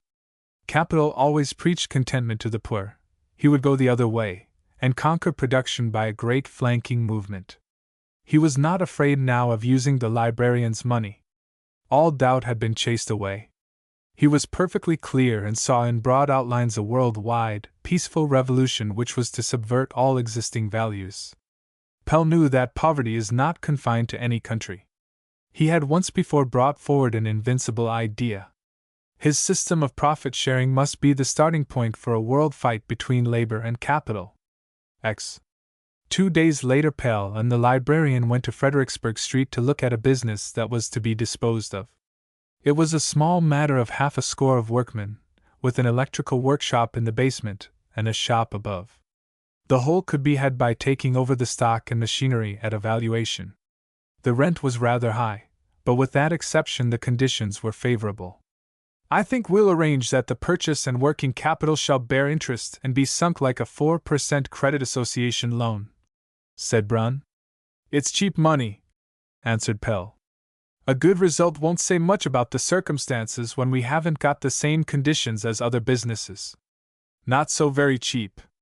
At that price you can get as many as you want on good security, and I suppose the workmen ought to be regarded as the best security in an undertaking that's built upon labor," said the old man, smiling.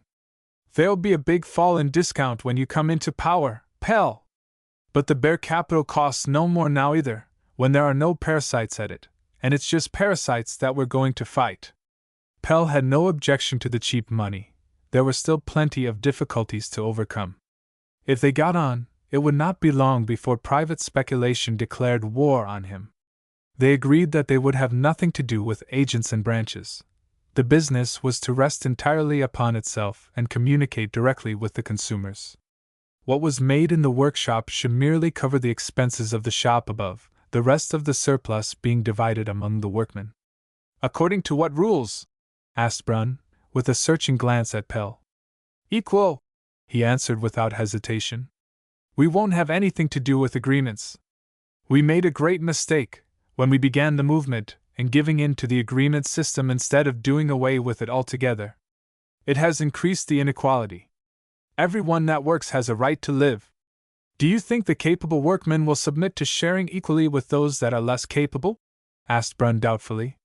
"He must learn to," said Pelle firmly.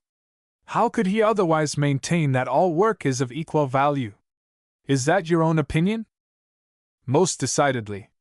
I see no reason, for instance, for making any difference between a doctor and a sewer cleaner. It's impossible to say which of them is of the greater use in matters of health. The point is that each shall do what he can." "Capital!" exclaimed Brunn. "Capital!" The old philosopher was in the best of spirits. Pelle had considered him awkward and unpractical, and was astonished to find that his views on many points were so practical. "It's because this is something new," said the old man, rubbing his hands. "I'd done with the old before I came into the world. There was nothing that stimulated me. I was said to be degenerated." "Yes, indeed. All the same, The old bookworm's going to show his ancestors that there's vigorous blood flowing in his veins, too. We too have found the place from which the world can be rocked, my dear Pelle. I think we've found it. And now we'll set to work. There was enough to do indeed, but they were realities now, and Pelle had a pleasant feeling of once more having his feet upon the ground. This was something different from riding alone through space upon his own thought, always in danger of falling down. Here he opened up his road, so to speak, with his hands. It had been arranged that the present owner of the business should carry it on a little longer, while Pelle made himself at home in it all, learned to understand the machinery, and took lessons in bookkeeping. He was always busy, used his day and at night slept like a log. His brain was no longer in a perpetual ferment like a cauldron, for sleep put out the fire beneath it. The essential thing was that they should be a party that could entirely rely upon one another, and Pelle unhesitatingly discharged those of his comrades who were not suited for work under new forms, and admitted others. The first man he applied to was Peter Dreyer. Ellen advised him not to do so. "You know he's on bad terms with the police," she said.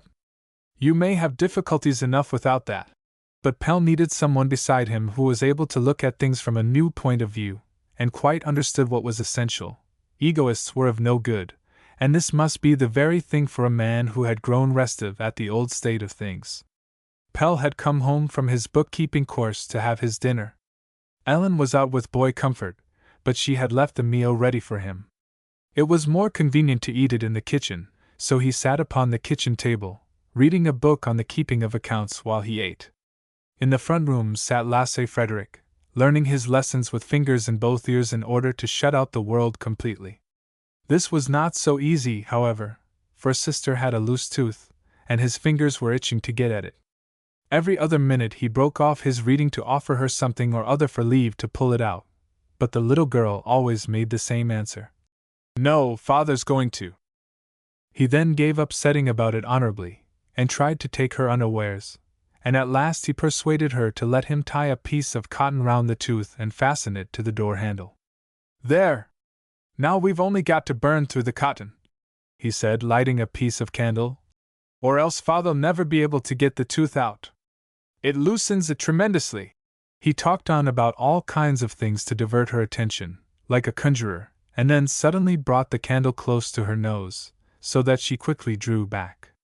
"Look, here's the tooth!" he cried triumphantly, showing it to Sister, who, however, screamed at the top of her voice. Pelle heard it all, but quietly went on eating. They would have to make it up by themselves. It was not long before Lasse Frederick was applying a plaster to his exploit. He talked to her and gave her her toys to put her into good humor again. When Pelle went in, they were both lying on the floor with their heads under the bed. They had thrown the tooth right into the wall, and were shouting together. "Are you going to do anything now, Father?" asked Sister, running up to him. Yes, he had several things to do. "You're always so busy," she said sulkily. "Are you going to keep on all your life?" Pelle's conscience smote him. "No, I'm not very busy," he said quickly. "I can stay with you for a little. What shall we do?" Little Anna brought her large rag doll, and began to drag chairs into position. "No, that's so stupid," said Lasse Frederick. "Tell us about the time you minded the cows, Father. About the big mad bull." And Pelle told them stories of his childhood, about the bull and Father Lasse, the farmer of Stone Farm, and Uncle Collie with his 13 children and his happy disposition. The big farm, the country life, the stone quarry and the sea, they all made up a fairy story for the 2 children of the pavement. The boy Pelle's battle with the great oxen for the supremacy, his wonderful capture of the 25-oar piece, each incident was more exciting than the one before it. Most exciting of all was the story of the giant Eric, who became an idiot from a blow. "That was in those days," said Pelle, nodding. "It wouldn't happen like that now." "What a lot you have seen," said Ellen, who had come home while they were talking, and was sitting knitting. "I can hardly understand how you managed, a little fellow like that. How I should like to have seen you." "Father's big," exclaimed Sister appreciatively. Lasse Frederick was a little more reserved. It was so tiresome always to be outdone, and he would like to have found room for a parenthesis about his own exploits. I say, there's a big load of corn in the cabman's gateway, he said, to show that he too understood country life. That's not corn, said Pelle. It's hay, clover hay. Don't you even know what corn's like? We call it corn, answered the boy confidently. And it is corn too, for it has those tassels at the ends. The ears, you mean? But those are on coarse grass too, and, besides, corn is descended from grass. Haven't you ever really been into the country? We were once going, and meant to stay a whole week, but it went wrong with Mother's work. I've been right out to the zoological gardens, though. Pelle suddenly realized how much the children must lose by living their life in the city. I wonder if we shouldn't think about moving out of town, he said that evening when he and Ellen were alone. If you think so, Ellen answered. She herself had no desire to move into the country. Indeed, she had an instinctive horror of it as a place to live in. She did not understand it from the point of view of the children either. There were so many children who got on capitally in town, and he surely did not want them to become stupid peasants. If he thought so, however, she supposed it was right. He was generally right. Then it was certainly time they gave notice. There was not much more than a month to April removing day. On Sundays they packed the perambulator, and made excursions into the surrounding country, just as in the old days when Lasse Frederick was the only child and sat in his carriage like a little crown prince. Now he wheeled the carriage in which Boy Comfort sat in state, and when Sister grew tired she was placed upon the apron with her legs hanging down. They went in a different direction each time, and came to places that even Lasse Frederick did not know. Close into the back of the town lay nice old orchards, and in the midst of them a low straw-thatched building, which had evidently once been the dwelling house on a farm. They came upon it quite by chance from a side road, and discovered that the town was busy building barracks beyond this little idyll too, and shutting it in. When the sun shone they sat down on a bank and ate their dinner. Pelle and Lasse Frederick vied with one another in performing feats of strength on the withered grass, and Ellen hunted for winter boughs to decorate the house with. On one of their excursions they crossed a boggy piece of ground on which grew willow copse. Behind it rose cultivated land. They followed the field roads with no definite aim, and chanced upon an uninhabited, somewhat dilapidated house, which stood in the middle of the rising ground with a view over Copenhagen, and surrounded by a large, overgrown garden. On an old, rotten board stood the words, "To let," but nothing was said as to where application was to be made. "That's just the sort of house you'd like," said Ellen, for Pelle had stopped. "It would be nice to see the inside," he said. "I expect the keys to be got at the farm up there." Lasse Frederick ran up to the old farmhouse that lay a little farther in at the top of the hill, to ask. A little while after he came back accompanied by the farmer himself, a pale, languid, youngish man, who wore a stand-up collar and was smoking a cigar. The house belonged to the hill farm, and had been built for the parents of the present owner. The old people had had the odd idea of calling it Daybreak, and the name was painted in large letters on the east gable. The house had stood empty since they died some years ago, and looked strangely lifeless. The window panes were broken and looked like dead eyes, and the floors were covered with filth. "No, I don't like it," said Ellen. Pelle showed her, however, that the house was good enough, the doors and windows fitted well, and the whole needed only to be overhauled.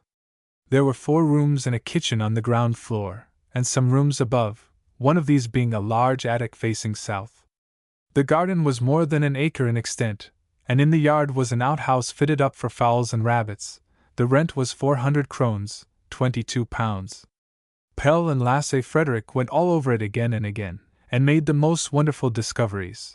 But when Pelle heard the price, he grew serious. "Then we may as well give it up," he said. Ellen did not answer, but on the way home she reckoned it out to herself. She could see how disappointed he was. "It'll be 15 krones, 17s, more a month than we now pay," she suddenly exclaimed. "But supposing we could get something out of the garden, and kept fowls? Perhaps, too, we might let the upper floor furnished." Pelle looked gratefully at her. "I'll undertake to get several hundred krones worth out of the garden," he said. They were tired out when they got home, for after all it was a long way out. "It's far away from everything," said Ellen. You'd have to try to buy a second-hand bicycle. Pelle suddenly understood from the tone of her voice that she herself would be lonely out there. We'd better put it out of our thoughts, he said, and look for a 3-roomed flat in town. The other is unpractical after all. When he returned from his work the following evening, Ellen had a surprise for him. I've been out and taken the house, she said.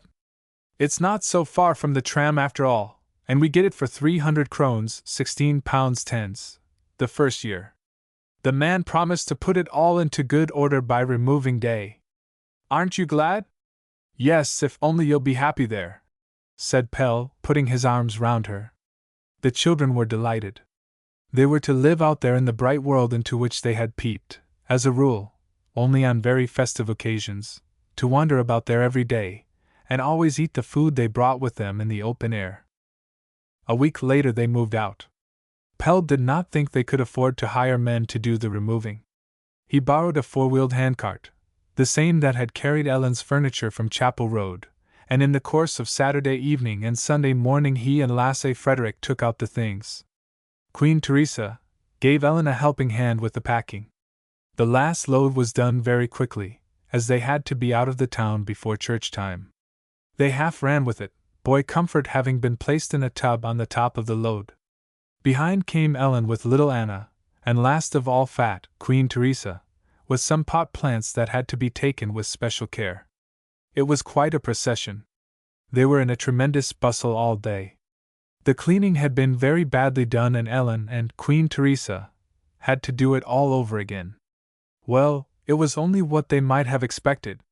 When you moved you always had to clean 2 flats, the one you left and the one you went into.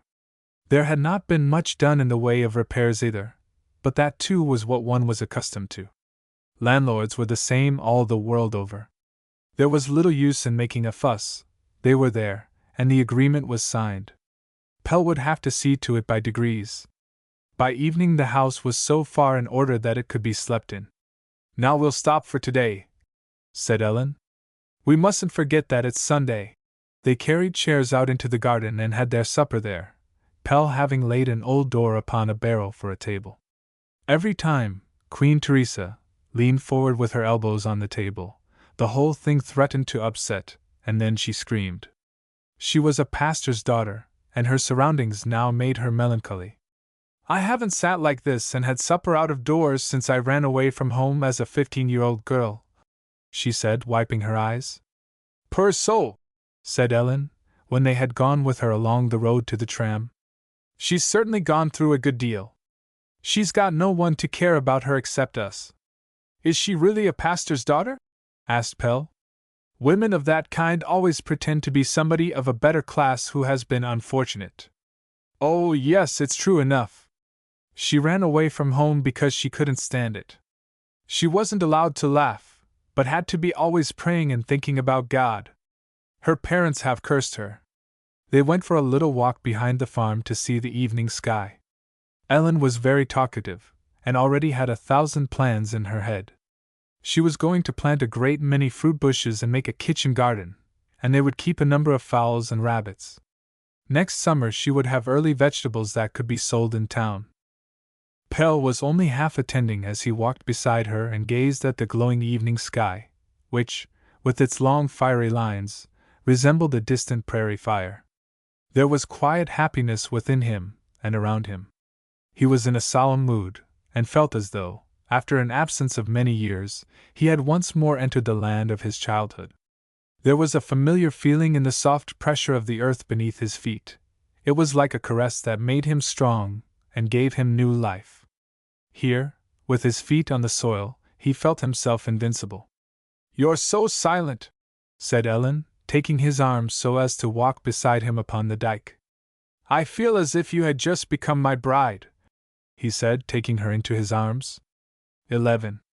Brunn came in every morning before he went to the library to see how the work was progressing. He was greatly interested in it, and began to look younger.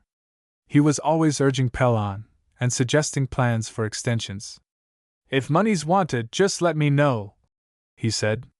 He longed to see the effect of this new system, and was always asking Pelle whether he noticed anything. When he heard that the boot and shoe manufacturers had held a meeting to decide what should be their attitude to the undertaking, he laughed and wanted to turn on more steam, quite indifferent to what it might cost. The old philosopher had become as impatient as a child, and interest had come into his old man's existence, and he was afraid of not getting the whole of it. "It's all very well for you to take your time," he said, "but remember that I'm old and sickly into the bargain." He treated Pelle as a son, and generally said, "thou," to him. Pelle held back. So much depended upon the success of this venture, and he watched it anxiously. It was as though he had been chosen to question the future. Within the movement his undertaking was followed with attention. The working men's papers wrote about it, but awaited results. There were opinions for and against. He wanted to give a good answer, and decided on his measures with much care. He immediately dismissed such workmen as were not suited to the plan. It made bad blood, but there was no help for that.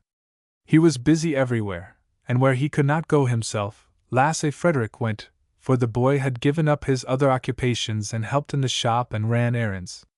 Ellen wanted to help too. "We can keep a servant, and then I'll learn bookkeeping and keep the accounts and mind the shop." Pelle would not agree to this, however. He was not going to have her working for their maintenance any more. A woman's place was with her children. "Nowadays the women take part in all kinds of work," Ellen urged. It did not matter. He had his own opinion on the subject. It was enough that the men should do the producing. Would she have them stand on the pavement and watch the women doing the work? It was very possible it did not sound liberal-minded, but he did not care. Women were like beautiful flowers, whatever people said about their being man's equal. They wore their happiness off when they had to work for their living. He had seen enough to know that. She did not like standing and looking on while the two men were so busy, so she attacked the garden, and sowed herbs and planted cabbage in the beds that lay like thick down quilts upon the earth. And when it happened that things came up, she was happy. She had bought a gardening book, and puzzled her head about the various kinds and their treatment. Pelle came to her assistance after working hours, and everything that he handled flourished. This made Ellen a little angry. She did exactly what he did, but it was just as if the plants made a difference between them. "I've got the countryman's hand," he said, laughing. All Sunday they were busy. The whole family was in the garden, Lasse Frederick digging, Pelle pruning the espalier round the garden door, and Ellen tying it up. The children were trying to help everybody and were mostly a hindrance. One or other of them was always doing something wrong, treading on the beds or pulling up the plants. How extraordinarily stupid they were! Regular town children. They could not even understand when they were told. Pelle could not comprehend it, and sometimes nearly lost patience. One day when little Anna came to him unsuspectingly to show him a flowering branch of an apple tree which she had broken off, he was angry and took her roughly by the arm. But when he saw the frightened expression in her face, he remembered the man with the strange eyes, who had taught him in his childhood to manage the cattle without using anything but his hands, and he was ashamed of himself. He took the little ones by the hand, went round the garden with them and told them about the trees and bushes, which were alive just like themselves, and only wanted to do all they could for the two children.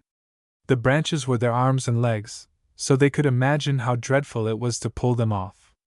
Sister turned pale and said nothing, but Boy Comfort, who at last had decided to open his mouth and had become quite a chatterbox, jabbered away and stuck out his little stomach like a drummer. He was a sturdy little fellow, and Ellen's eyes followed him proudly as he went round the garden. The knowledge that everything was alive had a remarkable effect upon the two children. They always went about hand in hand, and kept carefully to the paths all round them. The earth was breaking and curious things coming up out of it. The beans had a bucket turned over them to protect them, and the lettuces put up folded hands as if they were praying for fine weather. Every morning when the children made their round of the garden, new things had come up. "Look, okay!" exclaimed Boy Comfort, pointing to the beds. They stood at a safe distance and talked to one another about the new wonders, bending over with their hands upon their backs as if afraid that the new thing would snatch at their fingers.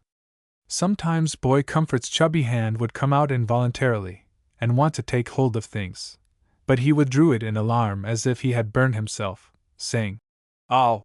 And then the two children would run as fast as they could up to the house. For them the garden was a wonder world full of delights, and full of terrors.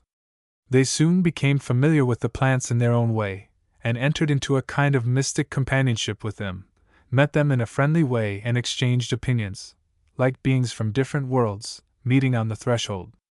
There was always something mysterious about their new friends, which kept them at a distance.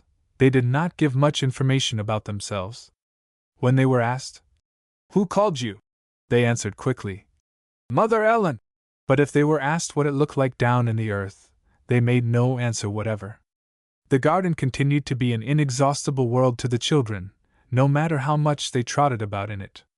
Every day they went on new journeys of discovery in under elder and thorn bushes. There were even places which they had not yet got at, and others into which they did not venture at all. They went near to them many times in the course of the day, and peeped over the gooseberry bushes into the horrible darkness that sat in there like an evil being and had no name. Out in the brilliant sunshine on the path they stood and challenged it, sister spitting until her chin and pinafore were wet, and boy Comfort laboriously picking up stones and throwing them in. He was so fat that he could not bend down, but had to squat on his heels whenever he wanted to pick up anything. And then suddenly they would rush away to the house in a panic of fear. It was not necessary to be a child to follow the life in the garden. A wonderful power of growing filled everything, and in the night it crackled and rustled out in the moonlight, branches stretched themselves in fresh growths, the sap broke through the old bark in the form of flowers and new eyes. It was as though Pelle and Ellen's happy zeal had been infectious. The half-stifled fruit trees that had not borne for many years revived and answered the gay voices by blossoming luxuriantly. It was a race between human beings and plants as to who should accomplish the most, and between the plants themselves as to which could make the best show. "The spring is lavishing its flowers and green things upon us," said Pelle. He had never seen a nest that was so beautiful as his. He had at last made a home. It was pleasant here. Virginia creeper and purple clematis covered the whole front of the house and hung down before the garden door, where Ellen liked to sit with her work, keeping an eye on the little ones playing on the grass, where she liked best to sit with Pelle on Sundays, when the Copenhagen families came wandering past on their little country excursions. They often stopped outside the hedge and exclaimed, "Oh, what a lovely home!" The work in Pelle's workshop began, as in all other places, at 6 in the morning, but it stopped at 4, so that those who cared about it could easily make something of the day. Pelle had reduced the working hours to 9, and dared not venture any further for the present. Some of the hands liked this arrangement, and employed the afternoon in going out with their wives and children, but others would rather have had an hour longer in bed in the morning. One day the latter came and declared that now they were in the majority, and would have it changed. "I can't agree to that," answered Pelle. "Being early up is the workman's privilege, and I'm not going to give it up." "But we've taken the votes on it," they said.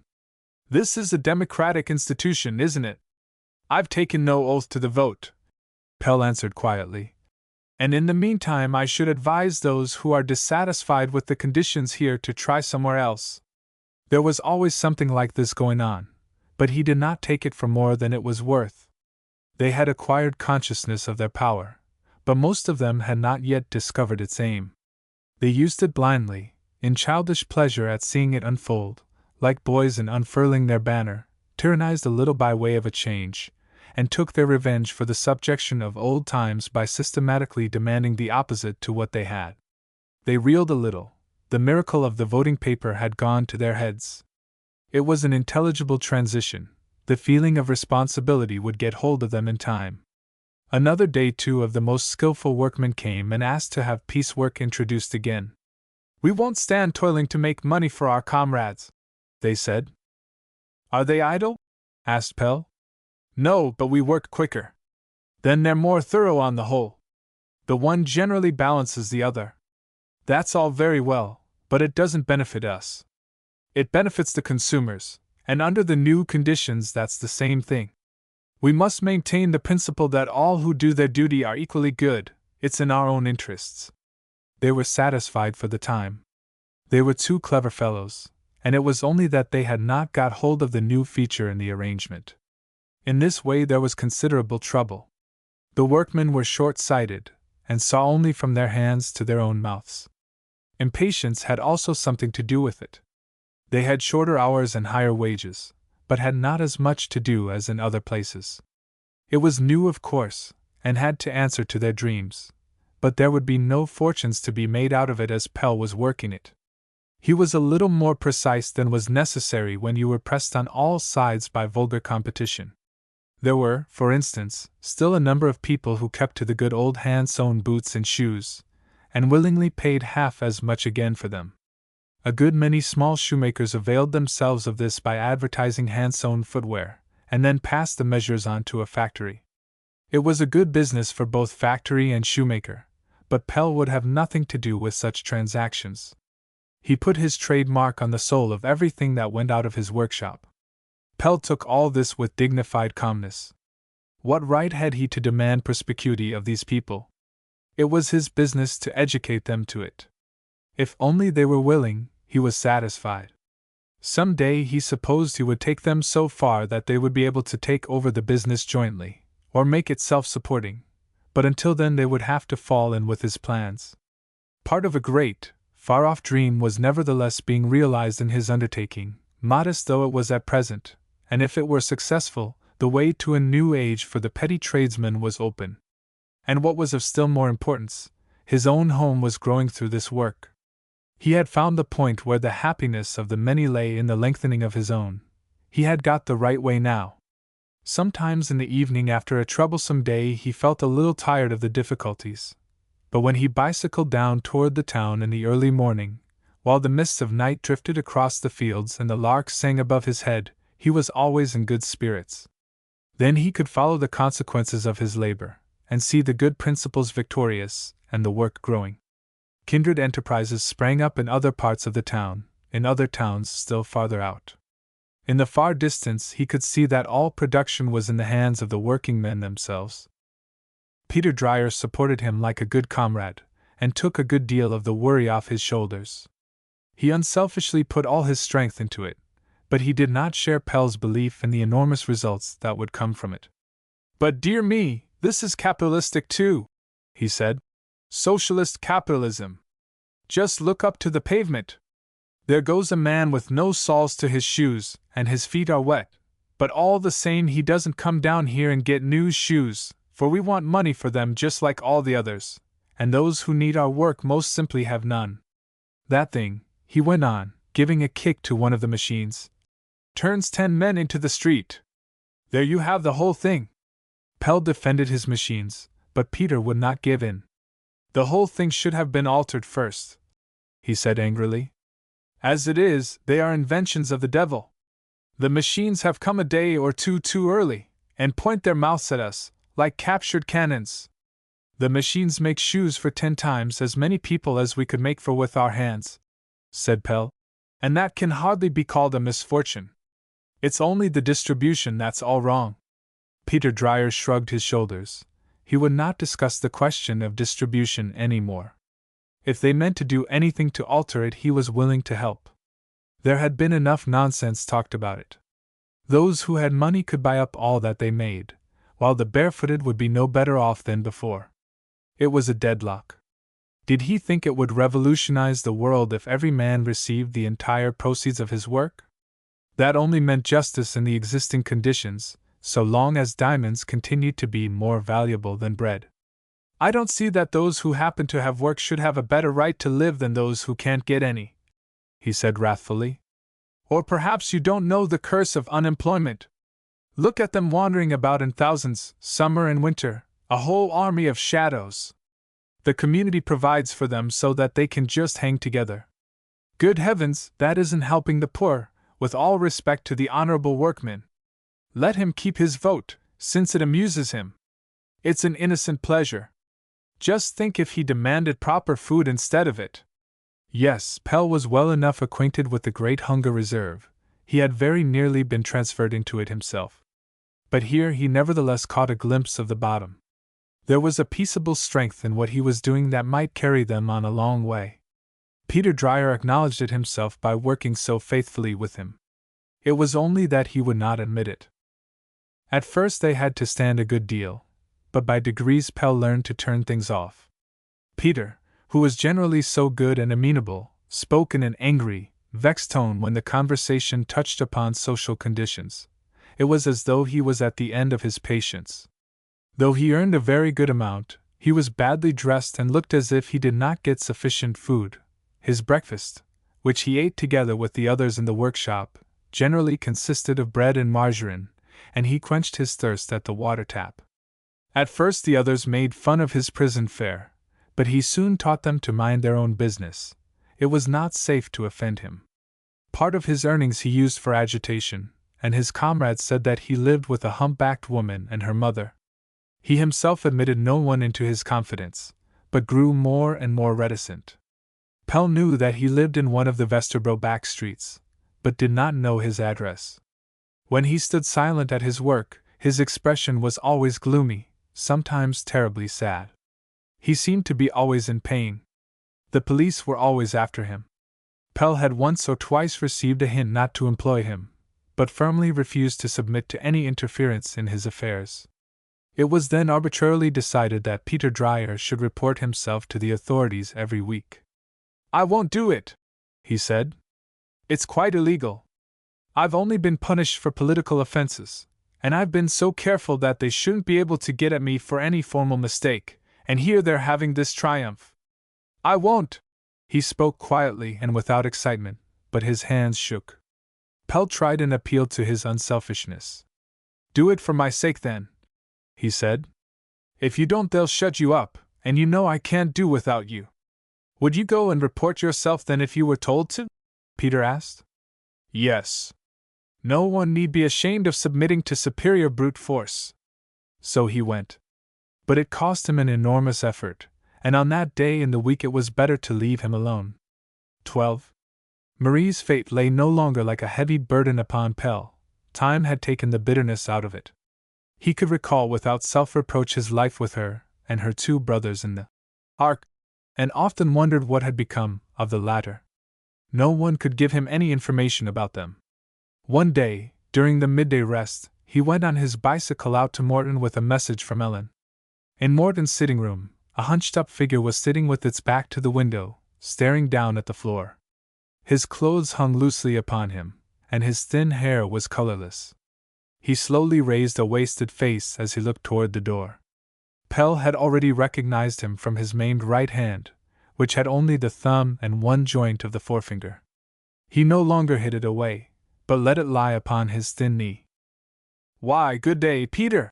exclaimed Pelle in surprise, holding out his hand to take the other's left hand. Peter drew the hand out of his pocket and held it out. It was a dead, maimed lump with some small protuberances like rudiments of knuckles that Pelle found in his hand. Peter looked into his face without moving a muscle of his own, and there was only a little gleam in his eyes when Pelle started. "What in the world are you starting for?" he said dryly. "I should think anyone might have known that a fellow couldn't mind a shearing machine with one hand. I knew it just as well as everybody else in the factory, and expected it every day, and at last I had to shut my eyes. Confound it, I often thought, won't there soon be an end to it?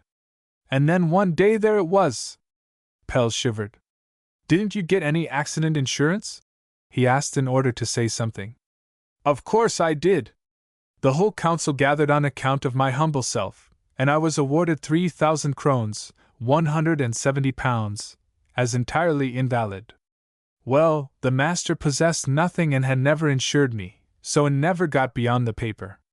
But anyhow it's a great advance upon the last time, isn't it? Our party has accomplished something." He looked mockingly at Pelle.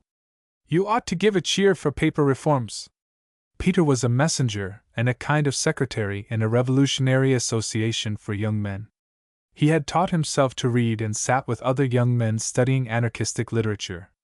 The others took care of him like brothers, but it was a marvel that he had not gone to the dogs.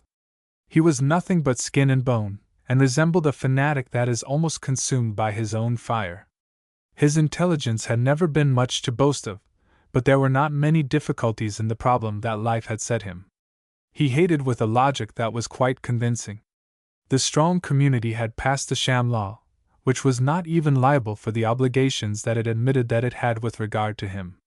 He had done with it now and belonged to the Destructionists. He had come up to Morton to ask him to give a reading at the club. "It's not because we appreciate authors, you mustn't imagine that," he said with a gloomy look. "They live upon us and enjoy a meaningless respect for it. It's only manual labor that deserves to be honored, everything else sponges on us. I'm only telling you so that you shan't come imagining something different." "Thank you," said Morton, smiling. "It's always nice to know what you're valued at. And still you think you can make use of me?" "Yes, you're one of the comparatively better ones among those who work to maintain the capitalists. But we're agreed at the club that you're not a real proletariat writer, you're far too much elaborated. There have never been proletariat writers, and it's of no consequence either, for entertainment shouldn't be made out of misery. It's very likely you'll hear all about that up there." "That's all right. I'll be sure to come," answered Morton. "And if you'll write us a cantata for our anniversary festival, it's the day of the Great Russian Massacre, I'll see that it's accepted. But it mustn't be the usual hallelujah. I'm glad I met you," he said to Pelle with his unchanging expression of gloom. "Have you seen anything of Carl?" "No, where is he?" asked Pelle eagerly. "He's a swell now. He's got a business in Adele Street, but he won't enjoy it long." "Why not? Is there anything wrong with his affairs?" "Nothing more than that some day we'll pull the whole thing down upon all your heads. There'll soon be quite a number of us. I say, you might speak one evening in our association, and tell us something about your prison life. I think it would interest them. We don't generally have outsiders, for we speak for ourselves, but I don't think there'd be any difficulty in getting you introduced." Pelle promised. "He's a devil-may-care fellow, isn't he?" exclaimed Morton when he had shut the door on Peter. "But he's no fool. Did you notice that he never asked for anything? They never do. When they're hungry they go up to the first person they meet and say, 'Let me have something to eat.' It's all the same to them what's put into their mouths so long as it's satisfying, and they never thank gratefully. Nothing affects them. They're men who put the thief above the beggar. I don't dislike it really, there's a new tone in it. Perhaps our well-behaved ruminant's busy doing away with one's stomach and making up the spare material into teeth and claws. If only they'd come forward and do work," said Pelle. "Strong words don't accomplish much. How's it going with your peaceable revolution?" asked Morton with a twinkle in his eye. "Do you see any progress in the work?" "Oh yes, it's slow but sure. Rome wasn't built in a day. I didn't think though that you were interested in it." "I think you're on the right tack, Pelle," answered Morton seriously. "But let the young ones light the fire underneath, and it'll go all the quicker. That new eventualities crop up in this country is no disadvantage. The governing body may very well be made aware that there's gunpowder under their seats.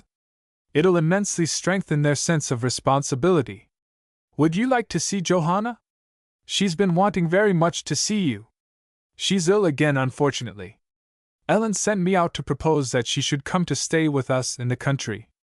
She thinks the child must be a great trouble to you and cannot be properly looked after here either.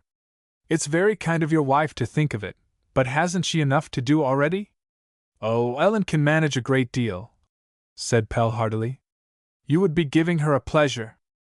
"Then I'll say thank you for the offer," exclaimed Morton. "It'll be a great relief to me, if only she can stand the moving. It isn't that she gives me any trouble now, for we get on capitally together. Johanna is good and manageable, really a splendid character in spite of her spoiling. You won't have any difficulty with her. And I think it'll be good for her to be away from me here, and be somewhere where there's a woman to see to her, and children. She doesn't get much attention here." They went into her and found her asleep, her pale face covered with large drops of moisture. "It's exhaustion," whispered Morton. "She's not got much strength yet." Their presence made her sleep disturbed, and she tossed from side to side and then, suddenly opening her eyes, gazed about her with an expression of wild terror. In a moment she recognized them and smiled, and raising herself a little she held out both her hands to Pelle with a charming expression of childish coquetry. "Tell me about the house out there in Boy Comfort," she said, making room for him on the edge of the bed.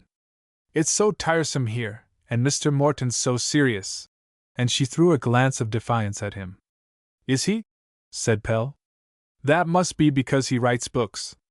No, but I must keep up a little dignity, said Morton, assuming a funny, schoolmasterish expression. This young lady's beginning to be saucy. Johanna lay and laughed to herself, her eyes traveling from one to the other of them. He ought to have a pair of spectacles, and then he'd be like a real one, she said. She spoke hardly above a whisper. It was all she had strength for, but her voice was mischievous. You must come to us if he's so bad, said Pelle, and then you can play with the children and lie in the sunshine out in the garden. You don't know how lovely it is there now? Yes, I'm really in earnest, he continued, as she still smiled. Ellen asked me to come and say so. She suddenly became grave and looked from the one to the other, then looking down, and with her face turned away, she asked, Will Morton be there too? No, Johanna, I must stay here, of course, but I'll come out to see you. Every day? Her face was turned to the wall, and she scratched the paper with her nails. I shall come and see my little sweetheart just as often as I can, said Morton, stroking her hair.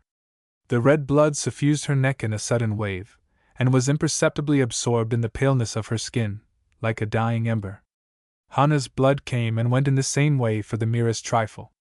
Johanna had inherited her mother's bashfulness and unspeakable charm, and also her capricious temper. She lay with her back turned toward them and made no reply to their persuasions. It was not easy to say whether she even heard them, until suddenly she turned to Morton with an expression of hatred on her face. You don't need to trouble, she said with glowing eyes. You can easily get rid of me. Morton only looked at her sorrowfully, but Pelle was angry. You ought to be ashamed of yourself for taking it like that, he said. Is that all the thanks Morton gets for what he's done? I must say you're a grateful child. Johanna took the scolding without moving a muscle of her face, but when he ceased she quietly took his hand and laid it over her delicate, thin face, which it quite covered. There she lay peeping out at him and Morton between the large fingers, with a strangely resigned expression that was meant to be roguish. I know it was horrid of me, she said dully, moving Pelle's middle finger backward and forward in front of her eyes so that she squinted. But I'll do what you tell me. Pelle, Morton Porton, I can talk the P language. And she laughed an embarrassed laugh. You don't know how much better and happier you'll be when you get out to Pelle's, said Morton. I could easily get up and do the work of the house, so that you didn't need to have a woman, she whispered, gazing at him passionately with her big eyes. I'm well enough now. My dear child, that's not what I mean at all. It's for your sake. Don't you understand that? Said Morton earnestly, bending over her. Johanna's gaze wandered round hopelessly, as if she had given up all thought of being understood any more. I don't think we'll move her against her will, said Morton, as he went down with Pelle. She is so capricious in her moods. I think, too, I should miss her, for she's a good little soul. When she's up she goes creeping about and is often quite touching in her desire to make me comfortable. And suddenly recollections of her former life awaken in her and darken her mind. She's still very mistrustful and afraid of being burdensome. But she needs the companionship of women, someone to whom she can talk confidentially. She has too much on her mind for a child. Couldn't you both move out to us? You can have the 2 upstairs rooms. That's not a bad idea, exclaimed Morton. May I have 2 or 3 days to think it over? And my love to Ellen and the children. 13. When the workshop closed, Pelle often went on working for an hour or 2 in the shop, getting the accounts straight and arranging the work for the following day in the intervals of attending to customers. A little before 6 he closed the shop, mounted his bicycle and hastened home with longing for the nest in his heart. Everyone else seemed to feel as he did. There was a peculiar homeward current in the traffic of the streets.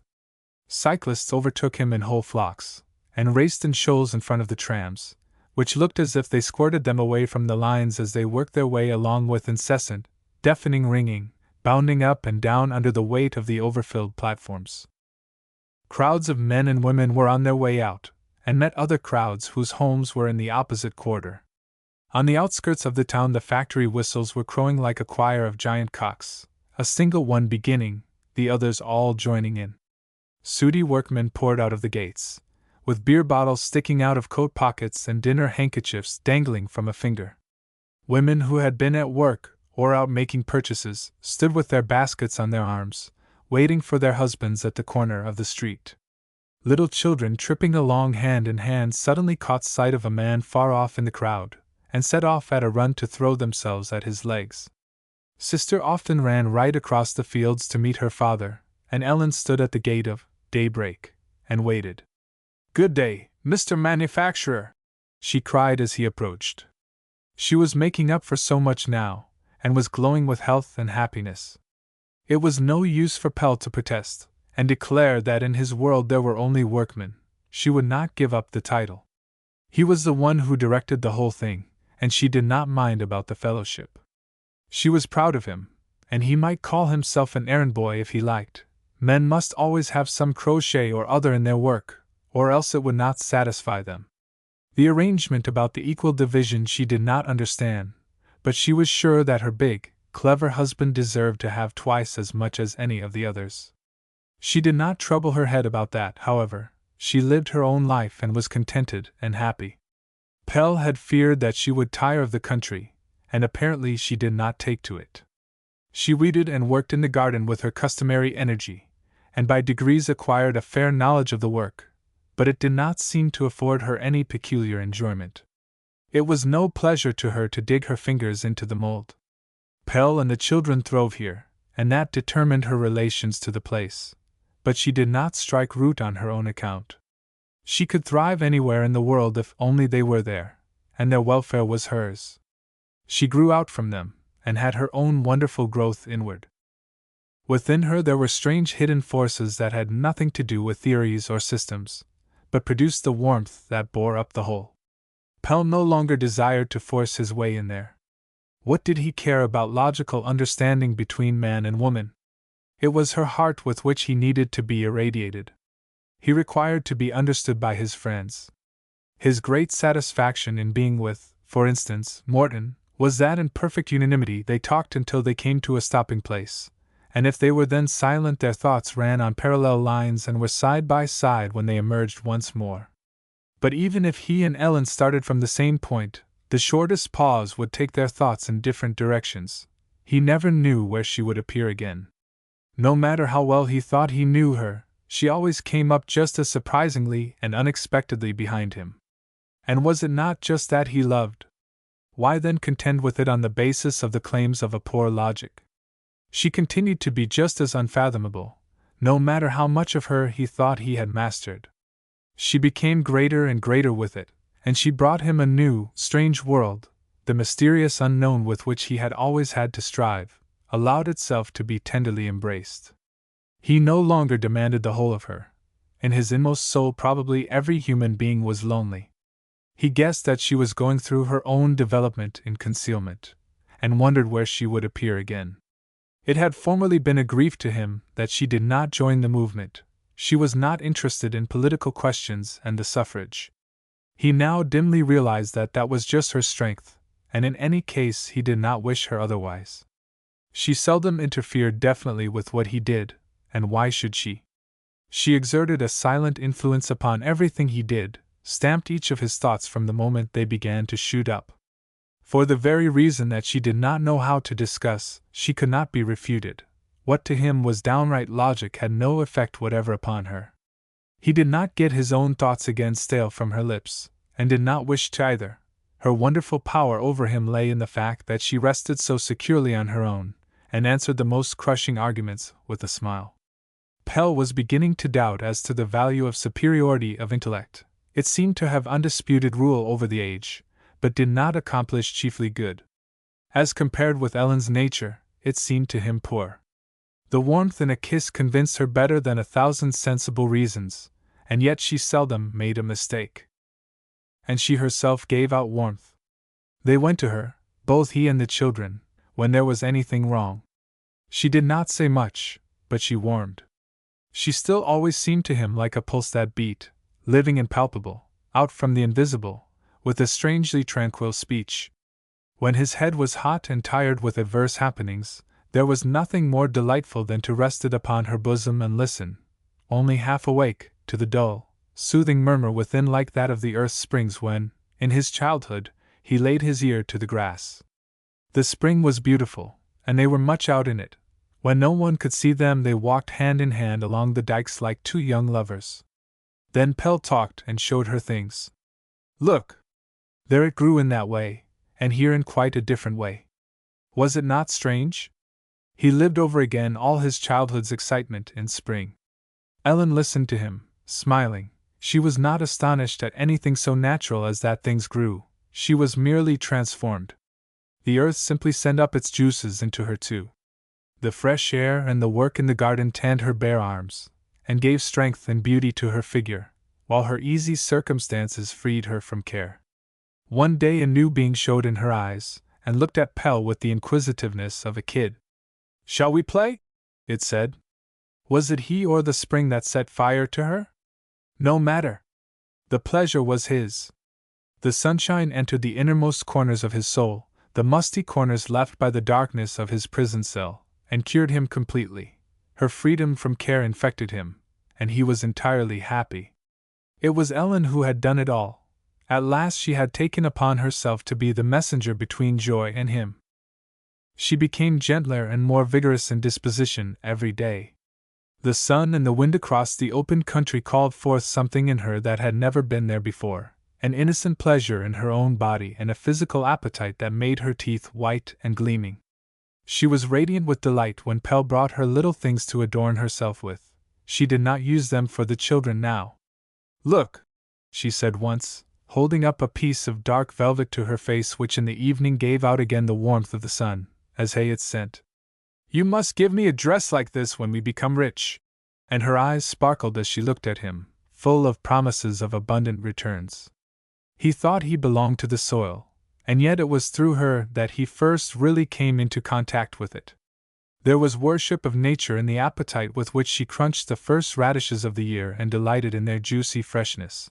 And when in the evening he sprang from his bicycle and took her in his arms, she herself exhaled the fresh perfume of all that had passed through the spring day, the wind and the products of the soil. He could smell in her breath the perfume of wild honey, mixed with the pollen and nectar of wild flowers, and she would close her eyes as though she herself were intoxicated with it. Their dawning affection became passionate first love out here. Ellen was always standing at the gate waiting for him. As soon as Pelle had had his supper, the children dragged him round the garden to show him what had taken place during the day. They held his hands and Ellen had to walk by herself. Pelle and she had an intense desire to be close together, but the little ones would not submit to be set aside. "He's our father," they said, and Pelle and Ellen were like two young people that are kept cruelly apart by a remorseless fate, and they looked at one another with eyes that were heavy with expression. When the little ones had gone to bed they stole away from it all, leaving Lasse Frederick in charge of the house. He had seen an artist sitting outside the hedge and painting the smoky city in the spring light, and had procured himself a paintbox. He sat out there every evening now, daubing away busily. He did not mean to be a sailor now. They went up past the farm and on toward the evening sun, walked hand in hand in the dewy grass, gazing silently in front of them. The ruddy evening light colored their faces and made their eyes glow. There was a little grove of trees not far off, to which they often went so as to be quite away from the world. With their arms round one another they passed into the deep twilight, whispering together. Now and then she bent her head back for him to kiss her, when an invisible ray would strike her eye and be refracted into a rainbow-colored star, in the darkness. A high dike of turfs ran along the edge of the wood, and low over it hung hazel and young beech trees. In under the branches there were little bowers where they hid themselves. The dead leaves had drifted together and under the dike and made a soft couch. The birds above their heads gave little sleepy chirps, turned on the branch and twittered softly as though they dreamed the day's melodies over again. Sometimes the moon peeped in at them with a broad smile. The heavy night exhalations of the leaves lulled them to sleep, and sometimes they were only wakened by the tremor that passes through everything when the sun rises. Pelle would be cold then, but Ellen's body was always warm although she had removed some of her clothing to make a pillow for their heads. She still continued to be motherly. Her devotion only called forth new sides of her desire for self-sacrifice. How rich she was in her motherliness! She demanded nothing but the hard ground, and could not make herself soft enough. Everything was for him. And she could make herself so incomprehensibly soft. Providence had thrown all his riches and warmth into her lap. It was no wonder that both life and happiness had made their nesting place there. Their love increased with the sunshine, and made everything bright and good. There was no room for any darkness. Pelle met all troubles with a smile. He went about in a state of semi-stupor, and even his most serious business affairs could not efface Ellen's picture from his mind. Her breath warmed the air around him throughout the day, and made him hasten home. At table at home they had secret signs that referred to their secret world. They were living in the first love of youth with all its sweet secrecy, and smiled at one another in youthful, stealthy comprehension, as though the whole world were watching them and must learn nothing. If their feet touched under the table, their eyes met, and Ellen would blush like a young girl. Her affection was so great that she could not bear it to be known, even to themselves. A red flame passed over her face, and her eyes were veiled as though she hid in them the unspeakable sweetness of her tryst from time to time. She rarely spoke and generally answered with a smile. She sang softly to herself, filled with the happiness of youth. One afternoon when he came cycling home, Ellen did not meet him as usual. He became anxious, and hurried in. The sofa was made into a bed, and Ellen was standing by it, bending over Johanna, who lay shivering with fever. Ellen raised her head and said, "Hush!" The children were sitting in a corner gazing fearfully at the sick girl, who lay with closed eyes, moaning slightly. "She came running out here this afternoon," whispered Ellen, looking strangely at him. "I can't think why. She's terribly ill. I've sent Lasse Frederick into Morton, so that he may know she's with us." "Have you sent for the doctor?" asked Pelle, bending down over Johanna. "Yes. Lasse Frederick will tell Morton to bring his doctor with him. He must know her best. I should think they'll soon be here." A shivering fit came over Johanna. She lay working her tongue against the dry roof of her mouth, now and then uttering a number of disconnected words, and tossing to and fro upon the bed. Suddenly she raised herself in terror, her wide-open eyes fixed upon Pelle, but with no recognition in them. "Go away! I won't!" she screamed, pushing him away. His deep voice calmed her, however, and she allowed herself to be laid down once more, and then lay still with closed eyes. "Someone has been after her," said Ellen, weeping. "What can it be?" "It's the old story," Pelle whispered with emotion. "Morton says that it constantly reappears in her. Take the children out into the garden, Ellen. I'll stay here with her." Ellen went out with the little ones, who could hardly be persuaded to come out of their corner, but it was not long before their chattering voices could be heard out on the grass. Pelle sat with his hand on Johanna's forehead, staring straight before him. He had been rudely awakened to the horror of life once more. Convulsive tremors passed through her tortured brow. It was as if he held in his hand a fluttering soul that had been trodden in the mire beneath heavy heels, a poor crushed fledgling that could neither fly nor die. He was roused by the sound of a carriage driving quickly up to the garden gate, and went out to meet the men. The doctor was very doubtful about Johanna's condition. "I'm afraid that the fits will increase rather than decrease," he said in a whisper. "It would be better if she were sent to the hospital as soon as she's able to be moved." "Would it be better for her?" asked Ellen. "No, not exactly for her. But she'll be a difficult patient, you know." "Then she shall remain here," said Ellen. "She shall be well looked after." Lasse Frederick had to take his bicycle and ride to the chemist's, and immediately after the doctor drove away.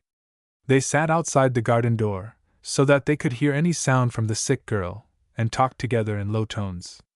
It was sad to see Morton. Johanna's flight from him had wounded him deeply. "I wonder why she did it," said Pelle. "She's been strange ever since you came up and proposed that she should come out to you," said Morton sadly. "She got it into her head that she was a burden to me and that I would like to get rid of her." 2 or 3 days ago she got up while I was out, and began working in the house, I suppose as a return for my keeping her. She's morbidly sensitive. When I distinctly forbade her, she declared that she wouldn't owe me anything and meant to go away. I knew that she might very likely do it in spite of her being ill, so I stayed at home. At midday today I just went down to fetch milk, and when I came up she was gone. It was a good thing she came out here. I think she'd do anything when once the idea's taken her that she's a burden. She must be very fond of you, said Ellen, looking at him. I don't think so, answered Morton, with a sad smile. At any rate, she's hidden it well. My impression is that she's hated me ever since the day we spoke of her coming out here. May I stay here for the night? If you can put up with what we have, answered Ellen. It won't be a luxurious bed, but it'll be something to lie down on. Morton did not want a bed, however. I'll sit up and watch over Johanna, he said. 14. The house was thus transformed into a nursing home. It was a hard hit at their careless happiness, but they took it as it came. Neither of them demanded more of life than it was capable of. Ellen was with the sick girl day and night until the worst was over. She neglected both Pelle and the children to give all her care to Johanna. You've got far too much to do, said Pelle anxiously. It'll end in your being ill too. Do let us have help. And as Ellen would not hear of it, he took the matter into his own hands, and got Queen Teresa to be out there during the day.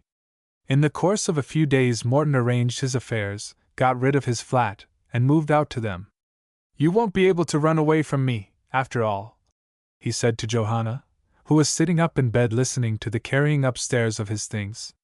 When you're well enough you shall be moved up into the big attic, and then we two shall live upstairs and be jolly again, won't we? She made no answer, but flushed with pleasure. Ellen now received from Morton the amount he usually spent in a month on food and house rent. She was quite disconcerted. What was she to do with all that money? It was far too much. Well, they need no longer be anxious about their rent. Johanna was soon so far recovered as to be able to get up for a little. The country air had a beneficial effect upon her nerves, and Ellen knew how to keep her in good spirits. Old Brun made her a present of a beautiful red and yellow reclining chair of basket work, and when the sun shone she was carried out onto the grass, where she lay and watched the children's play, sometimes joining in the game from her chair, and ordering them hither and thither. Boy Comfort submitted to it good-naturedly, but Sister was a little more reserved. She did not like this stranger to call Pelle father, and when she was in a teasing mood she would stand a little way off and repeat again and again, "He's not your father, for he's mine," until Ellen took her away. Johanna mostly lay, however, gazing into space with an expression of the utmost weariness. For a moment her attention would be attracted by anything new, but then her eyes wandered away again. She was never well enough to walk about. Even when she felt well, her legs would not support her. Brun came out to daybreak every afternoon to see her. The old man was deeply affected by her sad fate, and had given up his usual holiday trip in order to keep himself acquainted with her condition. "We must do something for her," he said to the doctor, who paid a daily visit at his request. "Is there nothing that can be done?" The doctor shook his head. "She couldn't be better off anywhere than she is here," he said. They were all fond of her, and did what they could to please her. Brun always brought something with him, expensive things, such as beautiful silk blankets that she could have over her when she lay out in the garden, and a splendid coral necklace. He got her everything that he could imagine she would like. Her eyes sparkled whenever she received anything new, and she put everything on. "Now I'm a princess in all her finery," she whispered, smiling at him, but a moment after she had forgotten all about it. She was very fond of the old man, made him sit beside her, and called him grandfather, with a mournful attempt at roguishness. She did not listen to what he told her, however, and when the little ones crept up and wanted him to come with them to play in the field, he could quite well go, for she did not notice it. Alas! Nothing could reconcile her child's soul to her poor, maltreated body, either love nor trinkets. It was as though it were weary of its covering and had soared as far out as possible, held captive by a thin thread that would easily wear through. She grew more transparent every day. It could be clearly seen now that she had the other children beside her. They ate and throve for her as well as themselves. When Ellen was not on the watch, Boy Comfort would come and eat up Johanna's invalid food, though goodness knew he wasn't starved.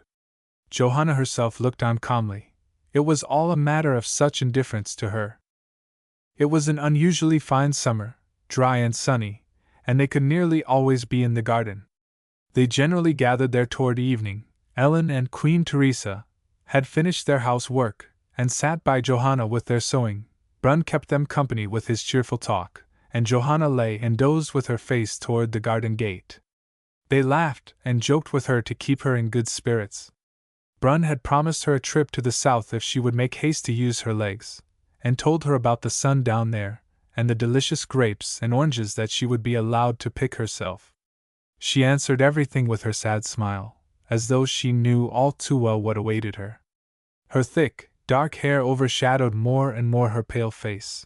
It was as if night were closing over her. She seemed to be dozing slowly out of existence, with her large eyes turned toward the garden gate. Morton was often away on lecturing tours, sometimes for several days at a time. When at last he entered the gate, life flashed into her face. He was the only one who could recall her spirit to its surroundings. It was as though it only lingered on for him. She was no longer capricious with him. When she had the strength for it, she sat up and threw her arms round his neck. Her tears flowed silently, and her longing found free vent. Ellen understood the child's feelings, and signed to the others to leave the two together. Morton would then sit for hours beside her, telling her all that he had been doing. She never seemed to grow weary, but lay and listened to him with shining eyes, her transparent hand resting upon his arm. Every step he took interested her. Sometimes a peculiar expression came into her eyes, and she fell suspiciously upon some detail or other. Her senses were morbidly keen. The very scent of strange people about him made her sullen and suspicious. "The poor, poor child! She loves him," said Ellen one day to Pelle, and suddenly burst into tears. "And there she lies dying!" Her own happiness made her so fully conscious of the child's condition. "But dearest Ellen," exclaimed Pelle in protest, "don't you think I can see? That's of course why she's always been so strange to him. How sad it is!"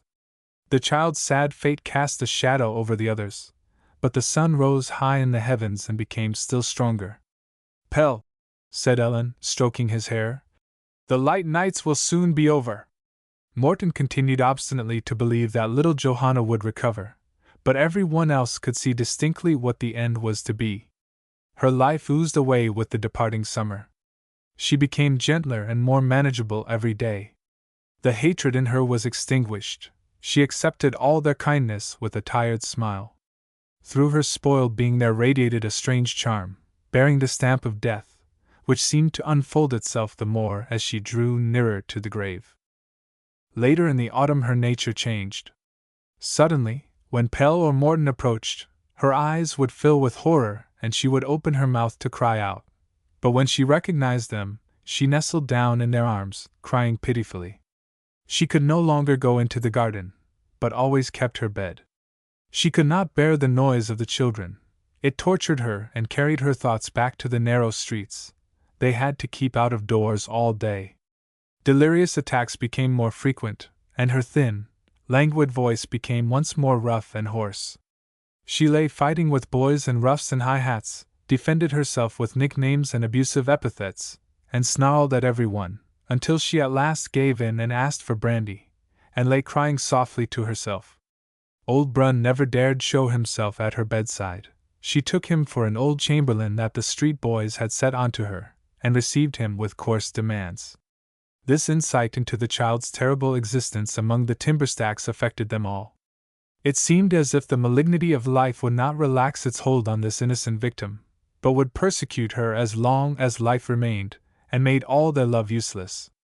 Morton stayed with her during the days in which she fought her battle with death. He sat watching her from a corner, only venturing nearer when she dozed. Ellen was the only one who had the strength to meet it.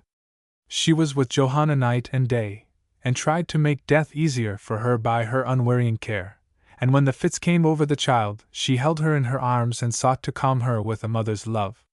She had never been in a death chamber before, but did not quail, and the child died upon her breast. Johanna's death had completely paralyzed Morton. As long as he possibly could, he had clung to the belief that her life might be saved. If not, it would be so unreasonably unjust, and when her hopeless condition became apparent to him, he collapsed. He did nothing, but wandered about dully, spoke to no one, and ate very little. It was as though he had received a blow on the head from a heavy hand. After the funeral, he and Pelle walked home together while the others drove. Pelle talked of indifferent matters in order to draw Morton's thoughts away from the child, but Morton did not listen to him. "My dear fellow, you can't go on like this," said Pelle suddenly, putting his arm through Morton's. "You've accompanied the poor child along the road as far as you could, and the living have some claim on you too." Morton raised his head. "What does it matter whether I write a few pages more or less?" he said wearily. "Your pen was given you to defend the defenseless with. You mustn't give up," said Pelle. Morton laughed bitterly. "And haven't I pleaded the cause of the children as well as I could, and been innocent enough to believe that there, at any rate, it was only necessary to open people's eyes in order to touch their hearts? And what has been gained? The addition, at the most, of one more volume to the so-called good literature. Men are practical beings. You can with the greatest ease get them to shed theater tears. They're quite fond of sitting in the stalls and weeping with the unfortunate man, but woe to him if they meet him again in the street. The warmest words that have ever been spoken to me about my descriptions of children were from an old gentleman whom I afterward found to be trying to get hold of little children." "But what are you going to do?" said Pelle, looking at him with concern. "Yes, what am I going to do? Tell me that. You're right in saying I'm indifferent, but can one go on taking part in a battle that doesn't even spare the children? Do you remember my little sister Karen, who had to drown herself? How many thousand children are there not standing behind her and Johanna? They call this the children's century, and the children's blood is crying out from the earth. They're happy when they can steal away. Fancy if Johanna had lived on with her burden! The shadows of childhood stretch over the whole of life." "Yes, and so does the sunshine of childhood," exclaimed Pelle. "That's why we mustn't fail the poor little ones. We shall need a race with warm hearts." "That's just what I've thought," said Morton sadly. "Do you know, Pelle, I loved that child who came to me from the very lowest depth. She was everything to me. Misery has never come so cruelly near to me before. It was a beautiful dream of mine, a foolish dream, that she would live. I was going to coax life and happiness into her again, and then I would have written a book about all that triumphs. I don't know whether you understand me, about misery that becomes health and happiness beneath the sunshine of kindness. She was that. Life could hardly be brought lower. But did you notice how much beauty and delicacy there was after all buried beneath the sewer mud in her? I had looked forward to bringing it out, freed from all want and ugliness, and showing the world how beautiful we are down here when the mud is scraped off us. Perhaps it might have induced them to act justly. That's what I dreamed, but it's a bitter lot to have the unfortunates appointed to be one's beloved. My only love is irretrievably dead, and now I cannot write about anything that triumphs. What have I to do with that? I think it's Victor Hugo who says that the heart is the only bird that carries its cage," said Pelle. "But your heart refuses to take it when there is most use for it."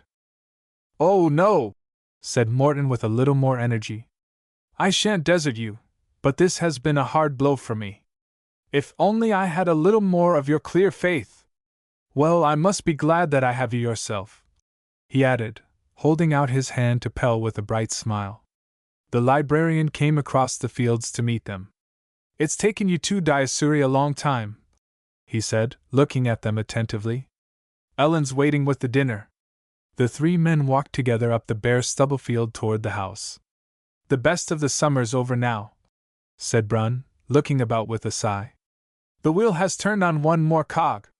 "Death isn't the worst thing that can happen to one," answered Morton, who was still in a morbid mood.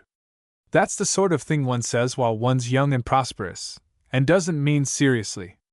Tomorrow life will have taken you and your sorrow into its service again. But I have never been young until now that I've learned to know you too, so I count every fleeting hour like a miser, and envy you who can walk so quickly," he added with a smile. They walked up more slowly, and as they followed the hedge up toward the house they heard a faint whimpering in the garden. In a hole in an empty bed, which the two children had dug with their spades, sat Boy Comfort, and Sister was busy covering him with earth. It was already up to his neck. He was making no resistance, but only whimpered a little when the mole began to get near his mouth. Pelle gave the alarm and leaped the hedge, and Ellen at the same moment came running out. "You might have suffocated little brother," she said with consternation, taking the boy in her arms. "I was only planting him," said Anna, offended at having her work destroyed. "He wanted to be, and of course he'd come up again in the spring." The two children wanted a little brother, and had agreed that Boy Comfort should sacrifice himself. "You mustn't do such things," said Ellen quietly. "You'll get a little brother in the spring anyhow," and she looked at Pelle with a loving glance. 15. Work went on steadily in the cooperative works. It made no great stir. In the movement they had almost forgotten that it existed at all. It was a long and difficult road that Pelle had set out on, but he did not for a moment doubt that it led to the end he had in view, and he set about it seriously. Never had his respiration been so slow. At present he was gaining experience. He and Peter Dreyer had trained a staff of good workmen, who knew what was at stake, and did not allow themselves to be upset even if a foreign element entered. The business increased steadily and required new men, but Pelle had no difficulty with the new forces. The undertaking was so strong that it swallowed them and remodeled them. The manufacturers at any rate remembered his existence, and tried to injure him at every opportunity. This pleased him, for it established the fact that he was a danger to them. Through their connections they closed credit, and when this did not lead to anything, because he had Brun's fortune to back him up, they boycotted him with regard to materials by forcing the leather merchants not to sell to him. He then had to import his materials from abroad. It gave him a little extra trouble, and now it was necessary to have everything in order, so that they should not come to a standstill for want of anything. One day an article was lacking in a new consignment, and the whole thing was about to come to a standstill. He managed to obtain it by stratagem, but he was angry. "I should like to hit those leather merchants back," he said to Brun. "If we happen to be in want of anything, we're obliged to get it by cunning. Don't you think we might take the shop next door, and set up a leather business? It would be a blow to the others, and then we should always have what we want to use. We shouldn't get rich on it, so I think the small masters in out-of-the-way corners would be glad to have us." Brun had no objection to making a little more war to the knife. There was too little happening for his taste. The new business opened in October. Pelle would have had Peter Dreyer to be at the head of it, but he refused. "I'm sure I'm not suited for buying and selling," he said gloomily, so Pelle took one of the young workmen from the workshop into the business, and kept an eye upon it himself. It at once put a little more life into things.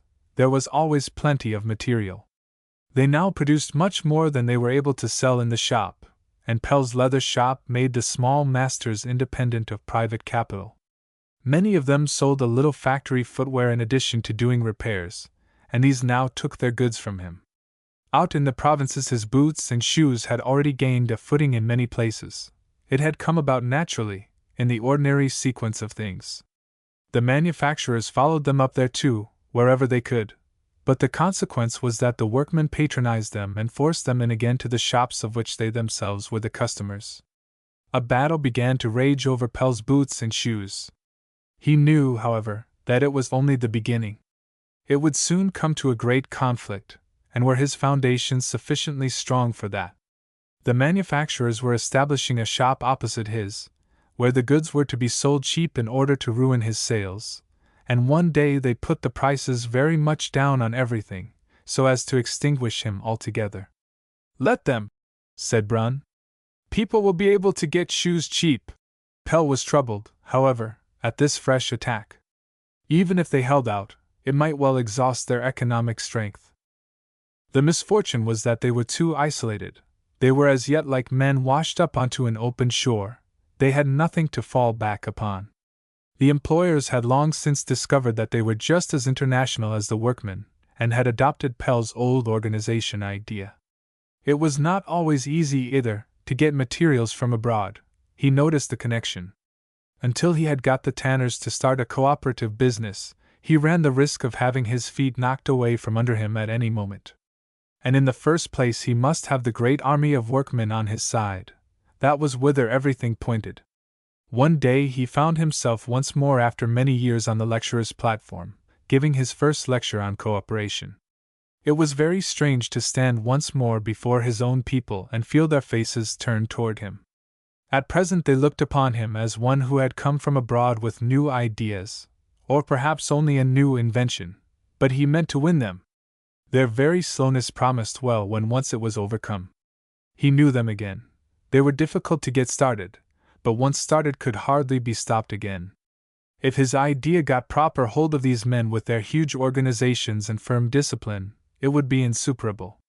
He entered with heart and soul into the agitation, and gave a lecture every week in a political or trade association.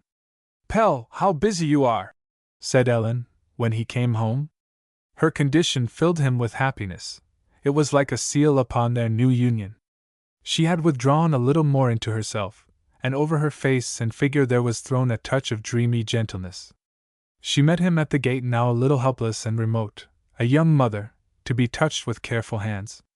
He saw her thriving from day to day, and had a happy feeling that things were growing for him on all sides. They did not see much of Morton. He was passing through a crisis, and preferred to be by himself. He was always complaining that he could not get on with his work. Everything he began, no matter how small, stuck fast. "That's because you don't believe in it any longer," said Pelle. "He who doubts in his work cuts through the branch upon which he is himself sitting." Morton listened to him with an expression of weariness. "It's much more than that," he said, "for it's the men themselves I doubt, Pelle. I feel cold and haven't been able to find out why, but now I know. It's because men have no heart. Everything growing is dependent upon warmth, but the whole of our culture is built upon coldness, and that's why it's so cold here." "The poor people have a heart, though," said Pelle. "It's that and not common sense that keeps them up. If they hadn't, they'd have gone to ruin long ago, simply become animals. Why haven't they, with all their misery? Why does the very sewer give birth to bright beings? Yes, the poor people warm one another, but they're blue with cold all the same.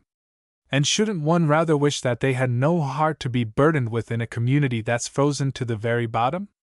I envy those who can look at misery from a historical point of view and comfort themselves with the future. I think myself that the good will some day conquer, but it's nevertheless fearfully unreasonable that millions shall first go joyless to the grave in the battle to overcome a folly. I'm an irreconcilable, that's what it is. My mind has arranged itself for other conditions, and therefore I suffer under those that exist. Even so ordinary a thing as to receive money causes me suffering. It's mine, but I can't help following it back in my thoughts. What one has been caused by its passing into my hands? How much distress and weeping may be associated with it? And when I pay it out again, I'm always troubled to think that those who've helped me get too little, my washerwoman and the others. They can scarcely live, and the fault is mine among others. Then my thoughts set about finding out the others' wants, and I get no peace. Every time I put a bit of bread into my mouth, or see the stores in the shops, I can't help thinking of those who are starving. I suffer terribly through not being able to alter conditions of which the folly is so apparent. It's of no use for me to put it down to morbidness, for it's not that, it's a forestalling in myself. We must all go that way some day, if the oppressed do not rise before then and turn the point upward. You see, I'm condemned to live in all the others' miseries, and my own life has not been exactly rich in sunshine. Think of my childhood, how joyless it was. I haven't your fun to draw from, Pelle, remember that. No, there had not been much sunshine on Morton's path, and now he cowered and shivered with cold. One evening, however, he rushed into the sitting-room, waving a sheet of paper. "I've received a legacy," he cried. "Tomorrow morning I shall start for the south. But you'll have to arrange your affairs first. said Pelle. Arrange? Morton laughed. Oh no! You're always ready to start on a journey. All my life I've been ready for a tour round the world at an hour's notice. He walked to and fro, rubbing his hands. Ah, now I shall drink the sunshine, let myself be baked through and through. I think it'll be good for my chest to hop over a winter. How far are you going? Asked Ellen, with shining eyes. To southern Italy and Spain. I want to go to a place where the cold doesn't pull off the coats of thousands while it helps you on with your furs. And then I want to see people who haven't had a share in the blessings of mechanical culture, but upon whom the sun has shone to make up for it. Sunshine beings like little Johanna and her mother and grandmother, but who've been allowed to live. Oh, how nice it'll be to see for once poor people who aren't cold. Just let him get off as quickly as possible, said Ellen, when Morton had gone up to pack. For if he once gets the poor into his mind, it'll all come to nothing. I expect I shall put a few of your socks and a little underclothing into his trunk. He's got no change. If only he'll see that his things go to the wash, and that they don't ruin them with chlorine. Don't you think you'd better look after him a little while he's packing? Asked Pelle. Or else I'm afraid he'll not take what he'll really want. Morton would sometimes forget his own head.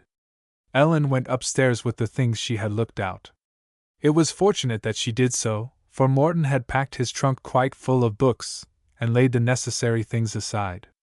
When she took everything out and began all over again, he fidgeted about and was quite unhappy. It had been arranged so nicely, the fiction all together in one place, the proletariat writings in another. He could have put his hand in and taken out anything he wanted. But Ellen had no mercy. Everything had to be emptied onto the floor, and he had to bring every stitch of clothing he possessed and lay them on chairs, whence she selected the necessary garments. At each one that was placed in the trunk, Morton protested meekly. It really could not be worth while to take socks with him, nor yet several changes of linen. You simply bought them as you required them. Indeed? Could it not? But it was worth while lugging about a big trunk full of useless books like any colporteur, was it? Ellen was on her knees before the trunk, and was getting on with her task. Pelle came up and stood leaning against the door jamb, looking at them. That's right. Just give him a coating of paint that will last till he gets home again, he said, laughing. He may need it badly. Morton sat upon a chair looking crestfallen. Thank goodness, I'm not married, he said. I really begin to be sorry for you, Pelle. It was evident that he was enjoying being looked after. Yes, now you can see what a domestic affliction I have to bear, Pelle answered gravely. Ellen let them talk. The trunk was now crammed full, and she had the satisfaction of knowing that he would not be going about like a tramp. There were only his toilet articles left now, even those he had forgotten. She drew a huge volume out of the pocket for these articles inside the lid of the trunk to make room for his washing things. But at that Morton sprang forward. I must have that with me, whatever else is left out, he said with determination. It was Victor Hugo's Les Miserables, Morton's Bible. Ellen opened it at the title page to see if it really was so necessary to travel about with such a monster. It was as big as a loaf. There's no room for it, she declared, and quietly laid it on one side. That's to say, if you want things to wash yourself with, and you're sure to meet plenty of unhappy people wherever you go, for there's always enough of them everywhere. Then perhaps Madame will not permit me to take my writing things with me? Questioned Morton, in a tone of supplication. Oh, yes, answered Ellen, laughing. And you may use them too, to do something beautiful. That's to say, if it's us poor people you're writing for. There's sorrow and misery enough. When the sun shone properly upon me, I'll come home and write you a book about it, said Morton seriously. The following day was Sunday. Morton was up early and went out to the churchyard. He was gone a long time, and they waited breakfast for him. He's coming now, cried Lasse Frederick, who had been up to the hill farm for milk. I saw him down in the field. Then we can put the eggs on, said Ellen to sister, who helped her a little in the kitchen. Morton was in a solemn mood. The roses on Johanna's grave have been picked again, he said. I can't imagine how anyone can have the heart to rob the dead. They are really the poorest of us all. I'm glad to hear you say that, exclaimed Pelle. A month ago you thought the dead were the only ones who were well off. You're a rock, said Morton, smiling and putting his hands on the other's shoulders. If everything else were to change, we should always know where you were to be found. Come to table, cried Ellen. But at once, or the surprise will be cold. She stood waiting with a covered dish in her hand. Why, I believe you've got new laid eggs there, exclaimed Pelle, in astonishment. Yes, the hens have begun to lay again the last few days. It must be in Morton's honor. No, it's in honor of the fine weather, and because they're allowed to run about anywhere now, said Lasse Frederick. Morton laughed. Lasse Frederick's an incorrigible realist, he said. Life needs no adornment for him. Ellen looked well after Morton. Now you must make a good breakfast, she said. You can't be sure you'll get proper food out there in foreign countries. She was thinking with horror of the messes her lodgers in the palace had put together. The carriage was at the door, the trunk was put up beside the driver, and Morton and Pelle got into the carriage, not before it was time either. They started at a good pace, Lasse Frederick and sister each standing on a step all the way down to the main road. Up at the gable window Ellen stood and waved, holding Boy Comfort by the hand. It must be strange to go away from everything, said Pelle. Yes, it might be strange for you, answered Morton, taking a last look at Pelle's home. But I'm not going away from anything, on the contrary, I'm going to meet things. It'll be strange at any rate not having you walking about overhead any more, especially for Ellen and the children. But I suppose we shall hear from you? Oh, yes. And you'll let me hear how your business gets on, won't you? The train started. Pelle felt his heart contract as he stood and gazed after it, feeling as though it were taking part of him with it. It had always been a dream of his to go out and see a little of the world, ever since Garibaldi had appeared in the little workshop at home in the provincial town he had looked forward to it. Now Morton was going, but he himself would never get away. He must be content with the journey abroad he had had. For a moment Pelle stood looking along the lines where the train had disappeared, with his thoughts far away in melancholy dreams. Then he woke up and discovered that without intending it he had been feeling his home a clog upon his feet. And there were Ellen and the children at home watching for his coming, while he stood here and dreamed himself away from them.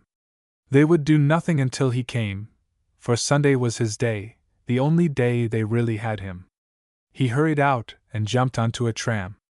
As he leaped over the ditch into the field at the tramway terminus, he caught sight of Brun a little farther along the path.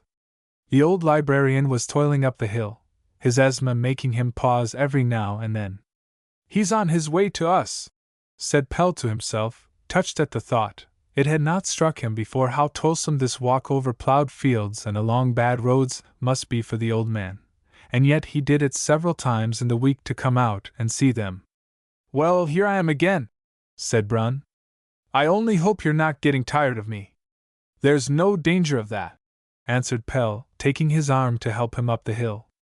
The children are quite silly about you. Yes, the children. I'm safe enough with them, and with you too, Pelle, but your wife makes me a little uncertain. Ellen's rather reserved, but it's only her manner. She's very fond of you, said Pelle warmly.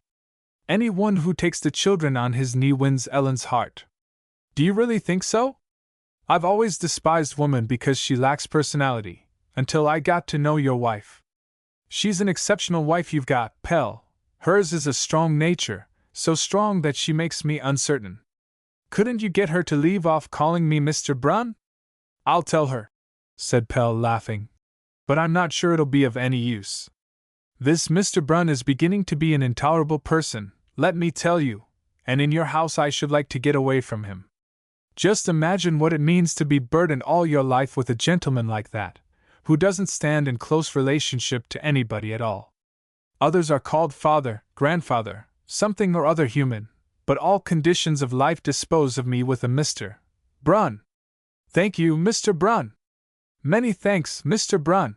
The old man had worked himself up, and made the name a caricature. These are bad roads out here, he said suddenly, stopping to take breath. It's incomprehensible that these fields should be allowed to lie here just outside the town. that speculation hasn't got hold of them. I suppose it's because of the boggy ground down there, said Pell. They've begun to fill it in, however, at the north end, I see.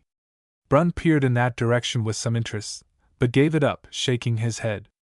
No, I can't see so far without glasses. That's another of the blessings bestowed by books. Yes, it is.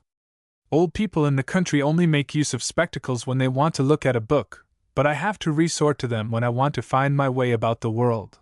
That makes a great difference. It's the fault of the streets and those stupid books that I'm short-sighted. You don't get any outlook if you don't live in the country. The town shuts up all your senses, and the books take you away from life, so I'm thinking of moving out too. Is that wise now just before the winter? It wouldn't do for you to go in and out in all kinds of weather. Then I'll give up the library, answered Brun. I shan't miss it much. I've spent enough of my life there. Fancy, Pell! It occurred to me last night that I'd helped to catalogue most of the literature of the world, but haven't even seen a baby dressed. What right have people like me to have an opinion? I can't understand that, said Pell. Books have given me so much help. Yes, because you had the real thing. If I were young, I would go out and set to work with my hands. I've missed more through never having worked with my body till I was hot and tired than you have through not knowing the great classic writers. I'm discovering my own poverty, Pell, and I would willingly exchange everything for a place as grandfather by a cozy fireside. The children came running across the field. Have you got anything for us today? They cried from a long distance. Yes, but not until we get into the warmth. I daren't unbutton my coat out here because of my cough. Well, but you walk so slowly, said Boy Comfort. Is it because you're so old? Yes, that's it, answered the old man, laughing. You must exercise a little patience. Patience, however, was a thing of which the children possessed little, and they seized hold of his coat and pulled him along. He was quite out of breath when they reached the house. Ellen looked severely at the children, but said nothing. She helped Brun off with his coat and neckerchief, and after seeing him comfortably seated in the sitting room, went out into the kitchen. Pell guessed there was something she wanted to say to him, and followed her. Pell, she said gravely, the children are much too free with Mr. Brun. I can't think how you can let them do it. Well, but he likes it, Ellen, or of course I should stop them. It's just what he likes. And do you know what I think he would like still better? If you would ask him to live with us. That I'll never do, declared Ellen decidedly. It would look so extraordinary of me. But if he wants a home, and likes us? He's got no friends but us. No, Ellen could not understand that all the same, with the little they had to offer. And Brun, who could afford to pay for all the comforts that could be had for money? If he came, I should have to have new table linen at any rate, and good carpets on the floors, and lots of other things. You can have them too, said Pell. Of course we'll have everything as nice as we can, though Brun's quite as easily pleased as we are. That might be so, but Ellen was the mistress of the house, and there were things she could not let go. If Mr. Brun would like to live with us, he shall be made comfortable, she said. But it's funny he doesn't propose it himself, for he can do it much better than we can. No, it must come from us, from you, Ellen. He's a little afraid of you. Of me? Exclaimed Ellen in dismay. And I who would, why, there's no one I'd sooner be kind to. Then I'll say it, Pell, but not just now. She put up her hands to her face, which was glowing with pleasure and confusion at the thought that her little home was worth so much. Pell went back to the sitting room. Brun was sitting on the sofa with Boy Comfort on his knee. He's a regular little urchin, he said. But he's not at all like his mother. He's got your features all through. Ellen isn't his mother, said Pell in a low voice. Oh, isn't she? It's funny that he should have those 3 wrinkles in his forehead like you. They're like the wave lines in the countenance of Denmark. You both look as if you were always angry. So we were at that time, said Pell. Talking of anger, Brun went on. I applied to the police authorities yesterday, and got them to promise to give up their persecution of Peter Dreyer, on condition that he ceases his agitation among the soldiers. We shall never get him to agree to that. It would be the same thing as requiring him to swear away his rights as a man. He has taught himself, by a great effort, to use parliamentary expressions, and nobody'll ever get him to do more. In the matter of the cause itself he'll never yield, and there I agree with him. If you mayn't even fight the existing conditions with spiritual weapons, there'll be an end of everything. Yes, that's true, said Brun. Only I'm sorry for him. The police keep him in a perpetual state of inflammation. He can't have any pleasure in life. 16. Pelle was always hoping that Peter Dreyer would acquire a calmer view of life. It was his intention to start a cooperative business in the course of the spring at Aarhus too, and Peter was appointed to start it. But his spirit seemed incurable. Every time he calmed down a little, conditions roused him to antagonism again. This time it was the increase of unemployment that touched him. The senseless persecution, moreover, kept him in a state of perpetual irritation. Even when he was left alone, as now, he had the feeling that they were wondering how they could get him to blunder, apparently closed their eyes in order to come down upon him with all the more force. He never knew whether he was bought or sold. The business was now so large that they had to move the actual factory into the back building, and take the whole of the basement for the repairing workshop. Peter Dreyer managed this workshop, and there was no fault to find with his management. He was energetic and vigilant. He was not capable, however, of managing work on a large scale, for his mind was in constant oscillation. In spite of his abilities, he was burning to no purpose. He might drop his agitation and take up something more useful, said Brun, one evening when he and Pelle sat discussing the matter. Nothing's accomplished by violence anyhow. And he's only running his head against a brick wall himself. You didn't think so some time ago, said Pelle. It was Brun's pamphlets on the rights of the individual that had first roused Peter Dreyer's attention. No, I know that. I once thought that the whole thing must be smashed to pieces in order that a new world might arise out of chaos. I didn't know you, and I didn't think my own class too good to be tossed aside. They were only hindering the development. But you've converted me. I was a little too quick to condemn your slowness. You have more connectedness in you than I. Our little business in there has proved to me that the common people are wise to admit their heritage from in debt to the upper class. I'm sorry to see Peter running off the track. He's one of your more talented men. Couldn't we get him out here? He could have one of my rooms. I think he needs a few more comforts. You'd better propose it to him yourself, said Pelle. The next day Brun went into town with Pelle and proposed it, but Peter Dreyer declined with thanks. I've no right to your comforts as long as there are 20,000 men that have either food nor firing, he said, dismissing the subject. But you're an anarchist, of course, he added scornfully, and a millionaire, from what I hear, so the unemployed have nothing to fear. He had been disappointed on becoming personally acquainted with the old philosopher, and never disguised his ill will.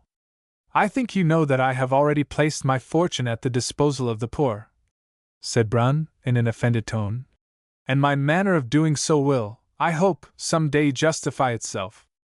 If I were to divide what I possess today among the unemployed, it would have evaporated like dew by tomorrow, so tremendous, unfortunately, is the want now.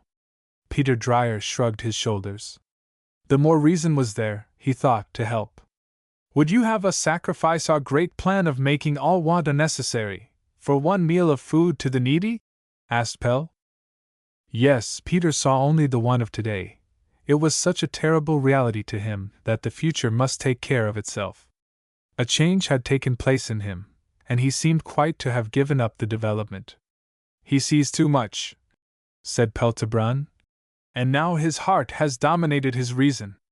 We'd better leave him alone. We shan't in any case get him to admit anything, and we only irritate him.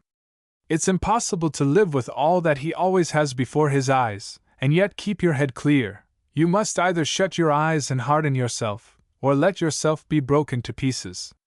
Peter Dreyer's heart was the obstruction. He often had to stop in the middle of his work and gasp for breath. I'm suffocated, he would say. There were many like him. The ever-increasing unemployment began to spread panic in men's minds. It was no longer only the young, hot-headed men who lost patience. out of the great compact mass of organization, in which it had hitherto been impossible to distinguish the individual beings, simple-minded men suddenly emerged and made themselves ridiculous by bearing the truth of the age upon their lips. Poor people, who understood nothing of the laws of life, nevertheless awakened, disappointed, out of the drowsiness into which the rhythm had lulled them, and stirred impatiently. Nothing happened except that one picked trade after another left them to become middle class. The movement had hitherto been the fixed point of departure. From it came everything that was of any importance, and the light fell from it over the day. But now suddenly a germ was developed in the simplest of them, and they put a note of interrogation after the party cry.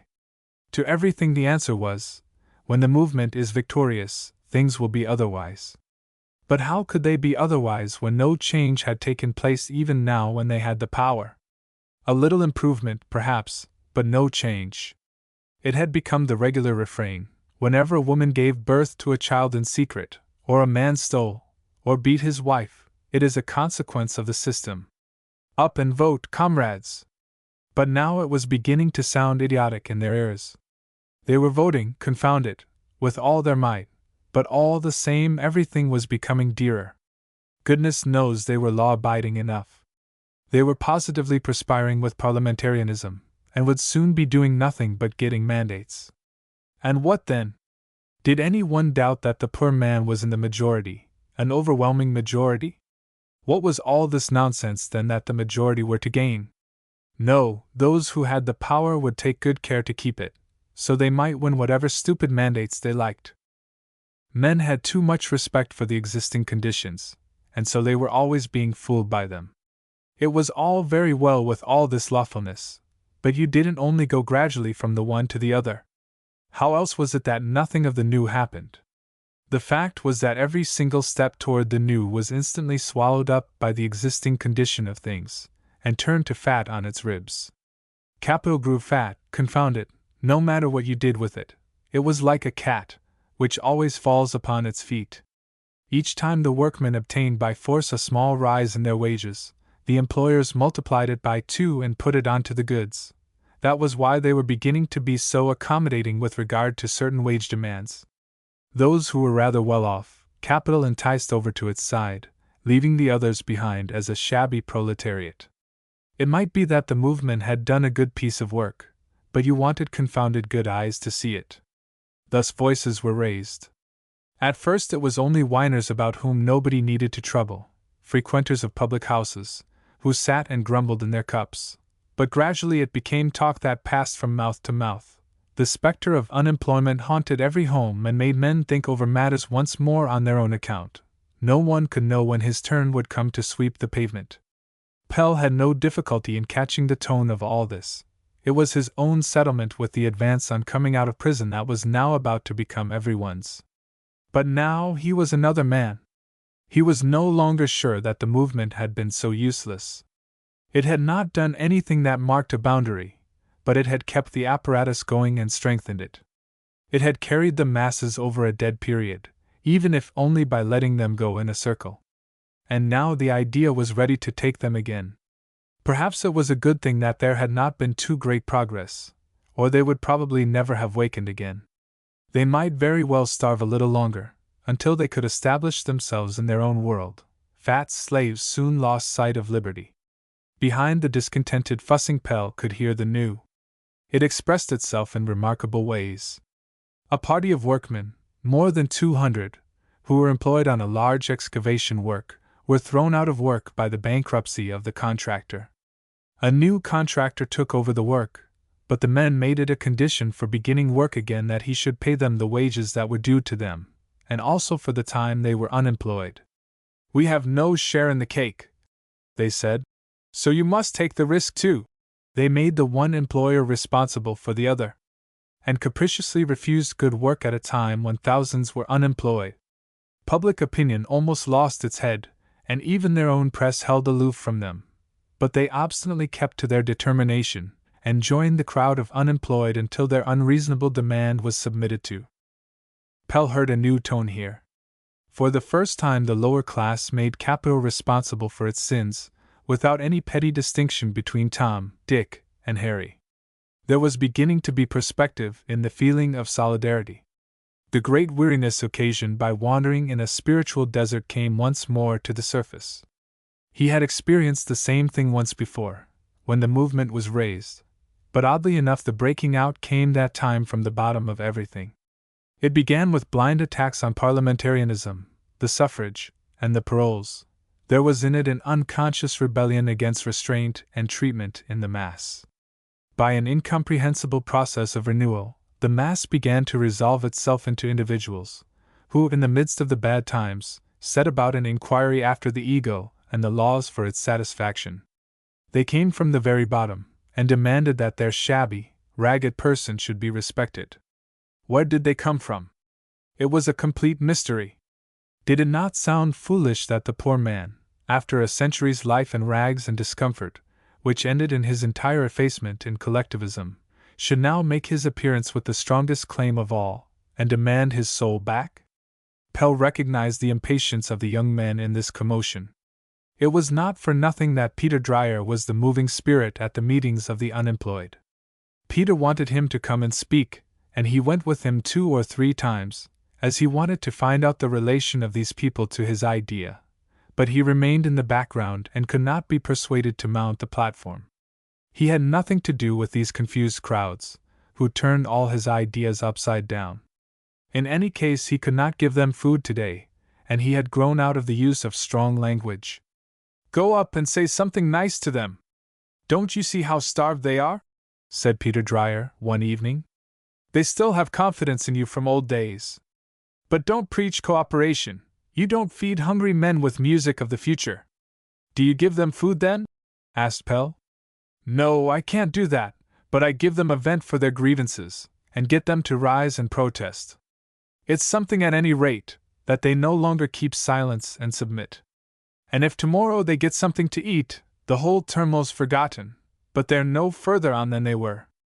Isn't it a matter of indifference whether they suffer want today, as compared with the question whether they will do so eternally? If you can put the responsibility upon those poor creatures, you must be a hard-hearted brute," said Peter angrily. Well, it was necessary now to harden one's heart, for nothing would be accomplished with sympathy only. The man with eyes that watered would not do for a driver through the darkness. It was a dull time, and men were glad when they could keep their situations. There was no question of new undertakings before the spring. But Pelle worked hard to gain adherents to his idea. He had started a discussion in the Labour Party press, and gave lectures. He chose the quiet trade unions, disdained all agitation eloquence, and put forward his idea with the clearness of an expert, building it up from his own experience until, without any fuss, by the mere power of the facts, it embraced the world. It was the slow ones he wanted to get hold of, those who had been the firm nucleus of the movement through all these years, and steadfastly continued to walk in the old footprints, although they led nowhere. It was the picked troops from the great conflict that must first of all be called upon. He knew that if he got them to go into fire for his idea with their unyielding discipline, much would be gained. It was high time for a new idea to come and take them on. They had grown weary of this perpetual goose step. The movement was running away from them. But now he had come with an idea of which they would never grow weary, and which would carry them right through. No one would be able to say that he could not understand it, for it was the simple idea of the home carried out so as to include everything. Ellen had taught it to him, and if they did not know it themselves, they must go home to their wives and learn it. They did not brood over the question as to which of the family paid least or ate most, but gave to each one according to his needs, and took the will for the deed. The world would be like a good, loving home, where no one oppressed the other, nothing more complicated than that. Pelle was at work early and late. Scarcely a day passed on which he did not give a lecture or write about his cooperation idea. He was frequently summoned into the provinces to speak. People wanted to see and hear the remarkable manufacturer who earned no more than his work people. In these journeys he came to know the country, and saw that much of his idea had been anticipated out there. The peasant, who stiffened with horror at the word socialist, put the ideas of the movement into practice on a large scale.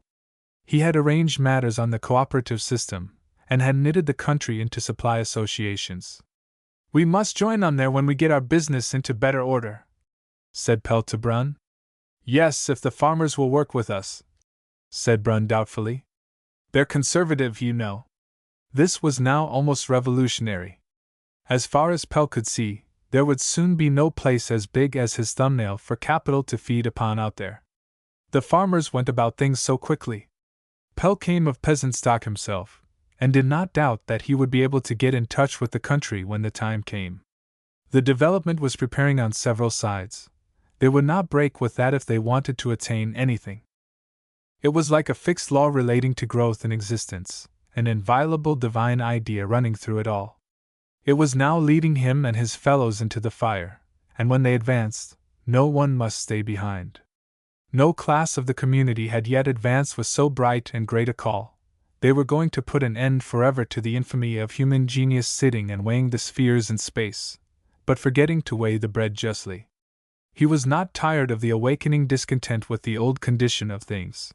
It opened up the overgrown minds, and created possibility for the new. At present he had no great number of adherents. Various new currents were fighting over the minds, which, in their faltering search, were drawn now to one side, now to the other. But he had a buoyant feeling of serving a world idea, and did not lose courage. Unemployment and the awakening ego feeling brought many to join Peter Dreyer. They rebelled against the conditions, and now saw no alternative but to break with everything. They sprang naked out of nothing, and demanded that their personality should be respected, but were unable as yet to bear its burdens, and their hopeless view of their misery threatened to stifle them. Then they made obstruction, their own broken-down condition making them want to break down the whole. They were Pelle's most troublesome opponents. Up to the present they had unfortunately been right, but now he could not comprehend their desperate impatience. He had given them an idea now, with which they could conquer the world just by preserving their coherence, and if they did not accept this, there must be something wrong with them. Taking this view of the matter, he looked upon their disintegrating agitation with composure. The healthy mind would be victorious. Peter Dreyer was at present agitating for a mass meeting of the unemployed. He wanted the 20,000 men, with wives and children, to take up their position on the Council House Square or Amalienborg Palace Square, and refused to move away until the community took charge of them.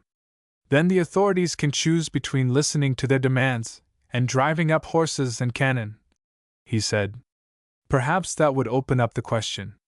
Take care then that the police don't arrest you, said Pelle in a warning voice, or your people will be left without a head, and you will have enticed them into a ridiculous situation which can only end in defeat. Let them take care, the curs, answered Peter threateningly. I shall strike at the first hand that attempts to seize me. And what then? What do you gain by striking the policemen? They are only the tool, and there are plenty of them. Peter laughed bitterly. No, he said. It's not the policeman, nor the assistant, nor the chief of police. It's no one. That's so convenient, no one can help it. They've always stolen a march upon us in that way.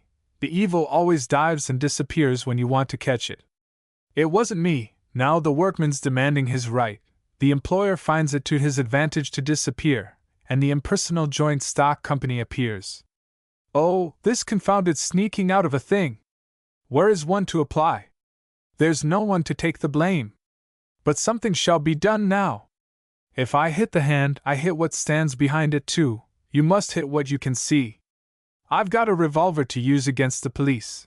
To carry arms against one's own people shall not be made a harmless means of livelihood unchallenged. 17. One Saturday evening Pelle came home by train from a provincial town where he had been helping to start a cooperative undertaking. It was late, but many shops were still open and sent their brilliant light out into the drizzling rain, through which the black stream of the streets flowed as fast as ever. It was the time when the working women came from the center of the city, pale typists, cashiers with the excitement of the cheap novel still in their eyes, seamstresses from the large businesses. Some hurried along looking straight before them without taking any notice of the solitary street wanderers. They had something waiting for them, a little child perhaps. Others had nothing to hurry for, and looked weariedly about them as they walked, until perhaps they suddenly brightened up at sight of a young man in the throng. charwomen were on their way home with their basket on their arm. They had had a long day, and dragged their heavy feet along. The street was full of women workers, a changed world. The bad times had called the women out and left the men at home. On their way home they made their purchases for Sunday. In the butchers and provision dealers they stood waiting like tired horses for their turn. Shivering children stood on tiptoe with their money clasped convulsively in one hand, and their chins supported on the edge of the counter, staring greedily at the eatables, while the light was reflected from their ravenous eyes. Pelle walked quickly to reach the open country. He did not like these desolate streets on the outskirts of the city, where poverty rose like a seabird's nesting place on both sides of the narrow cleft, and the darkness sighed beneath so much. When he entered an endless brick channel such as these, where 1- and 2-roomed flats, in 7 stories extended as far as he could see, he felt his courage forsaking him. It was like passing through a huge churchyard of disappointed hopes. All these thousands of families were like so many unhappy fates. They had set out brightly and hopefully, and now they stood here, fighting with the emptiness. Pelle walked quickly out along the field road. It was pitch dark and raining, but he knew every ditch and path by heart. Far up on the hill there shone a light which resembled a star that hung low in the sky. It must be the lamp in Brun's bedroom.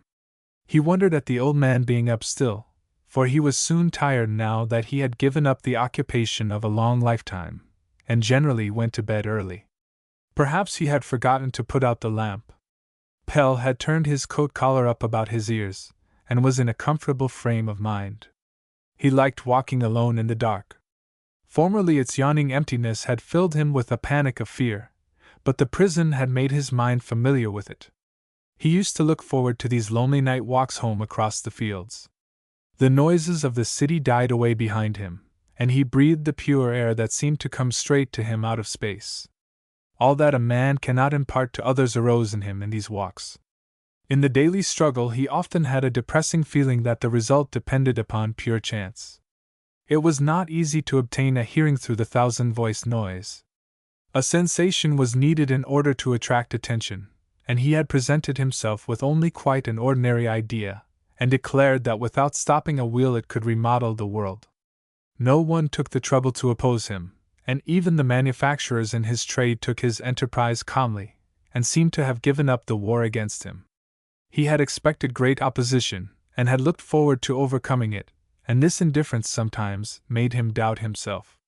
His invincible idea would simply disappear in the motley confusion of life. But out here in the country, where night lay upon the earth like great rest, his strength returned to him. All the indifference fell away, and he saw that like the piers of a bridge, his reality lay beneath the surface.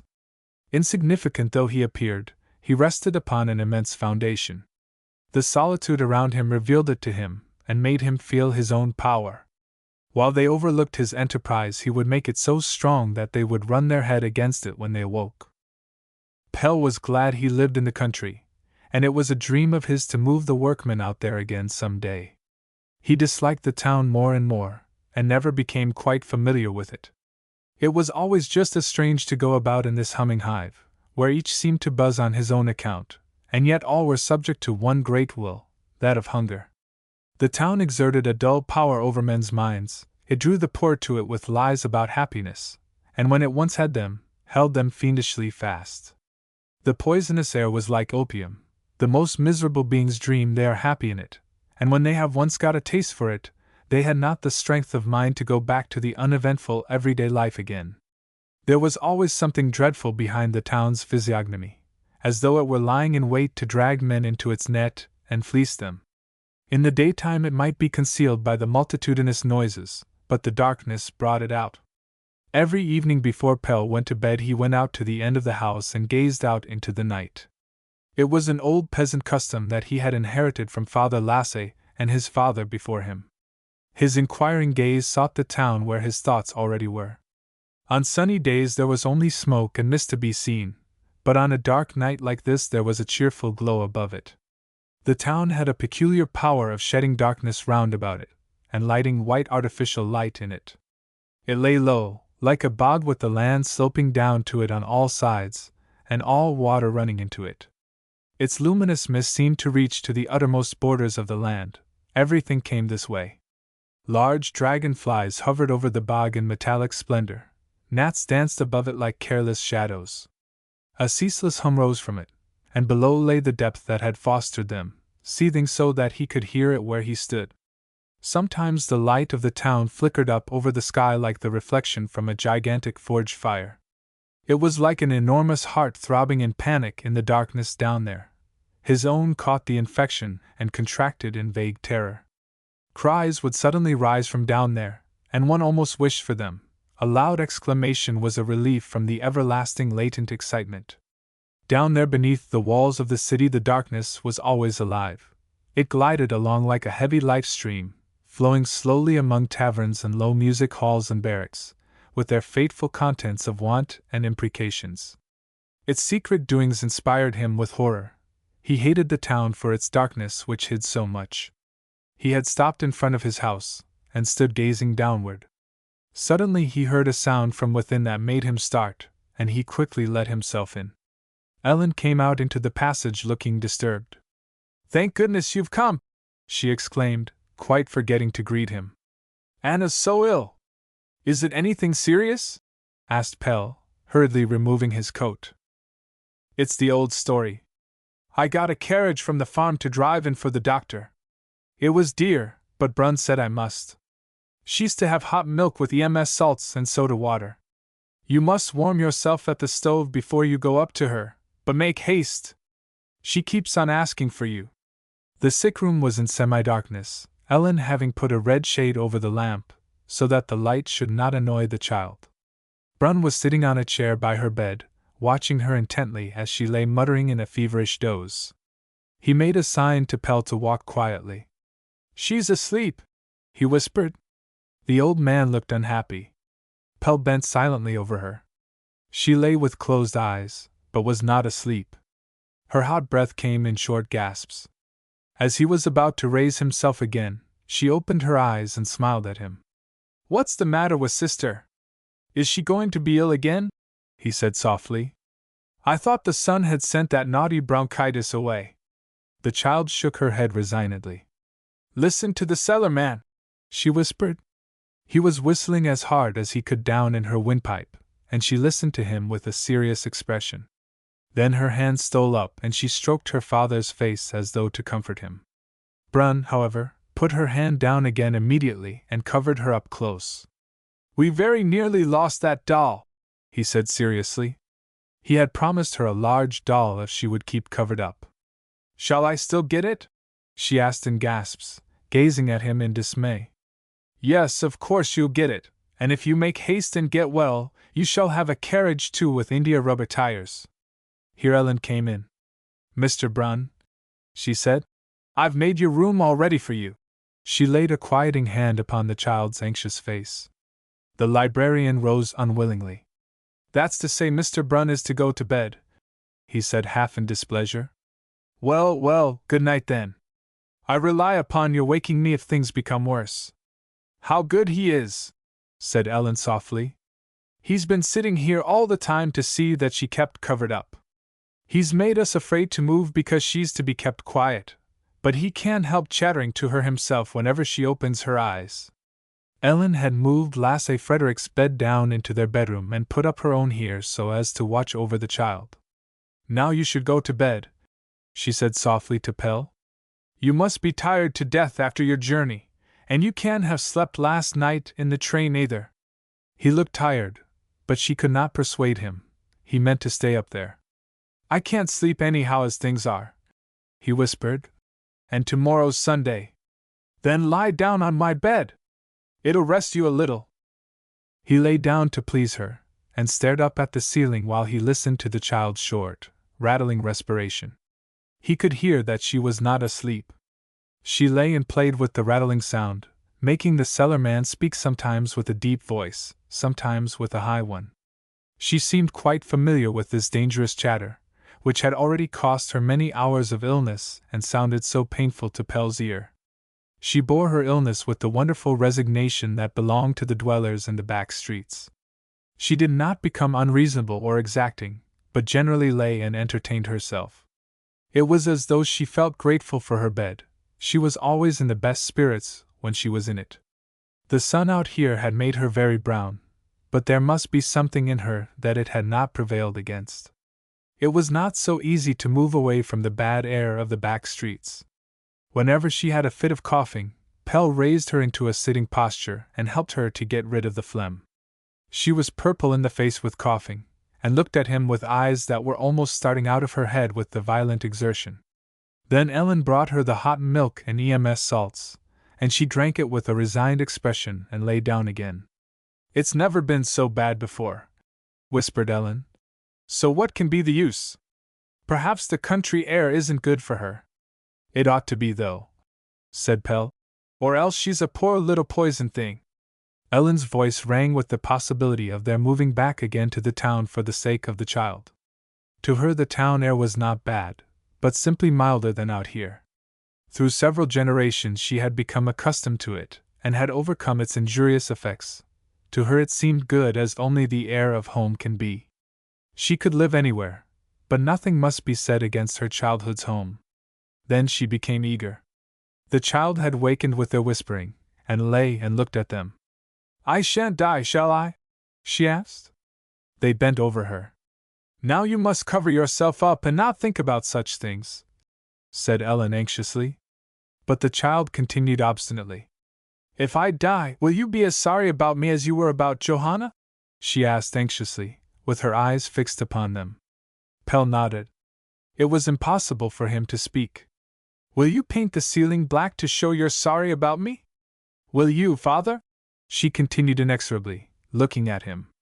"Yes, yes," said Ellen desperately, kissing her lips to make her stop talking. The child turned over contentedly, and in another moment she was asleep. "She's not hot now," whispered Pelle. "I think the fever's gone." His face was very grave. Death had passed its cold hand over it. He knew it was only in jest, but he could not shake off the impression it had made. They sat silent, listening to the child's breathing, which was now quiet. Ellen had put her hand into Pelle's, and every now and then she shuddered. They did not move, but simply sat and listened, while the time ran singing on. Then the cock crew below, and roused Pelle. It was 3 o'clock, and the child had slept for 2 hours. The lamp had almost burned dry, and he could scarcely see Ellen's profile in the semi-darkness. She looked tired. He rose noiselessly and kissed her forehead. "Go downstairs and go to bed," he whispered, leading her toward the door. Stealthy footsteps were heard outside. It was Brunn who had been down to listen at the door. He had not been to bed at all. The lamp was burning in his sitting room, and the table was covered with papers. He had been writing. He became very cheerful when he heard that the attack was over. "I think you ought rather to treat us to a cup of coffee," he answered, when Ellen scolded him because he was not asleep. Ellen went down and made the coffee, and they drank it in Brunn's room. The doors were left ajar so that they could hear the child. "It's been a long night," said Pelle, passing his hand across his forehead. "Yes, if there are going to be more like it, we shall certainly have to move back into town," said Ellen obstinately. "It would be a better plan to begin giving her a cold bath in the morning as soon as she's well again, and try to get her hardened," said Pelle. "Do you know," said Ellen, turning to Brunn, "Pelle thinks it's the bad air and the good air fighting for the child, and that's the only reason why she's worse here than in town." "So it is," said Brunn gravely. "And a sick child like that gives one something to think about." 18. The next day they were up late. Ellen did not wake until about 10, and was quite horrified, but when she got up she found the fire on and everything in order, for Lasse Frederick had seen to it all. She could start on breakfast at once. Sister was quite bright again, and Ellen moved her into the sitting room and made up a bed on the sofa, where she sat packed in with pillows, and had her breakfast with the others. "Are you sorry sister's getting well, old man?" asked Boy Comfort. "My name isn't old man, it's grandfather or else Mr. Brunn," said the librarian, laughing and looking at Ellen, who blushed. "Are you sorry sister's getting well, grandfather?" repeated the boy with a funny, pedantic literalness. "And why should I be sorry for that, you little stupid?" Because you've got to give money. The doll, yes. That's true. You'll have to wait till tomorrow, sister, because today's Sunday. Anna had eaten her egg and turned the shell upside down in the egg cup so that it looked like an egg that had not been touched. She pushed it slowly toward Brun. What's the matter now? He exclaimed, pushing his spectacles up onto his forehead. You haven't eaten your egg. I can't, she said, hanging her head. Why, there must be something wrong with her, said the old man, in amazement. Such a big, fat egg, too. Very well, then I must eat it. And he began to crack the egg, Anna and Boy Comfort following his movements with dancing eyes and their hands over their mouths, until his spoon went through the shell and he sprang up to throw it at their heads, when their merriment burst forth. It was a joke that never suffered by repetition.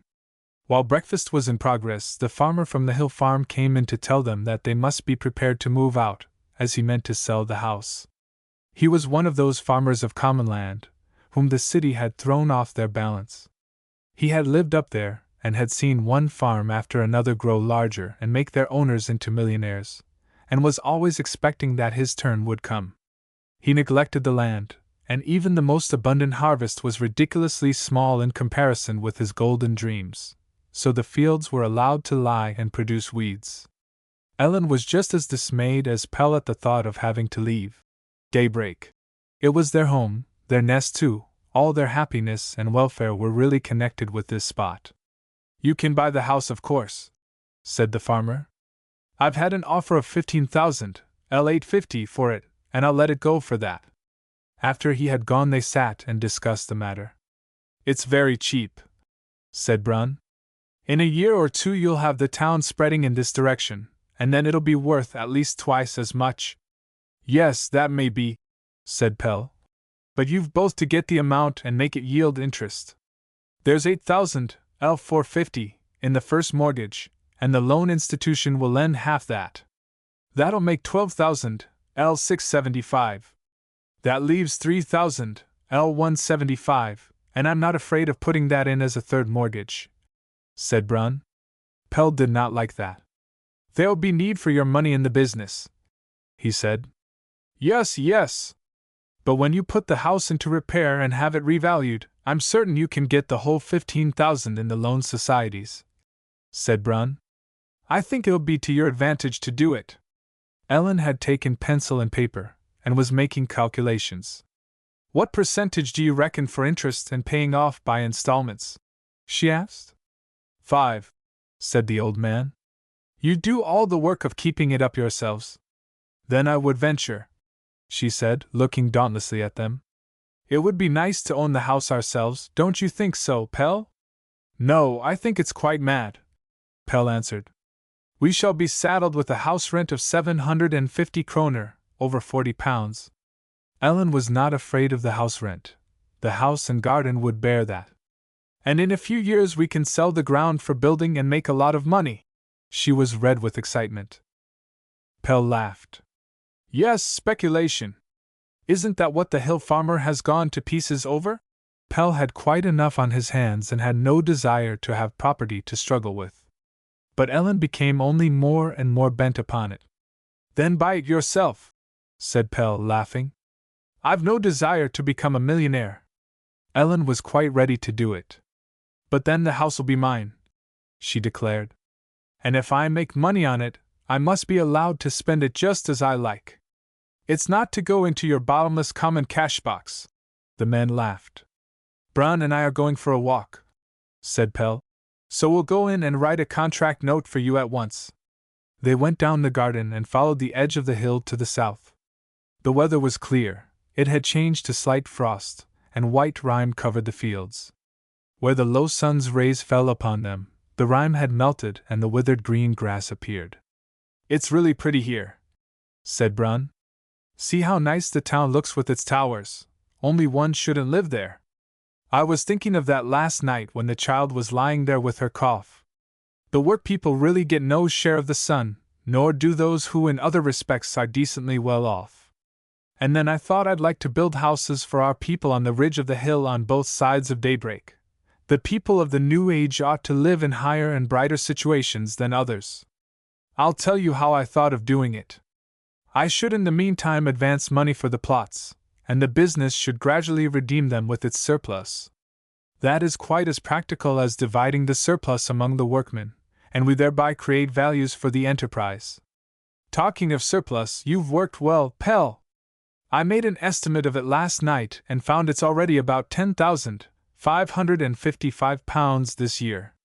But to return to what we were talking about, mortgage loans are generally able to cover the building expenses, and with amortization the whole thing is unencumbered after some years have passed. Who's to own it? Asked Pell.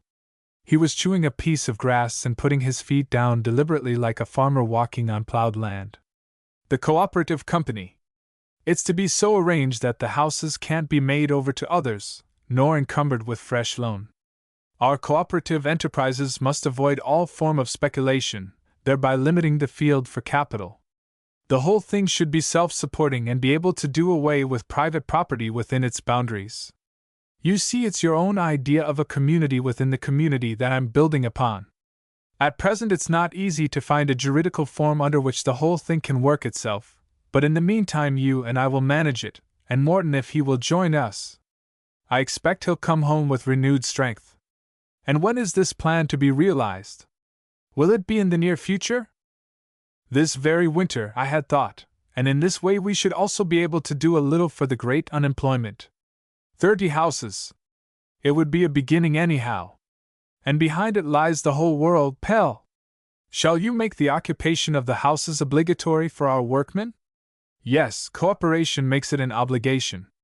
You can't be half outside and half inside. Well, what do you think of it? It's a strong plan, said Pell. We shall build our own town here on the hill. The old man's face shone with delight. There's something in me after all, eh? There's old business blood in my veins too. My forefathers built a world for themselves, and why should I do less than they? I ought to have been younger, Pell. They walked round the hill and came to the farm from the other side. The whole piece wouldn't really be too large if we're to have room to extend ourselves, said Pell, who was not afraid of a large outlay when it was a question of a great plan. I was thinking the same thing, answered Bran. How much is there here? A couple of 100 acres? There'll be room for 1,000 families if each of them is to have a fair-sized piece of land. They then went in and took the whole for £250,000, £14,000. But Ellen, exclaimed Pell, when they were on their way home again. How are we going to come to terms with her? Bless my soul! Why, it was her business we went upon. And now we've done business for ourselves. Well, I suppose she'll give in when she hears what's been done. I'm not so sure of that, said Pell, laughing. Perhaps when you tackle her. Well, did you get the house? Asked Ellen, from the house door, where she was standing to receive them. Yes, we got much more, said Bran airily. We bought the whole concern. Is that a fact, Pell? Pell nodded. What about my house then? She asked slowly. Well, we bought that together with all the rest, said Bran. But as far as that goes, it can easily be separated from the rest, only it's rather soon to break up the cooperation before it started. He waited a little, expecting that Ellen would say something, and when she continued silent he went on, rather shortly. Well, then there's nothing more to be said about that. Fair play's a jewel, and tomorrow I'll make arrangements for the conveyance of the house to you for the £15,850. And then we must give up the whole concern, Pell. It won't do for the man at the head of it to live on his private property, so that plans come to nothing. Unless Ellen and I live in separate houses, said Pell slyly. I might build just the other side of the boundary, and then we could nod to one another at any rate. Ellen looked at him gravely. I only think it's rather strange that you settled my affairs without asking me first, she said at length. Yes, it was inconsiderate of us, answered Bran. And we hope you'll forget all about it. You'll give up the house then? I'm pretty well obliged to when Pell threatens to move out, Ellen answered with a smile. But I'm sorry about it. I'm certain that in a short time there'd have been money to make over it. It'll be nice, won't it, if the women are going to move into our forsaken snail shells? Said Bran half seriously. Ellen's always been an incorrigible capitalist, Pelle put in. It's only that I've never had so much money that I shouldn't know what it was worth, answered Ellen, with ready wit. Old Brun laughed. That was one for Mr. Brun, he said. But since you've such a desire for land speculation, Mistress Ellen, I've got a suggestion to make. On the ground we've bought there's a piece of meadow that lies halfway into town, by the bog. We'll give you that. It's not worth anything at present, and will have to be filled in to be of any value, but it won't be very long before the town is out there wanting more room. Ellen had no objection to that. But then, she said, I must be allowed to do what I like with what comes out of it. 19. The sun held out well that year. Remnants of summer continued to hang in the air right into December. Every time they had bad weather, Ellen said, Now it'll be winter, I'm sure. But the sun put it aside once more. It went far down in the south and looked straight into the whole sitting room, as if it were going to count the pictures. The large yellow Gloire de Dijon went on flowering, and every day Ellen brought in a large, heavy bunch of roses and red leaves. She was heavy herself, and the fresh cold nipped her nose, which was growing sharper, and reddened her cheeks. One day she brought a large bunch to Pelle, and asked him, How much money am I going to get to keep Christmas with? It was true. The year was almost ended. After the New Year, winter began in earnest. It began with much snow and frost, and made it a difficult matter to keep in communication with the outside world, while indoors people drew all the closer to one another. Anna should really have been going to school now, but she suffered a good deal from the cold and was altogether not very strong, so Pelle and Ellen dared not expose her to the long waiting through the snow, and taught her themselves. Ellen had become a little lazy about walking, and seldom went into town. The two men made the purchases for her in the evening on their way home. It was a dull time, and no work was done by artificial light, so they were home early. Ellen had changed the dinner hour to 5, so that they could all have it together. After dinner Brun generally went upstairs to work for another couple of hours. He was busy working out projects for the building on the hill farm land, and gave himself no rest. Pelle's wealth of ideas and energy infected him, and his plans grew and assumed ever-increasing dimensions. He gave no consideration to his weak frame, but rose early and worked all day at the affairs of the cooperative works. He seemed to be vying with Pelle's youth, and to be in constant fear that something would come up behind him and interrupt his work. The other members of the family gathered round the lamp, each with some occupation. Boy Comfort had his toy table put up and was hammering indefatigably with his little wooden mallet upon a piece of stuff that Ellen had put between to prevent his marking the table. He was a sturdy little fellow, and the fat lay in creases round his wrists. The wrinkles on his forehead gave him a funny look when one did not recall the fact that he had cost his mother her life. He looked as if he knew it himself, he was so serious. He had leave to sit up for a little while with the others, but he went to bed at 6. Lasse Frederick generally drew when he was finished with his lessons. He had a turn for it, and Pelle, wondering, saw his own gift, out of which nothing had ever come but the prison, repeated in the boy in an improved form. He showed him the way to proceed, and held the pencil once more in his own hand. His chief occupation, however, was teaching little Anna, and telling her anything that might occur to him. She was especially fond of hearing about animals, and Pelle had plenty of reminiscences of his herding time from which to draw. Have animals really intelligence? Asked Ellen in surprise. You really believe that they think about things just as we do? It was nothing new to sister. She talked every day to the fowls and rabbits, and knew how wise they were. I wonder if flowers can think too, said Lasse Frederick. He was busy drawing a flower from memory, and it would look like a face, hence the remark. Pelle thought they could. No, Pelle, said Ellen. You're going too far now. It's only us people who can think. They can feel at any rate, and that's thinking in a way, I suppose, only with the heart. They notice at once if you're fond of them. If you aren't, they don't thrive. Yes, I do believe that, for if you're fond of them you take good care of them, said the incorrigible Ellen. I'm not so sure of that, said Pelle, looking at her teasingly. You're very fond of your balsam, but a gardener would be sure to tell you that you treat it like a cabbage. And look how industriously it flowers all the same. They answer kind thoughts with gratitude, and that's a nice way of thinking. Intelligence isn't perhaps worth as much as we human beings imagine it to be. You yourself think with your heart, little mother. It was his pet name for her just now. After a little interlude such as this, they went on with their work. Pelle had to tell sister all about the animals in her alphabet book, about the useful cow and the hare that licked the dew off the clover and leaped up under the very nose of the cowherd. In the winter it went into the garden, gnawed the bark off the young trees and ate the farmer's wife's cabbage.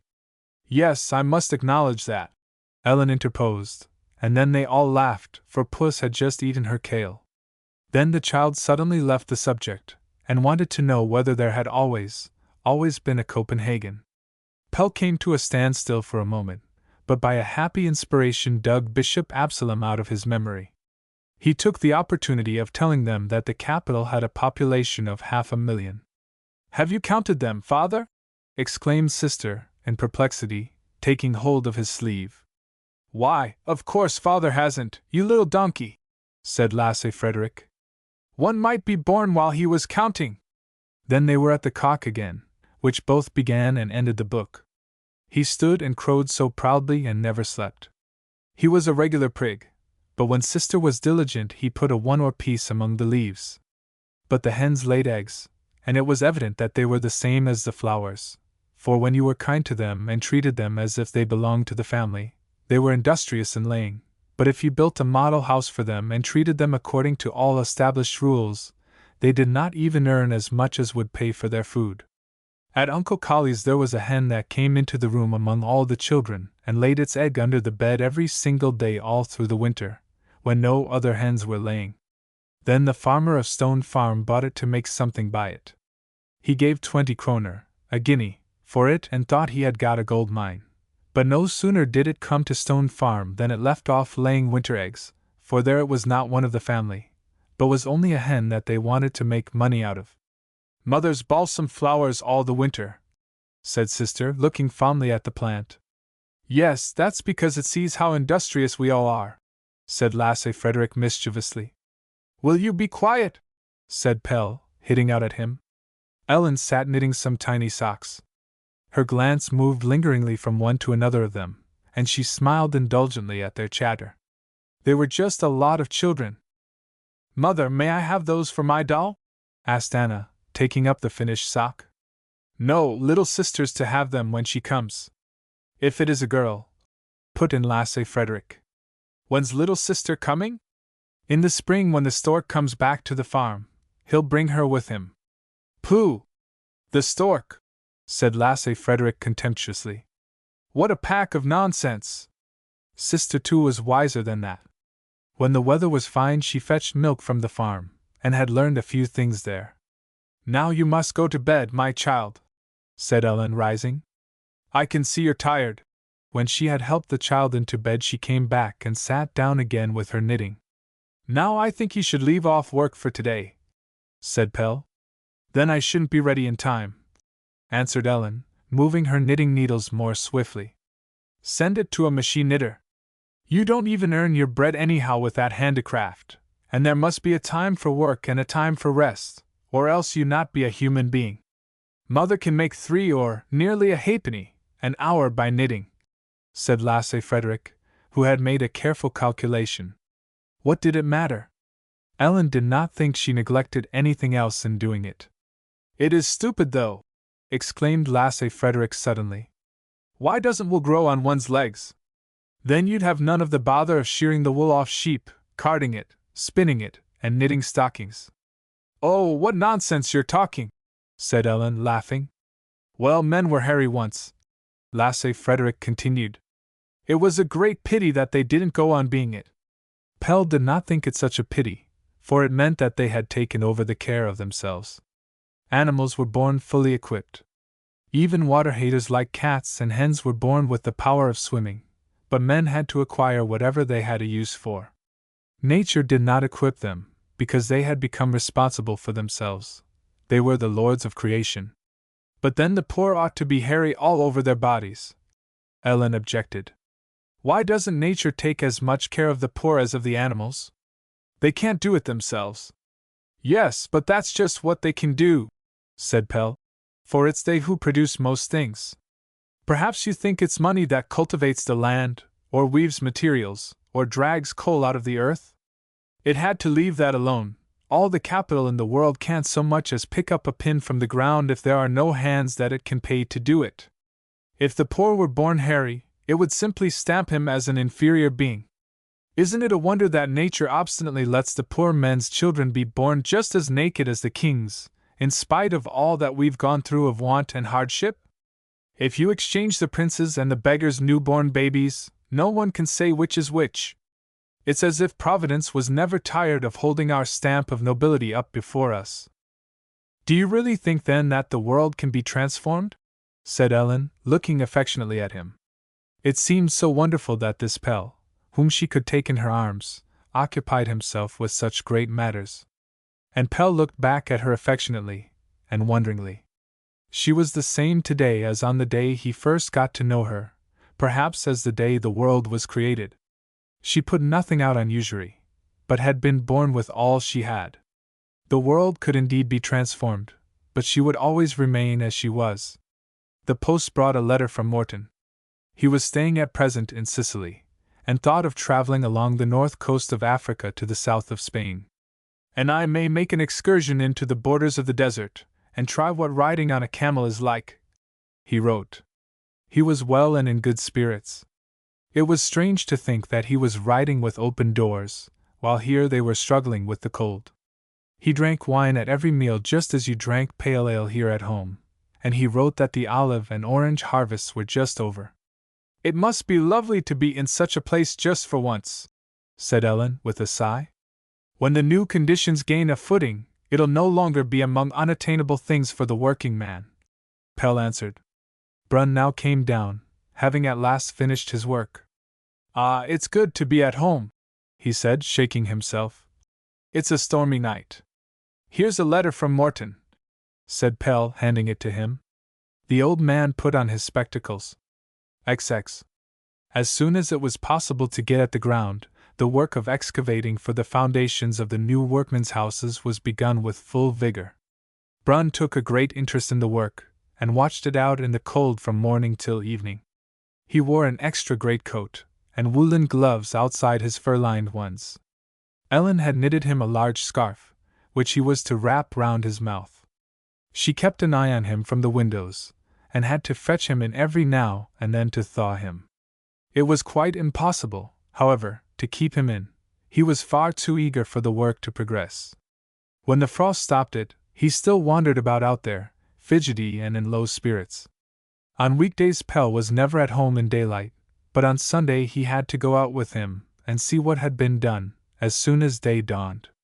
The old man came and knocked at Pelle's door. "Well, Pelle," he said, "will you soon be out of bed? He must really be allowed to lie there while he has his coffee," cried Ellen from the kitchen. Brun ran once round the house to pass the time. He was not happy until he had shown it all to Pelle and got him to approve of the alterations. This was where he had thought the road should go. And there, where the roads crossed, a little park with statuary would look nice. New ideas were always springing up. The librarian's imagination conjured up a whole town from the bare fields, with free schools and theaters and comfortable dwellings for the aged. "We must have a supply association and a school at once," he said, "and by degrees, as our numbers increase, we shall get all the rest. A poorhouse and a prison are the only things I don't think we shall have any use for." They would spend the whole morning out there, walking about and laying plans. Ellen had to fetch them in when dinner time came. She generally found them standing over some hole in earnest conversation, just an ordinary, square hole in the earth, with mud or ice at the bottom. Such holes were always dug for houses, but these two talked about them as if they were the beginning of an entirely new earth. Brun missed Pelle during the day, and watched for him quite as eagerly as Ellen when the time came for him to return from work. "I shall soon be quite jealous of him," said Ellen, as she drew Pelle into the kitchen to give him her evening greeting in private. "If he could, he'd take you quite away from me." When Pelle had been giving the lecture, he generally came home after Brun had gone to rest, and in the morning when he left home the old man was not up. Brun never went to town. He laid the blame on the weather, but in reality he did not know what he would do with himself in there. But if a couple of days passed without his seeing Pelle, he became restless, lost interest in the excavating, and wandered about feebly without doing anything. Then he would suddenly put on his boots, excuse himself with some pressing errand, and set off over the fields toward the tram, while Ellen stood at the window watching him with a tender smile. She knew what was drawing him. One would have thought there were ties of blood between these two, so dependent were they on one another. "How's the old man?"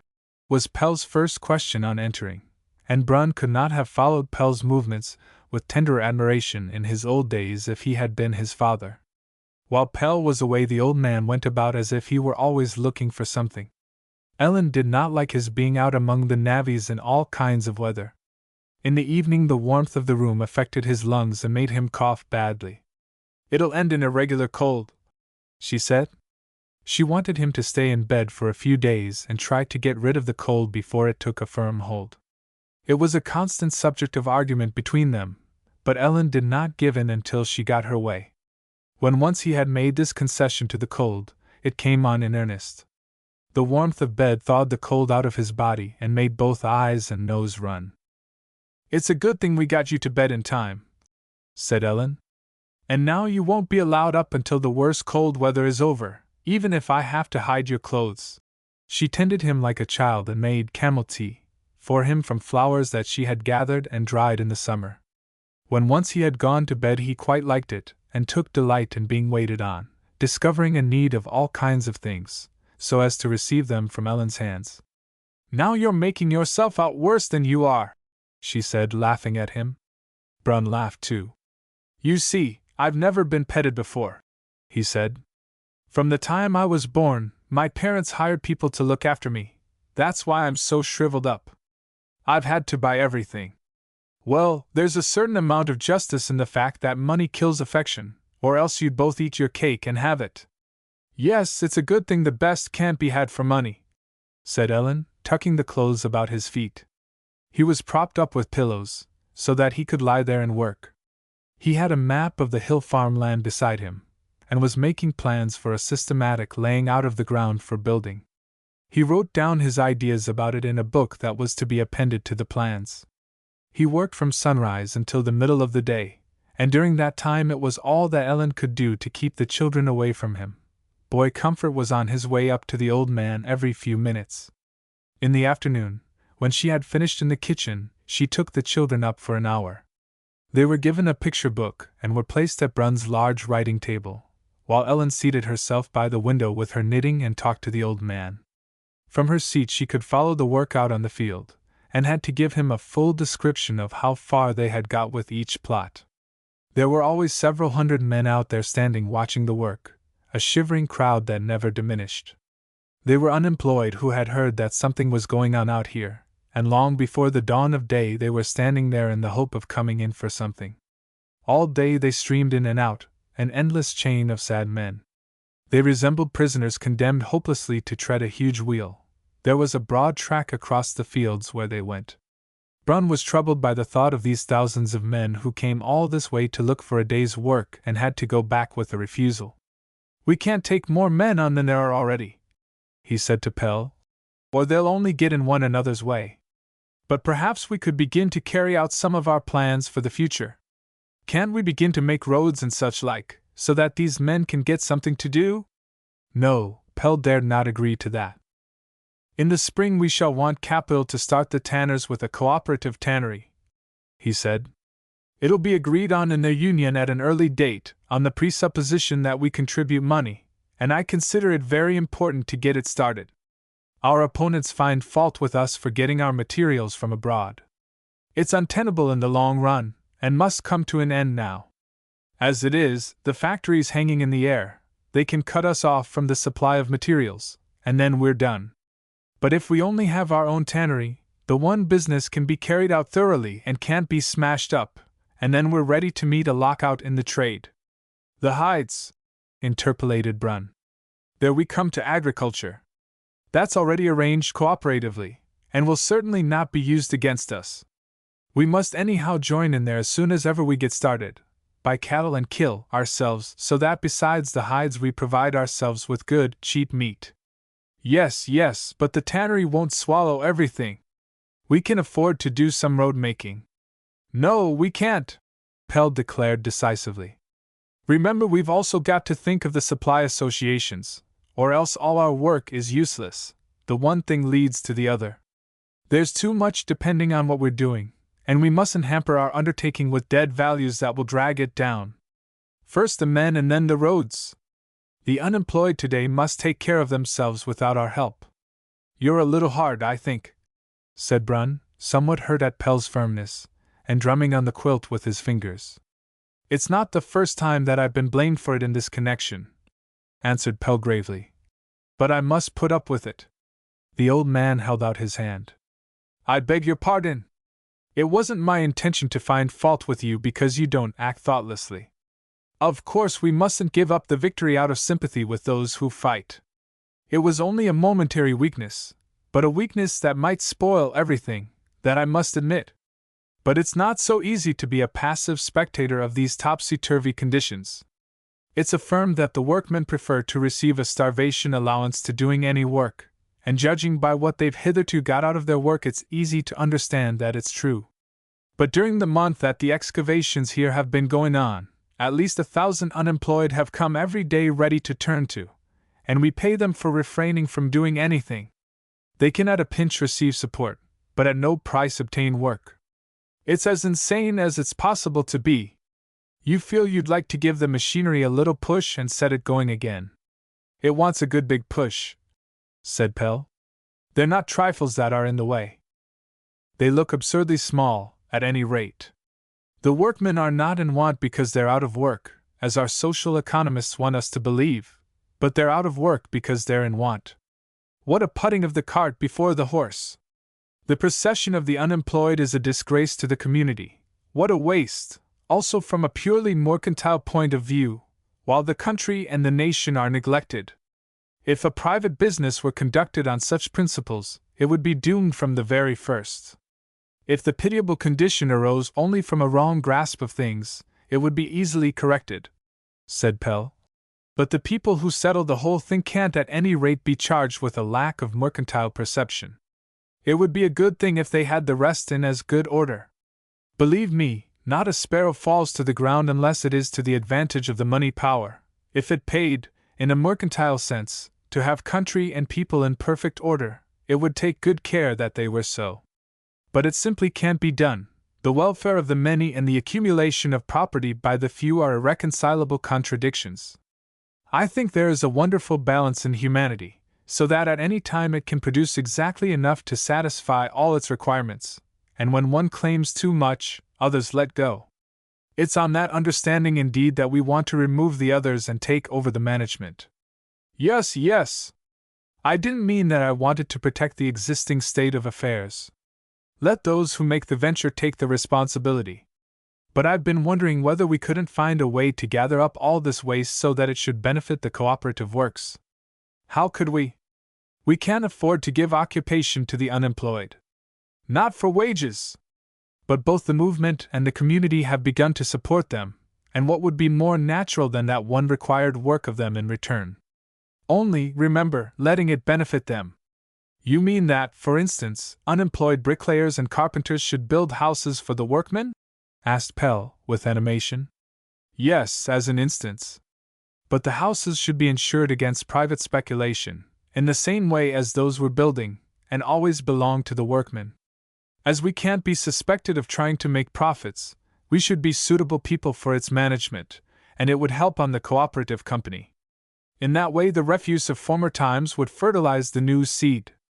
Pelle sat lost in thought, and the old man lay and looked at him in suspense. Well, are you asleep? He asked at last impatiently. It's a fine idea, said Pelle, raising his head. I think we should get the organizations on our side. They're already beginning to be interested in cooperation. When the committee sits, I'll lay your plan before them. I'm not so sure of the community, however, Brun. They have occasional use for the Great Hunger Reserve, so they'll go on just keeping life in it, If they hadn't, it would soon be allowed to die of hunger. I don't think they'll agree to have it employed, so to speak, against themselves. You're an incorrigible pessimist, said Brun a little irritably. Yes, as regards the old state of things, answered Pelle, with a smile. Thus they would discuss the possibilities for the fixture in connection with the events of the day when Pelle sat beside the old man in the evening, both of them engrossed in the subject. Sometimes the old man felt that he ran off the lines. It's the blood, he said despondently. I'm not, after all, quite one of you. It's so long since one of my family worked with his hands that I've forgotten it. During this time he often touched upon his past, and every evening had something to tell about himself. It was as though he were determined to find a law that would place him by Pelle's side. Brun belonged to an old family that could be traced back several hundred years to the captain of a ship, who traded with the Tranquebar coast. The founder of the family, who was also a whaler and a pirate, lived in a house on one of the Christianshavn canals. When his ship was at home, she lay to at the wharf just outside his street door. The Brun's house descended from father to son, and was gradually enlarged until it became quite a mansion. In the course of 4 generations it had become one of the largest trading houses of the capital. At the end of the 18th and the beginning of the 19th century, most of the members of the family had gone over into the world of stockbrokers and bankers, and thence the changes went still further. Brun's father, the well-known Cornelius Brun, stuck to the old business, his brothers making over their share to him and entering the diplomatic service, one of them receiving a high court appointment. Cornelius Brun felt it his duty to carry on the old business, and in order to keep on a level with his brothers as regarded rank, he married a lady of noble birth from Funen, of a very old family heavily burdened with debt. She bore him 3 children, all of whom, as he himself said, were failures. The first child was a deaf mute with very small intellectual powers. It fortunately died before it attained to man's estate. Number 2 was very intelligent and endowed with every talent, but even as a boy exhibited perverse tendencies. He was very handsome, had soft, dark hair, and a delicate, womanish complexion. His mother dressed him in velvet, and idolized him. He never did anything useful, but went about in fine company and spent large sums of money. In his 40th year he died suddenly, a physical and moral wreck. The announcement of the death gave a stroke as the cause, but the truth was that rumors had begun to circulate of a scandal in which he was implicated together with some persons of high standing. It was at the end of the 70s, at the time when the lower class movement began to gather way.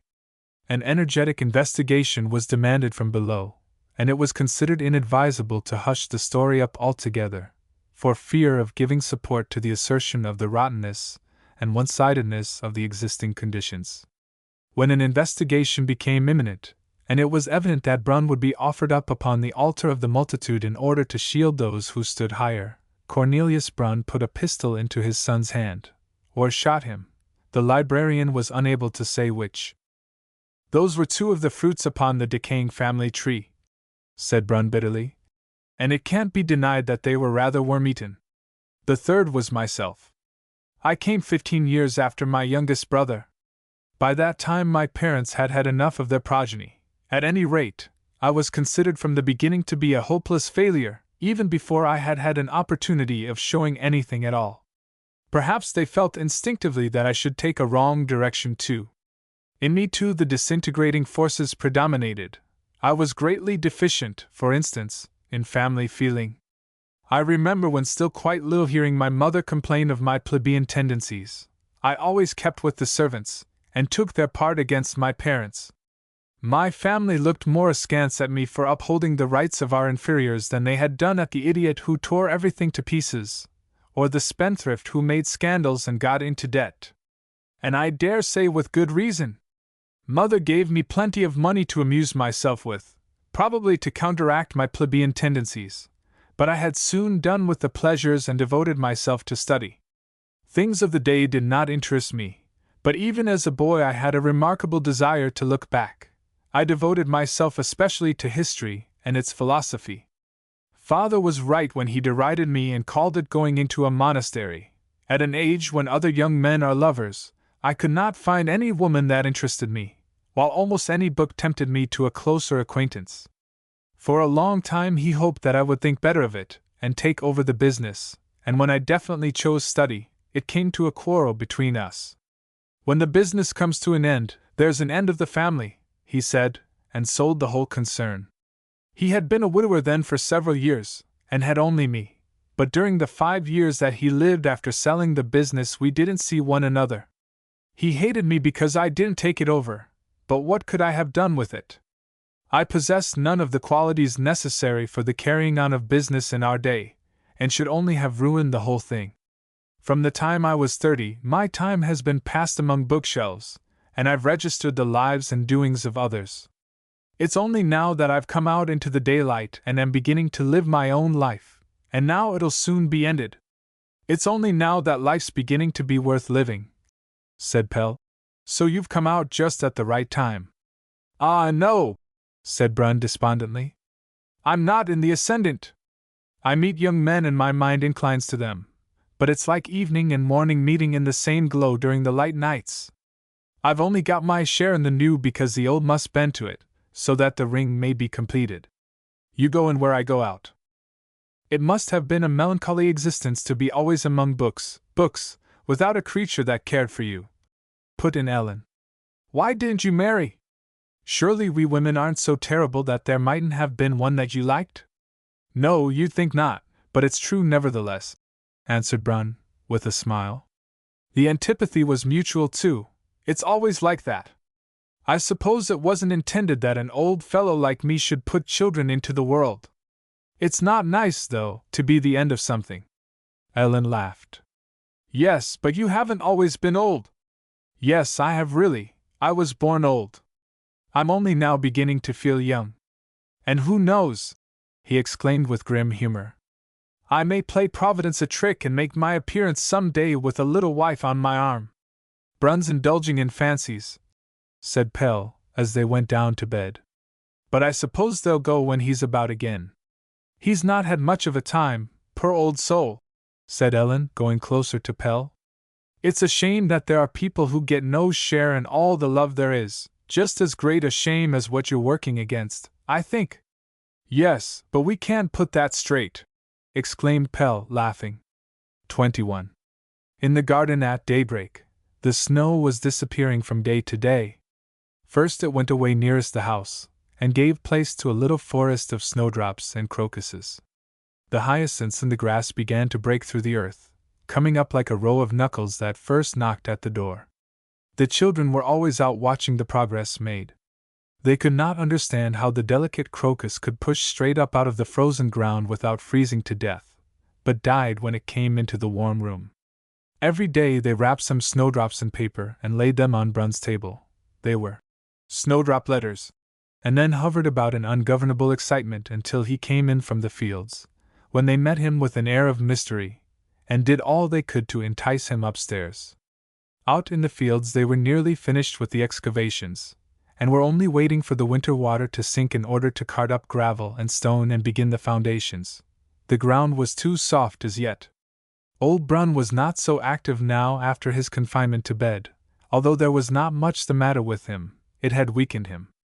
He allowed Pelle a free hand with the works, and said yeah and amen to everything he proposed.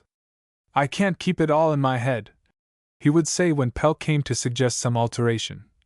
But just do as you like, my son, and it's sure to be right. There were not enough palpable happenings down there to keep his mind aglow, and he was too old to hear it grow and draw strength from that.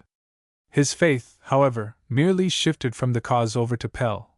He saw him alive before him, and could lean upon his youthful vigor. He had given up his work on the plans. He could not keep at it, and contented himself with going the round of the fields 2 or 3 times a day and watching the men.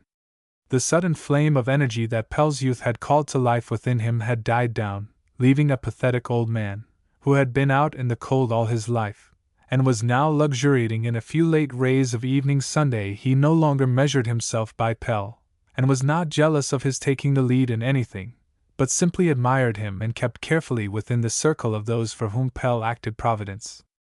Ellen treated him like a big child who needed a great deal of care, and the children of course looked upon him as their equal. When he went his round of the fields, he generally had Boy Comfort by the hand. The two could both keep pace with one another and converse together. There was one thing that interested them both and kept them in great excitement. The stork was expected every day back at the hill farm, and when it came it would bring a baby to Mother Ellen. The expectation was not an unmixed pleasure. The stork always bit the mother in the leg when he came with a baby for her. Boy Comfort's own mother died of the bite. He was wise enough to know that now. The little fellow looked upon Ellen as his mother, and went about in a serious, almost depressed, mood. He did not talk to the other children of his anxiety, for fear they would make fun of him, but when he and the old man walked together in the fields they discussed the matter, and Brun, as the older and wiser, came to the conclusion that there was no danger. All the same, they always kept near the house so as to be at hand. One day Pelle stayed at home from work, and Ellen did not get up as usual. "I'm going to lie here and wait for the stork," she said to Boy Comfort. "Go out and watch for it." The little boy took a stick, and he and Brun tramped round the house, and when they heard Ellen cry out, they squeezed one another's hands. It was such a disturbed day, it was impossible to keep anything going straight. Now a carriage drove up to the door with a fat woman in it, now it was Lasse Frederick who leaped upon his bicycle and raced down the field path, standing on the pedals. Before Boy Comfort had any idea of it, the stork had been there, and Ellen was lying with a baby boy on her arm. He and Brun went in together to congratulate her, and they were both equally astonished. The old man had to be allowed to touch the baby's cheek. "He's still so ugly," said Ellen, with a shy smile, as she lifted the corner of the shawl from the baby's head. Then she had to be left quiet, and Brun took Boy Comfort upstairs with him. Pelle sat on the edge of the bed, holding Ellen's hand, which in a few hours had become white and thin. "Now we must send for Queen Teresa," she said. "Shan't we send for your mother too?" asked Pelle, who had often proposed that they should take the matter into their own hands, and go and see the old people. He did not like keeping up old quarrels. Ellen shook her head. "They must come of their own accord," she said decidedly. She did not mind for herself, but they had looked down upon Pelle, so it was not more than fair that they should come and make it up. "But I have sent for them," said Pelle. "That was what Lasse Frederick went about. You mustn't have a baby without help from your mother."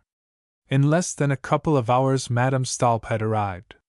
She was much moved, and to hide it she began turning the house inside out for clean cloths and binders, scolding all the time. A nice time, indeed, to send for anybody, when it was all over. Father Stolp was harder. He was not one to come directly he was whistled for. But 2 or 3 evenings after the baby had arrived, Pelle ran up against him hanging about a little below the house. Well, he was waiting for Mother, to take her home, and it didn't concern anybody else, he supposed. He pretended to be very determined, but it was comparatively easy to persuade him to come in, and once in, it was not long before Ellen had thawed him. She had, as usual, her own manner of procedure. "Let me tell you, Father, that it's not me that sent for you, but Pelle, and if you don't give him your hand and say you've done him an injustice, we shall never be good friends again.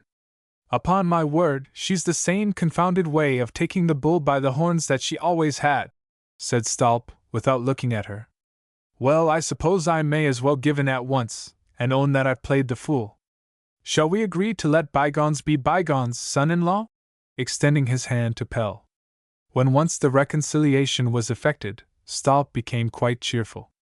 "I never dreamt I should see you so soon, least of all with a baby," he said contentedly, stroking Ellen's face with his rough hand.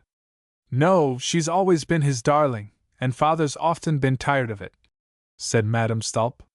"But men make themselves so hard." "Rubbish, Mother!" growled Stolp. "Women will always talk nonsense." Time had left its mark upon them both. There had been a certain amount of unemployment in his trade, and Stolp was getting on in years and had a difficulty in keeping up with the young men on the scaffolding.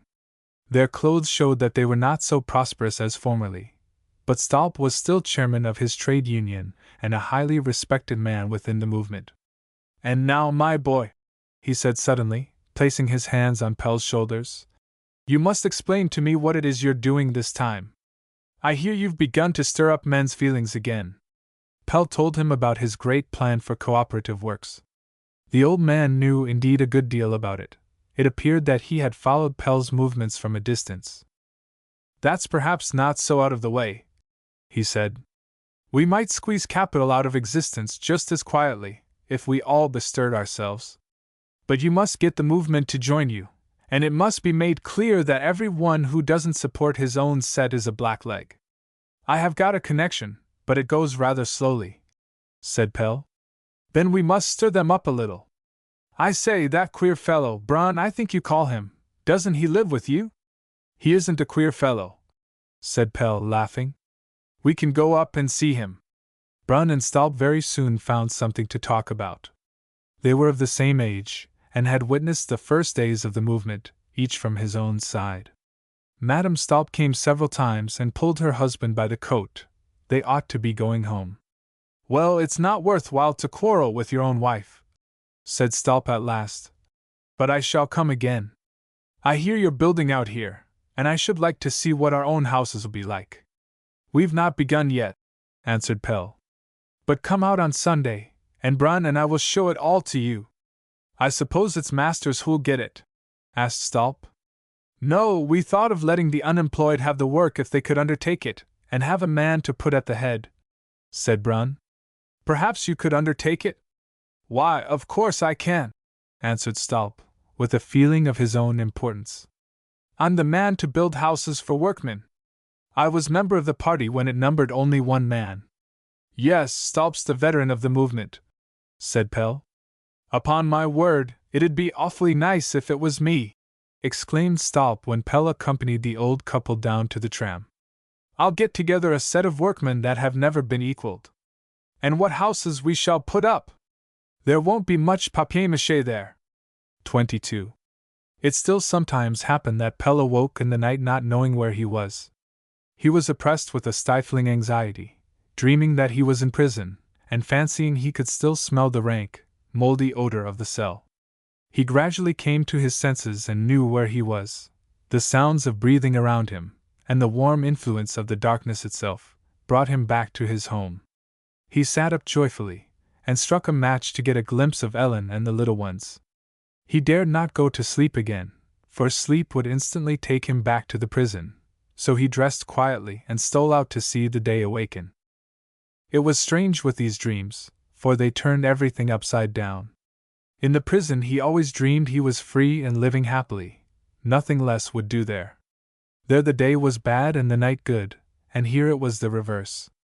It was as though something within one would always have everything. That must be the soul, he thought as he wandered eastward to meet the first gleam of day. In the country at home, the old people in his childhood believed that dreams were the soul wandering about by itself. Some had seen it as a white mouse creeping out of the sleeper's mouth to gather fresh experiences for him. It was true, too, that through dreams the poor man had hitherto had everything. They carried him out of his prison. Perhaps the roles were exchanged during the darkness of night. Perhaps the rich man's soul came during the night and slipped into the poor man's body to gather suffering for his master. There was spring in the air. As yet it was only perceptible to Pelle in a feeling of elation, a desire to expand and burst all boundaries. He walked with his face toward the opening day, and had a feeling of unconquerable power. Whence this feeling came he knew not, but it was there. He felt himself as something immense that was shut into a small space and would blow up the world if it were let loose. He walked on quickly. Above his head rose the first lark. Slowly the earth drew from its face the wonderful veil of rest and mystery that was night. Perhaps the feeling of strength came from his having taken possession of his spirit and commanding a view of the world. The world had no limits, but neither had his powers. The force that could throw him out of his course did not exist. In his own footfall he heard the whole future. The movement would soon be concluded when it had taken in the fact that the whole thing must be included. There was still a little difficulty. From that side they still made it a condition for their cooperation that Pelle should demand a public recognition of his good character. Pelle laughed, and raised his face to the morning breeze which came like a cold shiver before the sunrise. Outsider. Yes, there was some truth in it. He did not belong to the existing state of things, he desired no civil rights there. That he was outside was his stamp of nobility, his relations to the future were contained in that fact. He had begun the fight as one of the lowest of the people, and as such he would triumph. When he rose there should no longer be a pariah caste. As he walked along with the night behind him and his face to the light, he seemed to have just entered into youth with everything before him, everything to look forward to. And yet he seemed to have existed since the morning of time, so thoroughly did he know the world of darkness that he left. Was not man a wonderful being, both in his power to shrink up and become nothing, and in his power to expand and fill everything? He now understood Uncle Collie's smile on all occasions. He had armed himself with it in order that life should not draw too deep furrows in his gentle nature. The poor man had been obliged to dull himself. He would simply bleed to death if he gave himself up to stern reality. The dullness had been like a hard shell that protected the poor, and now they came with their heart quite safe in spite of everything. They could very well lead when times were good. Pelle had always a vague feeling of being chosen. Even as a child it made him look with courage in the face of a hard world, and filled his bare limbs with elasticity. Poor and naked he came into the world, apparently without a gift of any kind, and yet he came as a bright promise to the elderly, work-bowed Father Lasse. Light radiated from him, insignificant and ordinary though he was. God had given him the spark, the old man always said, and he always looked upon the boy as a little miracle of heaven. The boy Pelle wondered a little at it, but was happy in his father's pleasure. He himself knew some very different miracles at that time, for instance the calf of the fair with 2 heads, and the lamb with 8 legs. He had his own demands to make of life's wonderful riches, and was not struck with surprise at a very ordinary, big-eared urchin such as one might see any day. And now he was just showing that Father Lasse had been right. The greatest miracles were in himself, Pelle, who resembled hundreds of millions of other workmen, and had never yet had more than just enough for his food.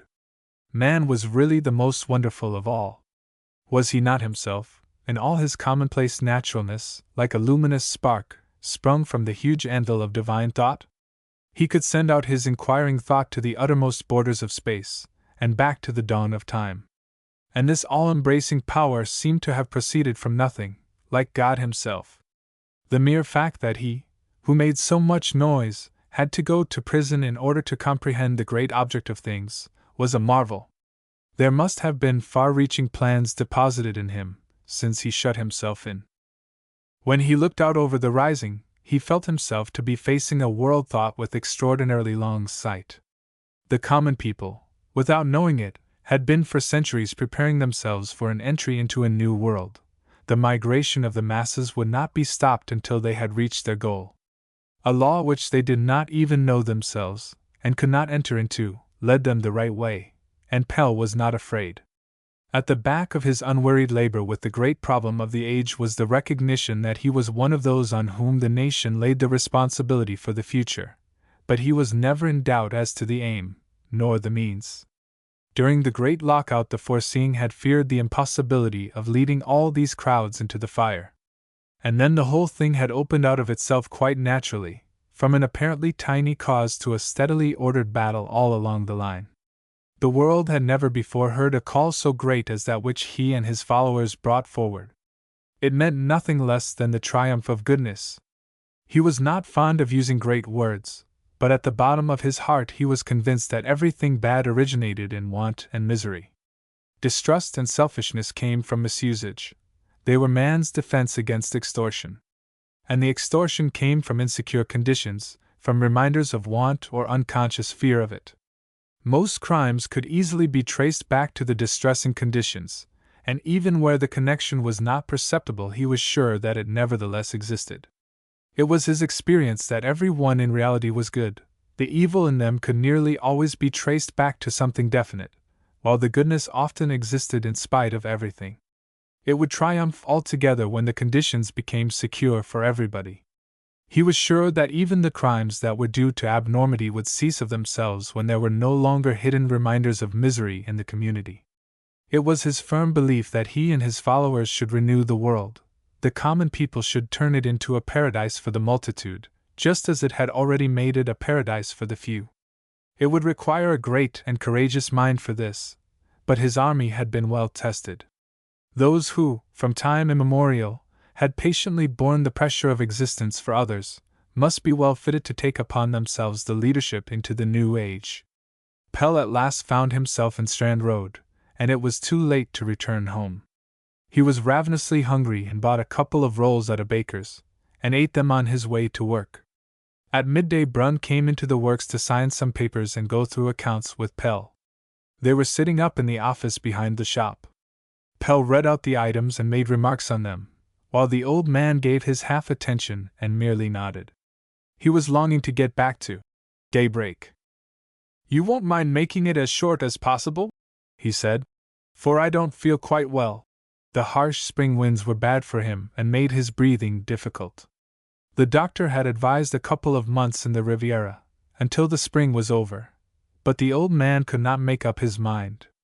He had not the courage to set out alone. The shop bell rang, and Pelle went in to serve. A young sunburnt man stood on the other side of the counter and laughed. "Don't you know me?" he asked, holding out his hand to Pelle. It was Karl, the youngest of the 3 orphans in the Ark. "Why, of course I know you," answered Pelle, delighted. "I've been to Adele Street to look for you. I was told you had your business there." That had been a long time ago. Now Karl Anker was manager of a large supply association over on Funen. He had come over to order some boots and shoes from Pelle for the association. "It's only a trial," he said. "If it succeeds, I'll get you a connection with the Cooperative Association, and that's a customer that takes something, I can tell you." Pelle had to make haste to take down the order, as Karl had to catch a train. "It's a pity you haven't got time to see our works," said Pelle. "Do you remember little Paul from the Ark? The factory girl's child that she tied to the stove when she went to work? He's become a splendid fellow. He's my head man in the factory. He'd like to see you." When Karl was gone and Pelle was about to go in to Brunn in the office, he caught sight of a small, somewhat deformed woman with a child, walking to and fro above the workshop windows, and taking stolen glances down. They timidly made way for people passing, and looked very frightened. Pelle called them into the shop. "Do you want to speak to Peter Dreyer?" he asked. The woman nodded. She had a refined face with large, sorrowful eyes. "If it won't disturb him," she said. Pelle called Peter Dreyer and then went into the office, where he found Brunn had fallen asleep. He heard them whispering in the shop. Peter was angry, and the woman and the child cried. He could hear it in the tones of their whisper. It did not last more than a minute, and then Peter let them out. Pelle went quickly into the shop. "If it was money," he said hurriedly, "you know you've only got to tell me." "No, it was the big meeting of unemployed this afternoon. They were begging me to stop at home, silly creatures. Goodness knows what's come to them." Peter was quite offended. "By the by, I suppose you haven't any objection to my going now? It begins in an hour's time." "I thought it had been postponed," said Pelle. "Yes, but that was only a ruse to prevent its being prohibited.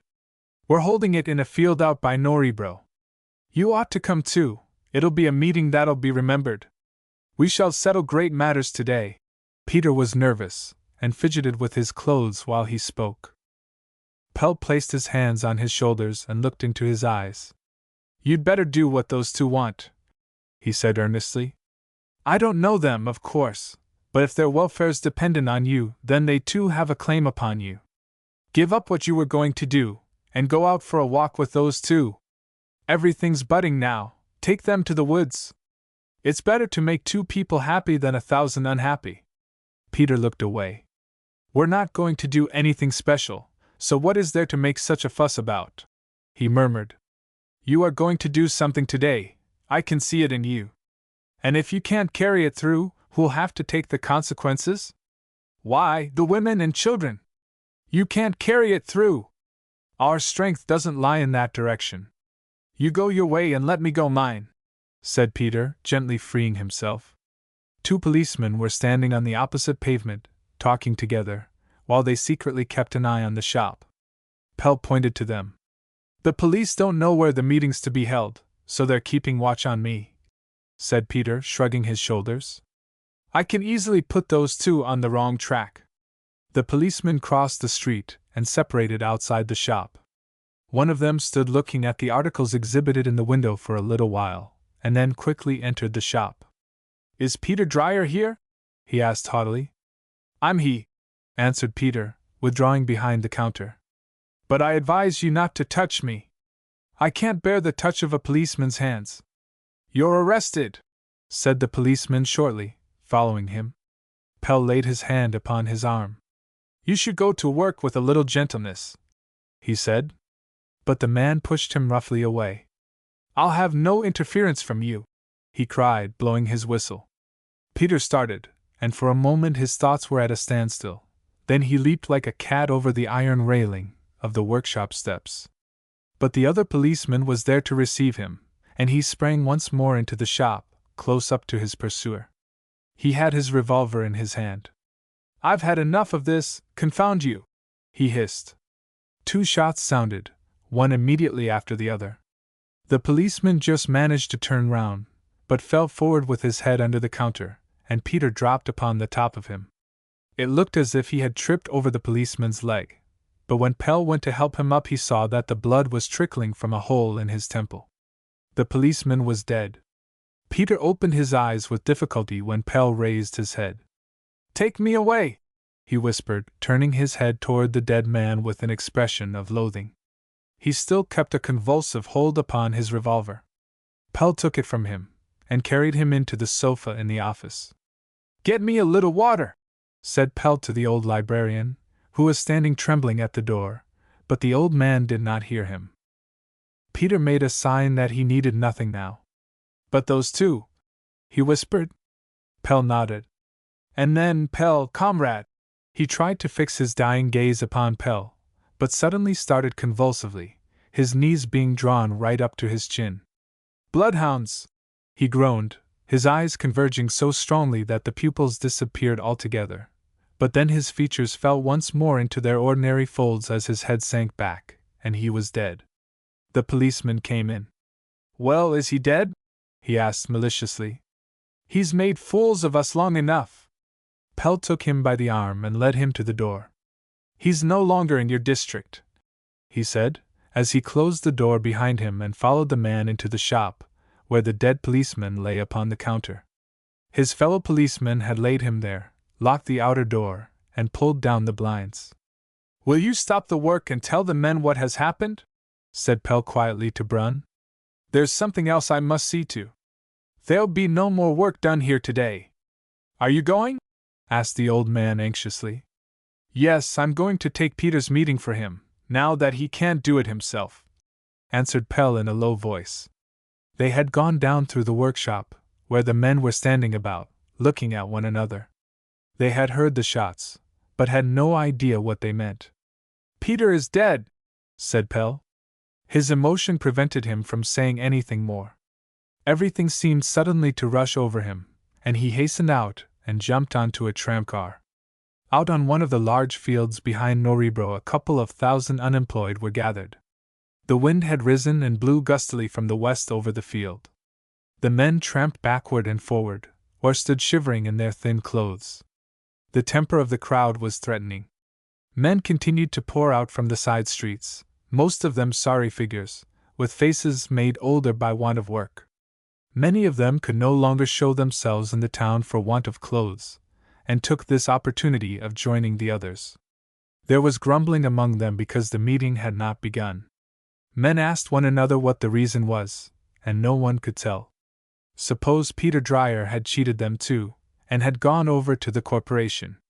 Suddenly a figure appeared upon the cart that was to be used as a platform, and the men pressed forward on all sides. Who in the world was it? It was not Peter Dryer. Pelle? What Smith? Oh, him from the great struggle, the lightning. Was he still to the fore? Yes, indeed he was. Why, he'd become a big manufacturer and a regular pillar of society. What in the world did he want here? He had plenty of cheek. Suddenly a storm of shouts and hisses broke out, mingled with a little applause. Pelle stood looking out over the crowd with an expression of terrible earnestness. Their demonstration against him did not move him. He was standing here in the stead of a dead man. He still felt Peter's heavy head on his arm. When comparative quiet was restored, he raised his head. "Peter Dreyer is dead," he said in a voice that was heard by everyone. Whispers passed through the crowd, and they looked questioningly at one another as though they had not heard correctly. He saw from their expression how much would go to pieces in their lives when they believed it. "It's a lie!" suddenly cried a voice, relieving the tension. "You're hired by the police to entice us round the corner, you sly fellow!" Pelle turned pale. "Peter Dreyer is lying in the factory with a bullet through his head," he repeated inexorably. "The police were going to arrest him, and he shot both the policeman and himself." For a moment all the life in the crowd seemed to be petrified by the pitiless truth, and he saw how they had loved Peter Dreyer. Then they began to make an uproar, shouting that they would go and speak to the police, and some even turned to go. "Silence, people!" cried Pelle in a loud voice. "Are you grown men and yet will get up a row beside the dead body of a comrade? What do you know about it?" answered one. "You don't know what you're talking about. I do know at any rate that at a place out by Vesterbro there sits a woman with a child, waiting for Peter, and he will not come. Would you have more like them? What are you thinking of, wanting to jump into the sea and drown yourselves because you're wet through? Will those you leave behind be well off? For if you think so, it's your duty to sacrifice yourselves. But don't you think rather that the community will throw you into a great common pit, and leave your widows and fatherless children to weep over you? It's all very well for you to talk," someone shouted. "Yours are safe enough. I'm busy making yours safe for you, and you want to spoil it by stupidity. It's all very well for me to talk, you say. But if there's any one of you who dares turn his face to heaven and say he has gone through more than I have, let him come up here and take my place." He was silent and looked out over the crowd. Their wasted faces told him that they were in need of food, but still more of fresh hope. Their eyes gazed into uncertainty. A responsibility must be laid upon them, a great responsibility for such prejudiced beings, if possible, great enough to carry them on to the goal. "What is the matter with you?" he went on. "You suffer want, but you've always done that without getting anything for it, and now when there's some purpose in it, you won't go any further. We aren't just from yesterday, remember. Wasn't it us who fought the great battle to its end together? Now you scorn it and the whole movement and say they brought nothing, but it was then we broke through into life and won our right as men. Before that time we have for centuries borne our blind hopes safely through oppression and want. Is there any other class of society that has a marching route like ours? Forced by circumstances, we prepared for centuries of wandering in the desert and never forgot the country. The good God had given us some of His own infinite long-suffering to carry us through the toilsome time. And now, when we are at the border, you've forgotten what we were marching for, and sacrificed the whole thing if only you can be changed from thin slaves to fat slaves. There are no slaves here, was the threatening cry on all sides. You're working horses, in harness and with blinkers on. Now you demand good feeding. When will the scales fall from your eyes so that you take the responsibility upon yourselves? You think you're no end of fine fellows when you dare to bare your chest to the bayonets, but are we a match for brutality? If we were, the future would not be ours. Are you scoffing at Peter Dreyer? Asked a sullen voice. No, I am not. Peter Dreyer was one of those who go on in advance, and smear the stones on the road with their heart's blood, so that the rest of us may find our way. But you've no right to compare yourselves with him. He sank under the weight of a tremendous responsibility, and what are you doing? If you want to honor Peter's memory as it deserves, go quietly home, and join the movement again.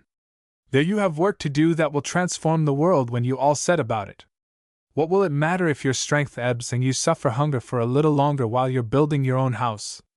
You were hungry too when you were building for others. You referred to Peter Dreyer, but we are none of us great martyrs. We are everyday, ordinary men, and there's where our work lies. Haven't the thousands who have suffered and died in silence a still greater claim to be followed? They have gone down peacefully for the sake of the development, and have the strongest right to demand our belief in a peaceable development. It is just we that come from the lowest stratum who must preserve the historic development. Never has any movement had so long and sad a previous history as ours. Suffering and want have taught us to accept the leadership, when the good has justice done to it, and you want to throw the whole thing overboard by an act of violence. They listened to him in silence now. He had caught their minds, but it was not knowledge they absorbed. At present they looked most like weary people who are told that they still have a long way to go. But he would get them through. "Comrades," he cried earnestly, "perhaps we who are here shall not live to see the new, but it's through us that it'll some day become reality. Providence has stopped at us, and has appointed us to fight for it. Is that not an honor? Look! We come right from the bottom of everything, entirely naked. The old doesn't hang about our clothes, for we haven't any. We can clothe ourselves in the new. The old God, with his thousands of priests as a defense against injustice, we do not know. The moral of war we have never understood, we who have always been its victims. We believe in the good, because we know that without the victory of goodness there will be no future. Our mind is light and can receive the light. We will lift up our little country and show that it has a mission on the earth. We who are little ourselves will show how the little ones keep up and assert themselves by the principle of goodness. We wish no harm to anyone, therefore the good is on our side. Nothing can in the long run keep us down. And now go home. Your wives and children are perhaps anxious on your account." They stood for a moment, as though still listening, and then dispersed in silence. When Pelle sprang down from the cart, Morton came up and held out his hand. "You are strong, Pelle," he said quietly. "Where have you come from?" exclaimed Pelle in glad surprise. "I came by the steamer this afternoon, and went straight up to the works. Brunn told me what had happened and that you were here. It must have been a threatening meeting. There was a detachment of police over there in one of the side streets. What was going on? They'd planned some demonstration or other, and would in that case have met with harsh treatment, I suppose," said Pelle gravely. "It was well you got them to change their minds. I've seen these demonstrations in the South, where the police and the soldiers ride over the miserable unemployed. It's a sad sight." They walked up across the fields toward daybreak. "To think that you're home again," said Pelle, with childlike delight. "You never wrote a word about coming." "Well, I'd meant to stay away another couple of months. But one day I saw the birds of passage flying northward across the Mediterranean, and I began to be so homesick. It was just as well I came too, for now I can see Brunn before he goes." "Oh, is he going away, after all?" "That's been settled very quickly. This morning he couldn't make up his mind. It's this about Peter. The old man's fallen off very much in the last 6 months. But let's walk quicker. I'm longing to see Ellen and the children. How's the baby?" "He's a little fatty," said Pelle proudly. 9 pounds without his clothes. Isn't that splendid? He's a regular sunshine baby. 23. It is spring once more in Denmark. It has been coming for a long time.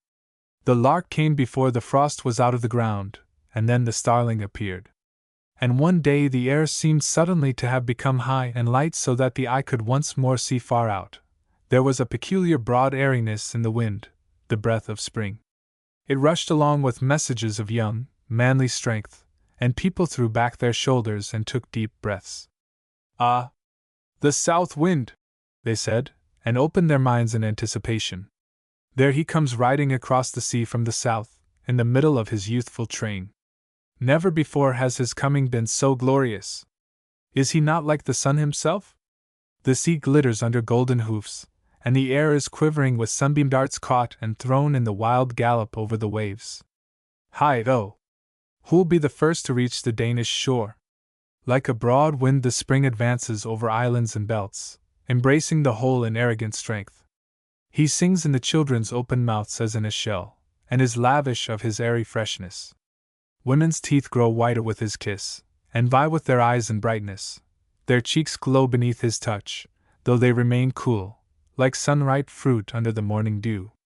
Men's brains whirl once more, and expand into an airy vault, as large as heaven itself, giddy with expectancy. From high up comes the sound of the passage birds in flight. The air is dizzy with its own infinitude. Bareheaded and with a sunny smile, the spring advances like a young giant intoxicated with his own strength, stretches out his arms and wakens everything with his song. Nothing can resist him. He touches lightly the heart of the sleeping earth, calling merrily into her dull ears to awake. And deep down the roots of life begin to stir and wake, and send the sap circulating once more. Hedgehogs and field mice emerge sleepily and begin to busy themselves in the hedges. From the darkness below old decayed matter ferments and bubbles up, and the stagnant water in the ditches begins to run toward the sea. Men stand and gaze in amazement after the open-handed giant, until they feel the growth in themselves and can afford something. All that was impossible before has suddenly become possible, and more besides. The farmer has long since had his plow in the earth, and the sower straps his basket on. The land is to be clothed again. The days lengthen and become warmer. It is delightful to watch them and know that they are going upward. One day Ellen opens wide the double doors out to the garden. It is like a release. But what a quantity of dirt the light reveals! "We shall have to be busy now, Petra Dreyer," says Ellen. The little deformed sewing woman smiles with her sad eyes, and the two women begin to sweep floors and wash windows. Now and then a little girl comes in from the garden complaining that she is not allowed to play with Anna's big doll. Boy Comfort is in the fields from morning to night, helping Grandfather Stolp to build the new workmen's houses. A fine help his is. When Ellen fetches him in to meals, he is so dirty that she nearly loses all patience. "I wonder how old Brun is," says Ellen suddenly in the middle of her work. "We haven't heard from him now for 3 days. It's quite sad to think he's so far away. I only hope they'll look after him properly." Pelle is tremendously busy, and they do not see much of him. The movement has taken up his idea now in earnest, and he is to have the management of it all, so that he has his hands full. "Have I got a husband or not?" says Ellen, when she gets hold of him now and again. "It'll soon be better," he answers. "When once we've got the machinery properly started, it'll go by itself." Morton is the only one who has not set seriously to work on anything, and in the midst of all the bustle has an incongruous effect. "He's thinking," says Ellen, stopping in the middle of beating a carpet. "Thank goodness we're not all authors. Pelle would like to draw him into the business. There's so much to write and lecture about," he says, "and you could do all that so much better than I." "Oh, no, I couldn't," says Morton. "Your work's growing in me too. I'm always thinking about it and have thought of giving a hand too, but I can't. If I ever contribute anything to your great work, it'll be in some other way." "You're doing nothing with your book about the sun either," says Pelle anxiously. "No, because whenever I set to work on it, it mixes up so strangely with your work, and I can't keep the ideas apart. At present I feel like a mole, digging blindly in the black earth under the mighty tree of life. I dig and search, and am continually coming across the thick roots of the huge thing above the surface. I can't see them, but I can hear sounds from above there, and it hurts me not to be able to follow them into their strong connection up in the light." One Sunday morning at the end of May they were sitting out in the garden. The cradle had been moved out into the sun, and Pelle and Ellen were sitting one on either side, talking over domestic matters. Ellen had so much to tell him when she had him to herself. The child lay staring up into the sky with its dark eyes that were the image of Ellen's. He was brown and chubby. Any one could see that he had been conceived in sunshine and love. Lasse Frederick was sitting by the hedge painting a picture that Pelle was not to see until it was finished. He went to the drawing school now, and was clever. He had a good eye for figures, and poor people especially he hit off in any position. He had a light hand, and in 2 or 3 lines could give what his father had had to work at carefully. "You cheat," Pelle often said, half resentfully. "It won't bear looking closely at." He had to admit, however, that it was a good likeness. "Well, can I see the picture soon?" he called across. He was very curious. "Yes, it's finished now," said Lasse Frederick, coming up with it. The picture represented a street in which stood a solitary milk cart, and behind the cart lay a boy with bleeding head. He fell asleep because he had to get up so early, Lasse Frederick explained. And then when the cart started he tumbled backward. The morning emptiness of the street was well done, but the blood was too brilliantly red. It's very unpleasant, said Ellen, with a shudder. But it's true. Morton came home from town with a big letter which he handed to Pelle, saying, "Here's news for you from Brunn." Pelle went into the house to read it undisturbed, and a little while after came out again. "Yes, important news this time," he said with some emotion. "Would you like to hear it?" he asked, sitting down. "Dear Pelle, I am sitting up in bed to write to you. I am poorly, and have been for some days, but I hope it is nothing serious. We all have to die some day, but I should like to start on the great voyage round the world from your home. I long to see daybreak in all of you, and I feel very lonely. If the business could do without you for a few days, I should be so glad if you would come down here. Then we could go home together, for I should not like to venture on the journey by myself. The sun is just going down, and sends its last rays into me. It has been gray and gloomy all day, but now the sun has broken through the clouds, and kisses the earth and me, poor old man, too, in farewell. It makes me want to say something to you, Pelle, for my day was like this before I knew you, endlessly long and gray. When you are the last member of a dying family, you have to bear the gray existence of the others too. I have often thought how wonderful the hidden force of life is. Intercourse with you has been like a lever to me, although I knew well that I should not accomplish anything more, and had no one to come after me. I feel, nevertheless, through you, an alliance with the future. You are in the ascendant, and must look upon me as something that is vanishing. But look how life makes us all live by using us each in his own way. Be strong in your faith in the future, with you lies the development. I wish with all my heart that I were an awakening proletary, and stood in the dawn of day, but I am nevertheless glad because my eyes will be closed by the knowing you. I have imagined that life was tiresome and dull and far too well known. I had it arranged in my catalogues. And look how it renews itself. In my old age I have experienced its eternal youth. Formerly I had never cared about the country. In my mind it was a place where you waded either in dust or mud. The black earth appeared to me horrible rather than anything else. It was only associated in my mind with the churchyard. That shows how far I was from nature. The country was something that farmers moved about in, those big, voracious creatures, who almost seemed like a kind of animal trying to imitate man. Rational beings could not possibly live out there. That was the view in my circle, and I had myself a touch of the same complaint, although my university training of course paraphrased and veiled it all to some extent. All this about our relations to nature seemed to me very interesting aesthetically, but with more or less of a contradictory, not to say hostile, character. I could not understand how any one could see anything beautiful in a plowed field or a dike. It was only when I got to know you that something moved within me and called me out. There was something about you like the air from out there. Now I also understand my forefathers. Formerly they seemed to me only like thick-skinned burrs, who scraped together all the money that 2 generations of us have lived upon without doing a pennyworth of good. They enabled us, however, to live life, I have always thought, and I considered it the only excuse for their being in the family, coarse and robust as they were. Now I see that it was they who lived, while we after them, with all our wealth, have only had a bed in life's inn. For all this I thank you.